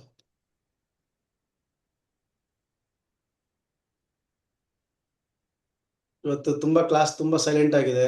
ಮೋಸ್ಟ್ಲಿ ಇವತ್ತು ಅದೇ ಅನೋಟೇಷನ್ಸ್ ಒಂದು ಅವಾಯ್ಡ್ ಮಾಡಿರೋದು ಮತ್ತೆ ಮ್ಯೂಟ್ ಎಲ್ಲ ಇದಾಗಿರೋದ್ರಿಂದ ಜನರಿಗೆ ಏನಾದ್ರು ಬೇಸರ ಆಗಿದೆ ಗೊತ್ತಿಲ್ಲ. ಇವತ್ತು ಅದು ಕ್ಲಾಸ್ ಚೆನ್ನಾಗಿ ಆಗಿದೆ ಅಂತ ಅನ್ಕೊಂಡಿದ್ದೀನಿ. ಕ್ಲಾಸ್ ತುಂಬಾ ಚೆನ್ನಾಗಿ ಅರ್ಥ ಆಗಿದೆ ಸರ್, ಹಾಗಾಗಿ ಏನು ಪ್ರಶ್ನೆಗಳೇ ಬರ್ತಿಲ್ಲ ಯಾರಿಗೂ. ಶಿವಕುಮಾರ್ ಶಾಸ್ತ್ರಿ ಸರ್ಗೆ ಮ್ಯೂಟ್ ಮಾಡಿದ್ದಕ್ಕೆ ನೀಟಾಗಿ ಕ್ಲಾಸ್ ಕೇಳಿಸ್ಕೊಳಕ್ಕಾಗ್ತದೆ. ಗಿರೀಶ್ ಶರ್ಮಾ ಸರ್ ಏನೋ ಒಬ್ಬೊಬ್ರೆ ಸರ್, ಒಬ್ಬೊಬ್ರೆ. ಇನ್ನು ಕ್ಲಾಸ್ ರೆಕಾರ್ಡಿಂಗ್ ನಡೀತಿದೆ. ವಾಯ್ಸ್ ಒಂದು ಸರ್ತಿ ಬ್ರೇಕ್ ಆಗ್ತಾ ಇದೆ, ನಮ್ಮ ನೆಟ್ವರ್ಕ್ ಕರೆಕ್ಟ್ ಆಗಿ ಸಿಗ್ತಾ ಇಲ್ಲ ಇಲ್ಲಿ. ಓಕೆ, ನಿಮ್ ನೆಟ್ವರ್ಕ್ ಸಿಗ್ತಾ ಇಲ್ಲ, ತೊಂದರೆ ಇಲ್ಲ ಸರ್. ನಾನು ವಿಡಿಯೋ ರೆಕಾರ್ಡಿಂಗ್ ಕಳಿಸ್ಕೊಡ್ತೀನಿ, ಇನ್ನೊಂದ್ಸಲ ಕೇಳಿಸ್ಕೊಳ್ಳಿ ಆಯ್ತಾ? ಖಂಡಿತ ಗುರುಗಳೇ, ತುಂಬಾ ಚೆನ್ನಾಗಿ ಬರ್ತಾ ಇದೆ, ಎಲ್ರಿಗೂ ಅರ್ಥ ಆಗ್ತಾ ಇದೆ. Thank you sir. ತುಂಬಾ ಧನ್ಯವಾದ. Thank you sir, thank you sir. Rahu ಕಾಲ ಉಳಿದ ಕಾಲ ಚೆನ್ನಾಗಿ ಹೇಳ್ಕೊಟ್ರಿ ಗುರುಗಳೇ. Thank you Srinivas sir. Mute ಮಾಡಿದಕ್ಕೆ ಸರ್ ಕ್ಲಾಸ್ ಕೇಳಿಸ್ಕೊಳಕ್ಕಾಗಿದ್ದು. ತುಳಸಿ ಮೇಡಮ್ ಏನು ಹೇಳ್ತಿದ್ದೀರಿ? ಮ್ಯೂಟ್ ಮಾಡಿದ್ದಕ್ಕೆ ಗುರುಗಳು ಕರೆಕ್ಟ್ ಆಗಿ ನೀಟಾಗಿ ಕೇಳಿಸ್ಕೊಳಕ್ಕಾಗಿದ್ದು. Thank you madam, thank you. Girish Achar sir, ನಿಮ್ ಪ್ರಶ್ನೆ? ಸರ್ ಕೇಳಿಸ್ತಿಲ್ಲ, ಮ್ಯೂಟ್ ಅಲ್ಲಿ ಇದ್ದೀರಾ? ಗಿರೀಶ್ ಸರ್ ಮ್ಯೂಟ್ ಅಲ್ಲಿ ಇದ್ದೀರಾ? ಸರ್ ಒಳ್ಳೆ ಸರ್ ಒಬ್ರು ಗಿರೀಶ್ ಸರ್ ಫಸ್ಟ್ ಮಾತಾಡಿ. ಗಿರೀಶ್ ಆಚಾರ್ ಸರ್. ಸರ್ ಒಳ್ಳೆ ತರ ಕ್ಲಾಸ್ ಎಲ್ಲ ಒಳ್ಳೆ ತರ ಬರ್ತಾ ಇದೆ, ಚೆನ್ನಾಗಿದೆ. Thank you sir. ಪರವಾಗಿಲ್ಲ ಸರ್, ಬಹಳ ಚೆನ್ನಾಗಿ ಬರ್ತಾ ಇದೆ sir. Thank you sir, thank you. ಒಂದ್ ಪ್ರಶ್ನೆ ಏನು ಅಂದ್ರೆ, ಈಗ ಒಂದು ಕಾರ್ಯಕ್ರಮ ಮಾಡ್ತಾ ಇರ್ತೀವಿ ಅಮೃತಗಳಿಗೆ, ನಾವು ಕಾರ್ಯಕ್ರಮ ಮಾಡ್ತಿರ್ಬೇಕಾದ್ರೆ ಮಾಡ್ತಾ ಇರ್ತೀವಿ, ಮಧ್ಯದಲ್ಲಿ ಯಮಗಂಡ ಕಾಲ ಬರುತ್ತೆ. ಒಂದು ಗಣಹೋಮ ಮಾಡ್ತಾ ಇರ್ತೀವಿ, 7:30 ಹಿಂಗ್ ಚಾಲು ಮಾಡಿರ್ತೀವಿ, ಅದು ಮುಗಿಬೇಕಂದ್ರೆ 3-3:30 ತಾಸು. ಮಧ್ಯದಲ್ಲಿ ಯಮಗಂಡ ಕಾಲ ಬಂದಾಗ ಇಲ್ಲಿ ಸ್ಟಾಪ್ ಮಾಡ್ಬೇಕಂದ್ರೆ ಕಂಟಿನ್ಯೂ ಮಾಡ್ಕೊಂಡು ಹೋಗ್ಬೇಕು ಸರ್. ನೀವು ಶುರು ಮಾಡ್ಬೋದು, ಯಮಗಂಡ ಕಾಲಕ್ಕಿಂತ ಮುಂಚೆ ಶುರು ಮಾಡ್ಕೊಂಡು ನಿಮ್ ಪಾಡೆ ನೀವು ಕಂಟಿನ್ಯೂ ಮಾಡಿ. ಮುಂಚೆನೆ ಶುರು ಮಾಡಿರ್ತೀವಿ, ಮಧ್ಯದಲ್ಲಿ ಯಮಗಂಡ ಕಾಲ ಬಂದ ನಿಲ್ಸಬಾರ್ದು ಸರ್, ಆತರ ಎಲ್ಲ ಕಾರ್ಯಕ್ರಮ ನಿಲ್ಸಬಾರ್ದು. ಗುರುಗಳೇ, ಒಂದು ಡೌಟ್ ಗುರುಗಳೇ. ವಿನಾಯಕ್ ಸರ್ ಹೇಳಿ. ಗುರುಗಳೇ, ಕೆಲವೊಂದು ಗ್ರಂಥದಲ್ಲಿ ಯಮಗಂಡ ಕಾಲವನ್ನ ಗುರುಗೆ ಉಪಗ್ರಹ ಅಂತ ಕರೀತಾರೆ, ಅದರಲ್ಲಿ ಶುಭ ಕಾರ್ಯಗಳು ಎಲ್ಲವೂ ಸಹಿತ ಮಾಡಬಹುದು ಅಂತ ಕೊಟ್ಟಾರೆ. ಕೆಲವೊಂದು ಆಮೇಲೆ ಗೂಳಿಕ ಕಾಲವನ್ನ ಶನಿಗೆ ಹೋಲಿಸಿದಾಗ ನಿಧಾನ ಆಗುತ್ತೆ, ಆ ಕಾರ್ಯಗಳನ್ನ ಮಾಡಬಾರ್ದು ಅಂತ ಇದೆ. ಈಗ ನಾವು ಯಾವ ತರ ಇದು ಮಾಡ್ಬೇಕು ಗುರುಗಳೇ? ನೀವು ಒಂಥರ ಹೇಳಿದ್ರಿ. ಈಗ ನೋಡಿ, ಯಮಗಂಡ ಕಾಲನ ನಾನು ಗ್ರಂಥಗಳಲ್ಲಿ ನೋಡಿದ್ದು, ನನಗೆ ಹೇಳಿದ್ದು ಎಲ್ಲ, ಯಮಗಂಡ ಕಾಲ ಗುರುವಿಗೆ ಅಧಿಪತಿ, ಗುರುವಿನ ಮಗ ಯಮಗಂಡ ಅಂತ ಹೇಳ್ತಾರೆ. ಯಮಗಂಡಗನ ಅಧಿಕವಾಗಿ ಎಲ್ಲಿ ನೋಡ್ತಾರೆ ಅಂದ್ರೆ, ಪ್ರಾಚೀನ ಭಾರತದಲ್ಲಿ ದೇಶಗಳು ಅಂತ ಕರೀತಿರ್ಬೇಕಾದ್ರೆ ತಮಿಳು ದೇಶದಲ್ಲಿ ಮತ್ತು ಕಳಿಂಗ ದೇಶದಲ್ಲಿ ಯಮಗಂಡ ಕಾಲ ನಿಷಿದ್ಧ ಅಂತ ಹೇಳ್ತಾರೆ. ಹೌದು ಗುರುಗಳೇ. ಆಯ್ತಾ? ನಮಗೆ ಎಲ್ಲಾ ಕಡೆ ಯೂನಿವರ್ಸಲ್ ಆಗಿ ರಾಹುಕಾಲ ತುಂಬಾ ಎಫೆಕ್ಟಿವ್. ಎಲ್ಲಾ ಕಡೆ ರಾಹುಕಾಲ ಬಿಟ್ಟೇ ಬಿಡ್ತಾನೆ. ಆದ್ರೆ ಯಮಗಂಡ ಕಾಲ ಸಿಕ್ಕಾಪಟ್ಟೆ ಜಾಸ್ತಿ ತಮಿಳು ದೇಶದಲ್ಲಿ ಮತ್ತೆ ಕಳಿಂಗ ದೇಶದಲ್ಲಿ ಮಾತ್ರ ಜಾಸ್ತಿ ನೋಡ್ತಾರೆ ಅಂತ. ನಾವು ಜ್ಯೋತಿಷ ಪ್ರಾಕ್ಟೀಸ್ ಮಾಡ್ತಿರ್ಬೇಕಾದ್ರೆ ನಮಗೂ ಕೆಲವು ಅನುಭವಗಳಾದಾಗ, ಕೆಲವು ಮುಹೂರ್ತಗಳು ಯಮಗಂಡ ಕಾಲದಲ್ಲಿ ಇದ್ದಾಗ, ಕೆಲವು ಹೆಚ್ಚು ಕಡಿಮೆ ಆದಾಗ, ನಮ್ಮ ಅನುಭವಕ್ಕೆ ಕೆಲವು ಬಂದಿರಿದಾಗ, ಕೆಲವು ಆದಷ್ಟು ಶುಭ ಕಾರ್ಯಗಳನ್ನ, ಷೋಡಶ ಕರ್ಮಗಳನ್ನ ಯಮಗಂಡ ಕಾಲದಲ್ಲಿ ಮಾನುಷ ಕರ್ಮಗಳೇನಿದಾವೋ ಅದನ್ನ ನಾನು ನಿಮ್ಗೆ ಸಜೆಸ್ಟ್ ಮಾಡ್ತಾ ಇದ್ದೀನಿ. ಆದಷ್ಟು ಅವಾಯ್ಡ್ ಮಾಡ್ಕೊಳ್ರಿ. ಈ ಸೀಮಂತ ಇರ್ಬೋದು, ಈ ನಾಮಕರಣಗಳಿರ್ಬೋದು, ಈ ಮದುವೆಗಳಿರ್ಬೋದು, ಉಪನಯನಗಳಿರ್ಬೋದು, ಏನು 16 ಷೋಡಶ ಕರ್ಮಗಳಿದಾವ ಮಾನುಷ್ಯ ಕರ್ಮಗಳು, ಇವು ಆದಷ್ಟು ಅವಾಯ್ಡ್ ಮಾಡ್ಕೊಳ್ರಿ. ಯಾಕಂದ್ರೆ ಅದರಲ್ಲಿ ಸ್ವಲ್ಪ ಎಫೆಕ್ಟ್ಸ್ ಬಂದಿದೆ. ಆ ಯಮಗಂಡ ಕಾಲ ಯಾರೋ ಇಲ್ಲಿ ಬೆಂಗಳೂರಲ್ಲಿ ನಮ್ಗೆ ಇರ್ಲಿ ತೊಂದರೆ ಇಲ್ಲ ಅಂತ ಇಟ್ಕೊಂಡೋಗಿ ಒಂದು ವಿವಾಹ ಮುಹೂರ್ತಗಳೆಲ್ಲ ಒಂದಷ್ಟು ತೊಂದರೆಗಳಾಗಿದೆ ಅವ್ರಿಗೆ. ಮತ್ತೆ ಅಂಟು ಮುಂಟು ಬಂದು ದಾಯಾದಿಗಳು ಯಾರೋ ತೀರೋಗಿ ಅದು ಮತ್ತೆ ಎಲ್ಲ ಕಾರ್ಯಕ್ರಮಗಳಾಗಿದ್ದಾವೆ. ಅದೇ ಅವ್ರವ್ರ ಇಚ್ಛೆ. ಈಗೆಲ್ಲ 3 ತಲೆಮಾರವರೆಗೂ ಕಾಯಲ್ಲ ಅಂತ, ಅದು 5 ತಲೆಮಾರು 7 ತಲೆಮಾರು ಎಲ್ಲ ನೋಡ್ತಿರ್ಬೇಕಾದ್ರೆ ಸ್ವಲ್ಪ ಅಂಟು ಮುಂಟು ಸೋಕಿರ್ತದೆ. ಅದಕ್ಕೋಸ್ಕರ ಆದಷ್ಟು ಷೋಡಶ ಕರ್ಮಗಳಿಗೆ ನಾನು ಸಜೆಸ್ಟ್ ಮಾಡ್ತೀನಿ, ಅವಾಯ್ಡ್ ಮಾಡ್ರಿ ಅಂತ. ಮತ್ತೆ ಈ ದೇವಸ್ಥಾನಗಳಲ್ಲಿ ಈ ಪ್ರತಿಷ್ಠೆಗಳು, ಕುಂಭಾಭಿಷೇಕಗಳು ಇವಕ್ಕೂ ಸ್ವಲ್ಪ ಅವಾಯ್ಡ್ ಮಾಡ್ಕೊಡ್ರಿ. ಯಾಕಂದ್ರೆ ಸ್ವಲ್ಪ ಹೆಚ್ಚು ಕಡಿಮೆ ಅಲ್ಲೇನೋ ಒಂದಾಗಿ ಏನೋ ಒಂದು ಹೆಚ್ಚು ಕಡಿಮೆ ಆಗಿರೋದ್ರಲ್ಲಿ ನನ್ನ ಗಮನದಲ್ಲಿದೆ. ನನ್ನ ಅನುಭವದಲ್ಲೇ, ಗಮನ ಅನ್ನಲ್ಲ, ಅನುಭವದಲ್ಲೇ ಇದಾವೆ. ಅದಕ್ಕೋಸ್ಕರ ನಿಮ್ಗೆ ಸಜೆಸ್ಟ್ ಮಾಡಿದ್ದೀನಿ ವಿನಾಯಕ್ ಸರ್. ಹೌದು ಗುರುಗಳೇ. ಅಂದ್ರೆ ಗುರುಗಳೇ, ಕೆಲವೊಂದು ಪಂಚಾಂಗ ಈಗ ಆಲ್ಮೋಸ್ಟ್ ಪಂಚಾಂಗದಲ್ಲಿ ಮುಹೂರ್ತ ಅಂತ ಕೊಟ್ಟಿರ್ತಾರಲ್ಲ ಗುರುಗಳೇ, ಈ ಕೊನೆ ಭಾಗದ ದಾರಿ ಮುಹೂರ್ತಕ್ಕೆ ಟೈಮ್ ಕೊಟ್ಟಿರ್ತಾವ. ಕೆಲವೊಂದು ಯಮಗಂಡ ಕಾಲದಲ್ಲೇ ಕೊಟ್ಬಿಟ್ಟಾರೆ ಗುರುಗಳೇ. ನೋಡಿ, ಇಲ್ಲಿ 2 ವಿಚಾರ ಮತ್ತೆ ಹೇಳ್ತೀನಿ. ಗೌರಿ ಪಂಚಾಂಗ ಅದು ಪ್ರವಾಸ ಪ್ರಯಾಣದ ಮುಹೂರ್ತ, ಅದು ಬೇರೆ. ಈಗ ನಾವು ಮಾತಾಡ್ತಿರೋದು ಪಂಚಾಂಗ ಮುಹೂರ್ತಗಳು ಬೇರೆ. ಅದು ಗೌರಿ ಪಂಚಾಂಗ ಮತ್ತೆ ಪ್ರವಾಸ ಪ್ರಯಾಣದ ಅದು ಬೇರೆ ಕ್ಯಾಲ್ಕುಲೇಷನ್ಸ್ ಅಲ್ಲ ಗುರುಗಳೇ, ಅದರ ಗುರುಗಳೇ, ಅಂದ್ರೆ ಪಂಚಾಂಗದಲ್ಲಿ ಕೊನೆಯ ಭಾಗದಲ್ಲಿ ದಾರಿ ಮುಹೂರ್ತದ ಸಮಯಗಳು, ಆಮೇಲೆ ಗೃಹ ಪ್ರವೇಶ ಸಮಯಗಳು ಅಂತ ಕೊಟ್ಟಿರ್ತಾರಲ್ಲ ಗುರುಗಳೇ, ಇಂಥ ಲಗ್ನದಲ್ಲಿ ಮದುವೆ ಮಾಡ್ಬೇಕು ಅಂತ ಹೇಳಿ. ಅವು ಕೆಲವೊಂದು ಯಮಗಂಡ ಕಾಲ, ಗುಳಿ ಕಾಲ ಕೂಡ್ಕೆ ಮುಟ್ಟಾವ ಗುರುಗಳೇ.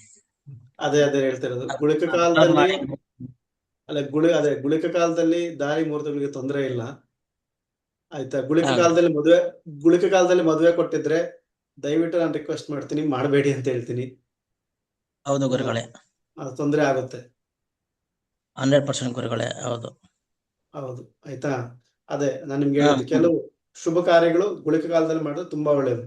ನಾನು ಯೂಶಲಿ ಈ ಗೃಹ ಪ್ರವೇಶಗಳು, ಈ ಪಾಯ ಪೂಜೆಗಳು, ಆದಷ್ಟು ಈ ಒಡವೆ ಕೊಳ್ತಕ್ಕಂಥದ್ದು, ಈ ವಾಹನ ಕೊಳ್ತಕ್ಕಂಥದ್ದು, ಇವೆಲ್ಲ ಆಲ್ಮೋಸ್ಟ್ ಗುಳಿಕ ಕಾಲ ಮತ್ತೆ ಇವುಗಳಿಗೆಲ್ಲ ಜಾಸ್ತಿ ಸಜೆಸ್ಟ್ ಮಾಡ್ತೀನಿ. ಅವ್ರಿಗೆ ಇನ್ನೊಂದು ಕಾರ್ ಕೊಳ್ಬೇಕಂತ ಹೇಳ್ತೀನಿ. ಇದೇ ಸಾಕು ಸ್ವಾಮಿ ಅಂದ್ರೆ ಆಯ್ತು, ಒಳ್ಳೆ ಮುಹೂರ್ತ ತಗೋ ಅಂತ ಹೇಳಿ. ಇನ್ನೊಂದು ತೆಗಿಬೇಕು ಸ್ವಾಮಿ ಅಂದ್ರೆ ಗುಳಿಕ ಕಾಲದಲ್ಲಿ ಹೋಗಿ ತೆಗಿ ಅಂತ ಹೇಳ್ತೀನಿ. ಅದು ಶನಿ ಅಧಿಪತಿ ಗುಳಿಕ ಕಾಲದಲ್ಲಿ, ವಾಹನಗಳಿಗೆ ಮತ್ತೆ ಶನಿನೇ ಅಧಿಪತಿ. ಅದು ತುಂಬಾ ಅದ್ಭುತವಾಗಿ ಬರುತ್ತೆ. ಶನಿವಾರ ವಾಹನ ಬಂದಿದೆ ಮನೆ ಅಂದ್ರೇನೆ ಅದು ಒಂದು ರೀತಿ ಅದೃಷ್ಟ ಅಂತ ಭಾವಿಸ್ತಾರೆ. ಅದಕ್ಕೆಲ್ಲ ನಿಮ್ಗೆ ಲಾಂಗ್ ಅಲ್ಲಿ ಹೇಳ್ತೀನಿ. ಇವಾಗ ನಿಮ್ಗೆಲ್ಲ ಈ ಗುಳಿಕ ಕಾಲದ ಬಗ್ಗೆ ನಿಮ್ಗೆ ಎಕ್ಸಾಂಪಲ್ಸ್ ಕೊಟ್ಟಿರೋದ್ರಿಂದ ಪಂಚಾಂಗ ಅರ್ಥ ಆಗ್ಲಿ ಅಂತ ಒಂದಷ್ಟು ವಿಚಾರ ನಾನು ಇಲ್ಲೇ ಹೇಳ್ತಾ ಇದ್ದೀನಿ ನಿಮ್ಗೆ.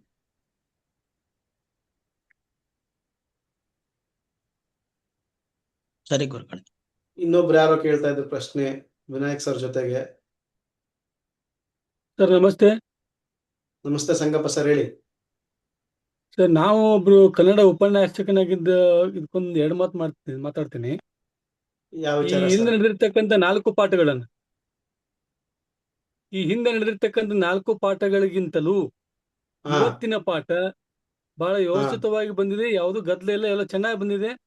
ಬಟ್ ಇವು ಕಾಲಗಳನ್ನ ಅರ್ಥ ಮಾಡ್ಕೊಳ್ಳೋದು ಬಹಳ ಕಷ್ಟ. ಗುಳಿಕ, ಯಮಗಂಡ ಕಾಲ, ಇವೆಲ್ಲಗಳು ಇವು ಸರಿಯಾಗಿ ನೀಟಾಗಿ ಎಲ್ಲ ಪಾಠಗಳು ತಿಳಿದಿದೆ ಎಲ್ಲರಿಗೂ ಅಂತ ನಾನು ಅನ್ಕೊಂಡಿದ್ದೀನಿ.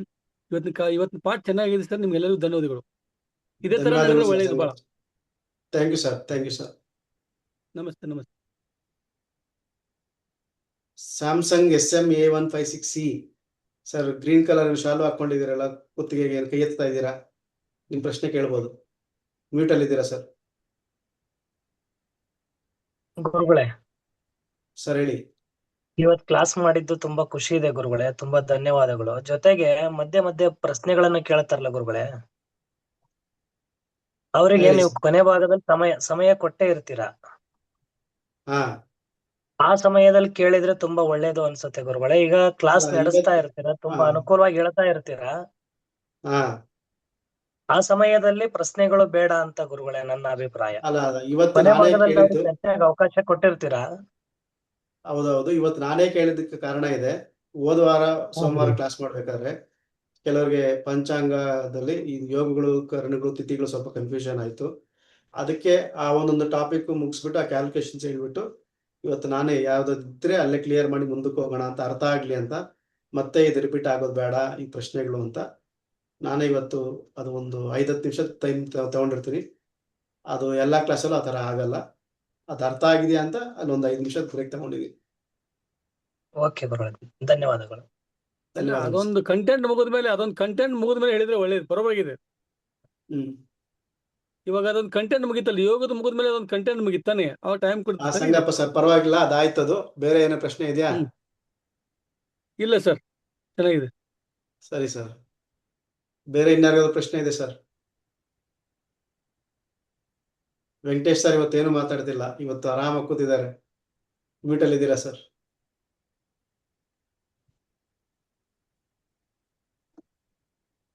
ಗುರುಭ್ಯೋ ನಮಃ. ತುಂಬಾ ಸಂತೋಷ ಗುರುಗಳೇ, ತುಂಬಾ ಸ್ಪಷ್ಟವಾಗಿ ಅರ್ಥ ಆಗ್ತಾ ಇದೆ. ಸೊ ಹೀಗಿರುವಾಗ ಮಾತೇ ಬರ್ತಾ ಇಲ್ಲ. ತುಂಬಾ ಸ್ಪಷ್ಟವಾಗಿ ಅರ್ಥ ಆಗ್ತಾ ಇದಾವೆ ಕ್ಲಾಸುಗಳು. ಇಷ್ಟೊಂದು ನಿಮ್ಮ ಒಂದು ತಾಳ್ಮೆಗೆ ಇಡೀ ನಮ್ ಜೀವಮಾನ ಚಿರಋಣಿಯಾಗಿರ್ತೀವಿ ಗುರುಗಳೇ. ಇಲ್ಲ, ಆತರ ಏನಿಲ್ಲ. ಭಗವಂತ ಒಂದಷ್ಟು ಜನಕ್ಕೆ ಒಳ್ಳೇದಾಗ್ಲಿ, ನಮಗೂ ಒಳ್ಳೇದ್ ಮಾಡಿದಾನೆ, ಮತ್ತೆ ಎಲ್ಲಾರ್ಗು ಒಳ್ಳೇದಾಗ್ಲಿ ಅಂತ ಮಾಡ್ತಾ ಇರೋದು. ಏನ್ ಉಚಿತ ಅಂತ ಹೇಳ್ಬಿಟ್ಟು ನಾವು ಸುಮ್ನೆ ಕಾಟಾಚಾರಕ್ಕೆ ಮಾಡೋದು ಬೇಡ. ಪ್ರಾಪರ್ ಶಾಸ್ತ್ರ, ಜ್ಯೋತಿಷ್ ಶಾಸ್ತ್ರ ಕಲ್ಸ್ಕೊಡ್ಬೇಕು ಮಾಡ್ತಾ ಇದ್ರೆ ಅಷ್ಟೇ. ತುಂಬಾ ಸಂತೋಷ ಗುರುಗಳೇ, ಸ್ಪಷ್ಟವಾಗಿ ಅರ್ಥ ಆಗ್ತಾ ಇದಾವೆ ಕ್ಲಾಸುಗಳು. ತುಂಬಾ ತುಂಬಾ ಧನ್ಯವಾದಗಳು. Thank you sir, thank you.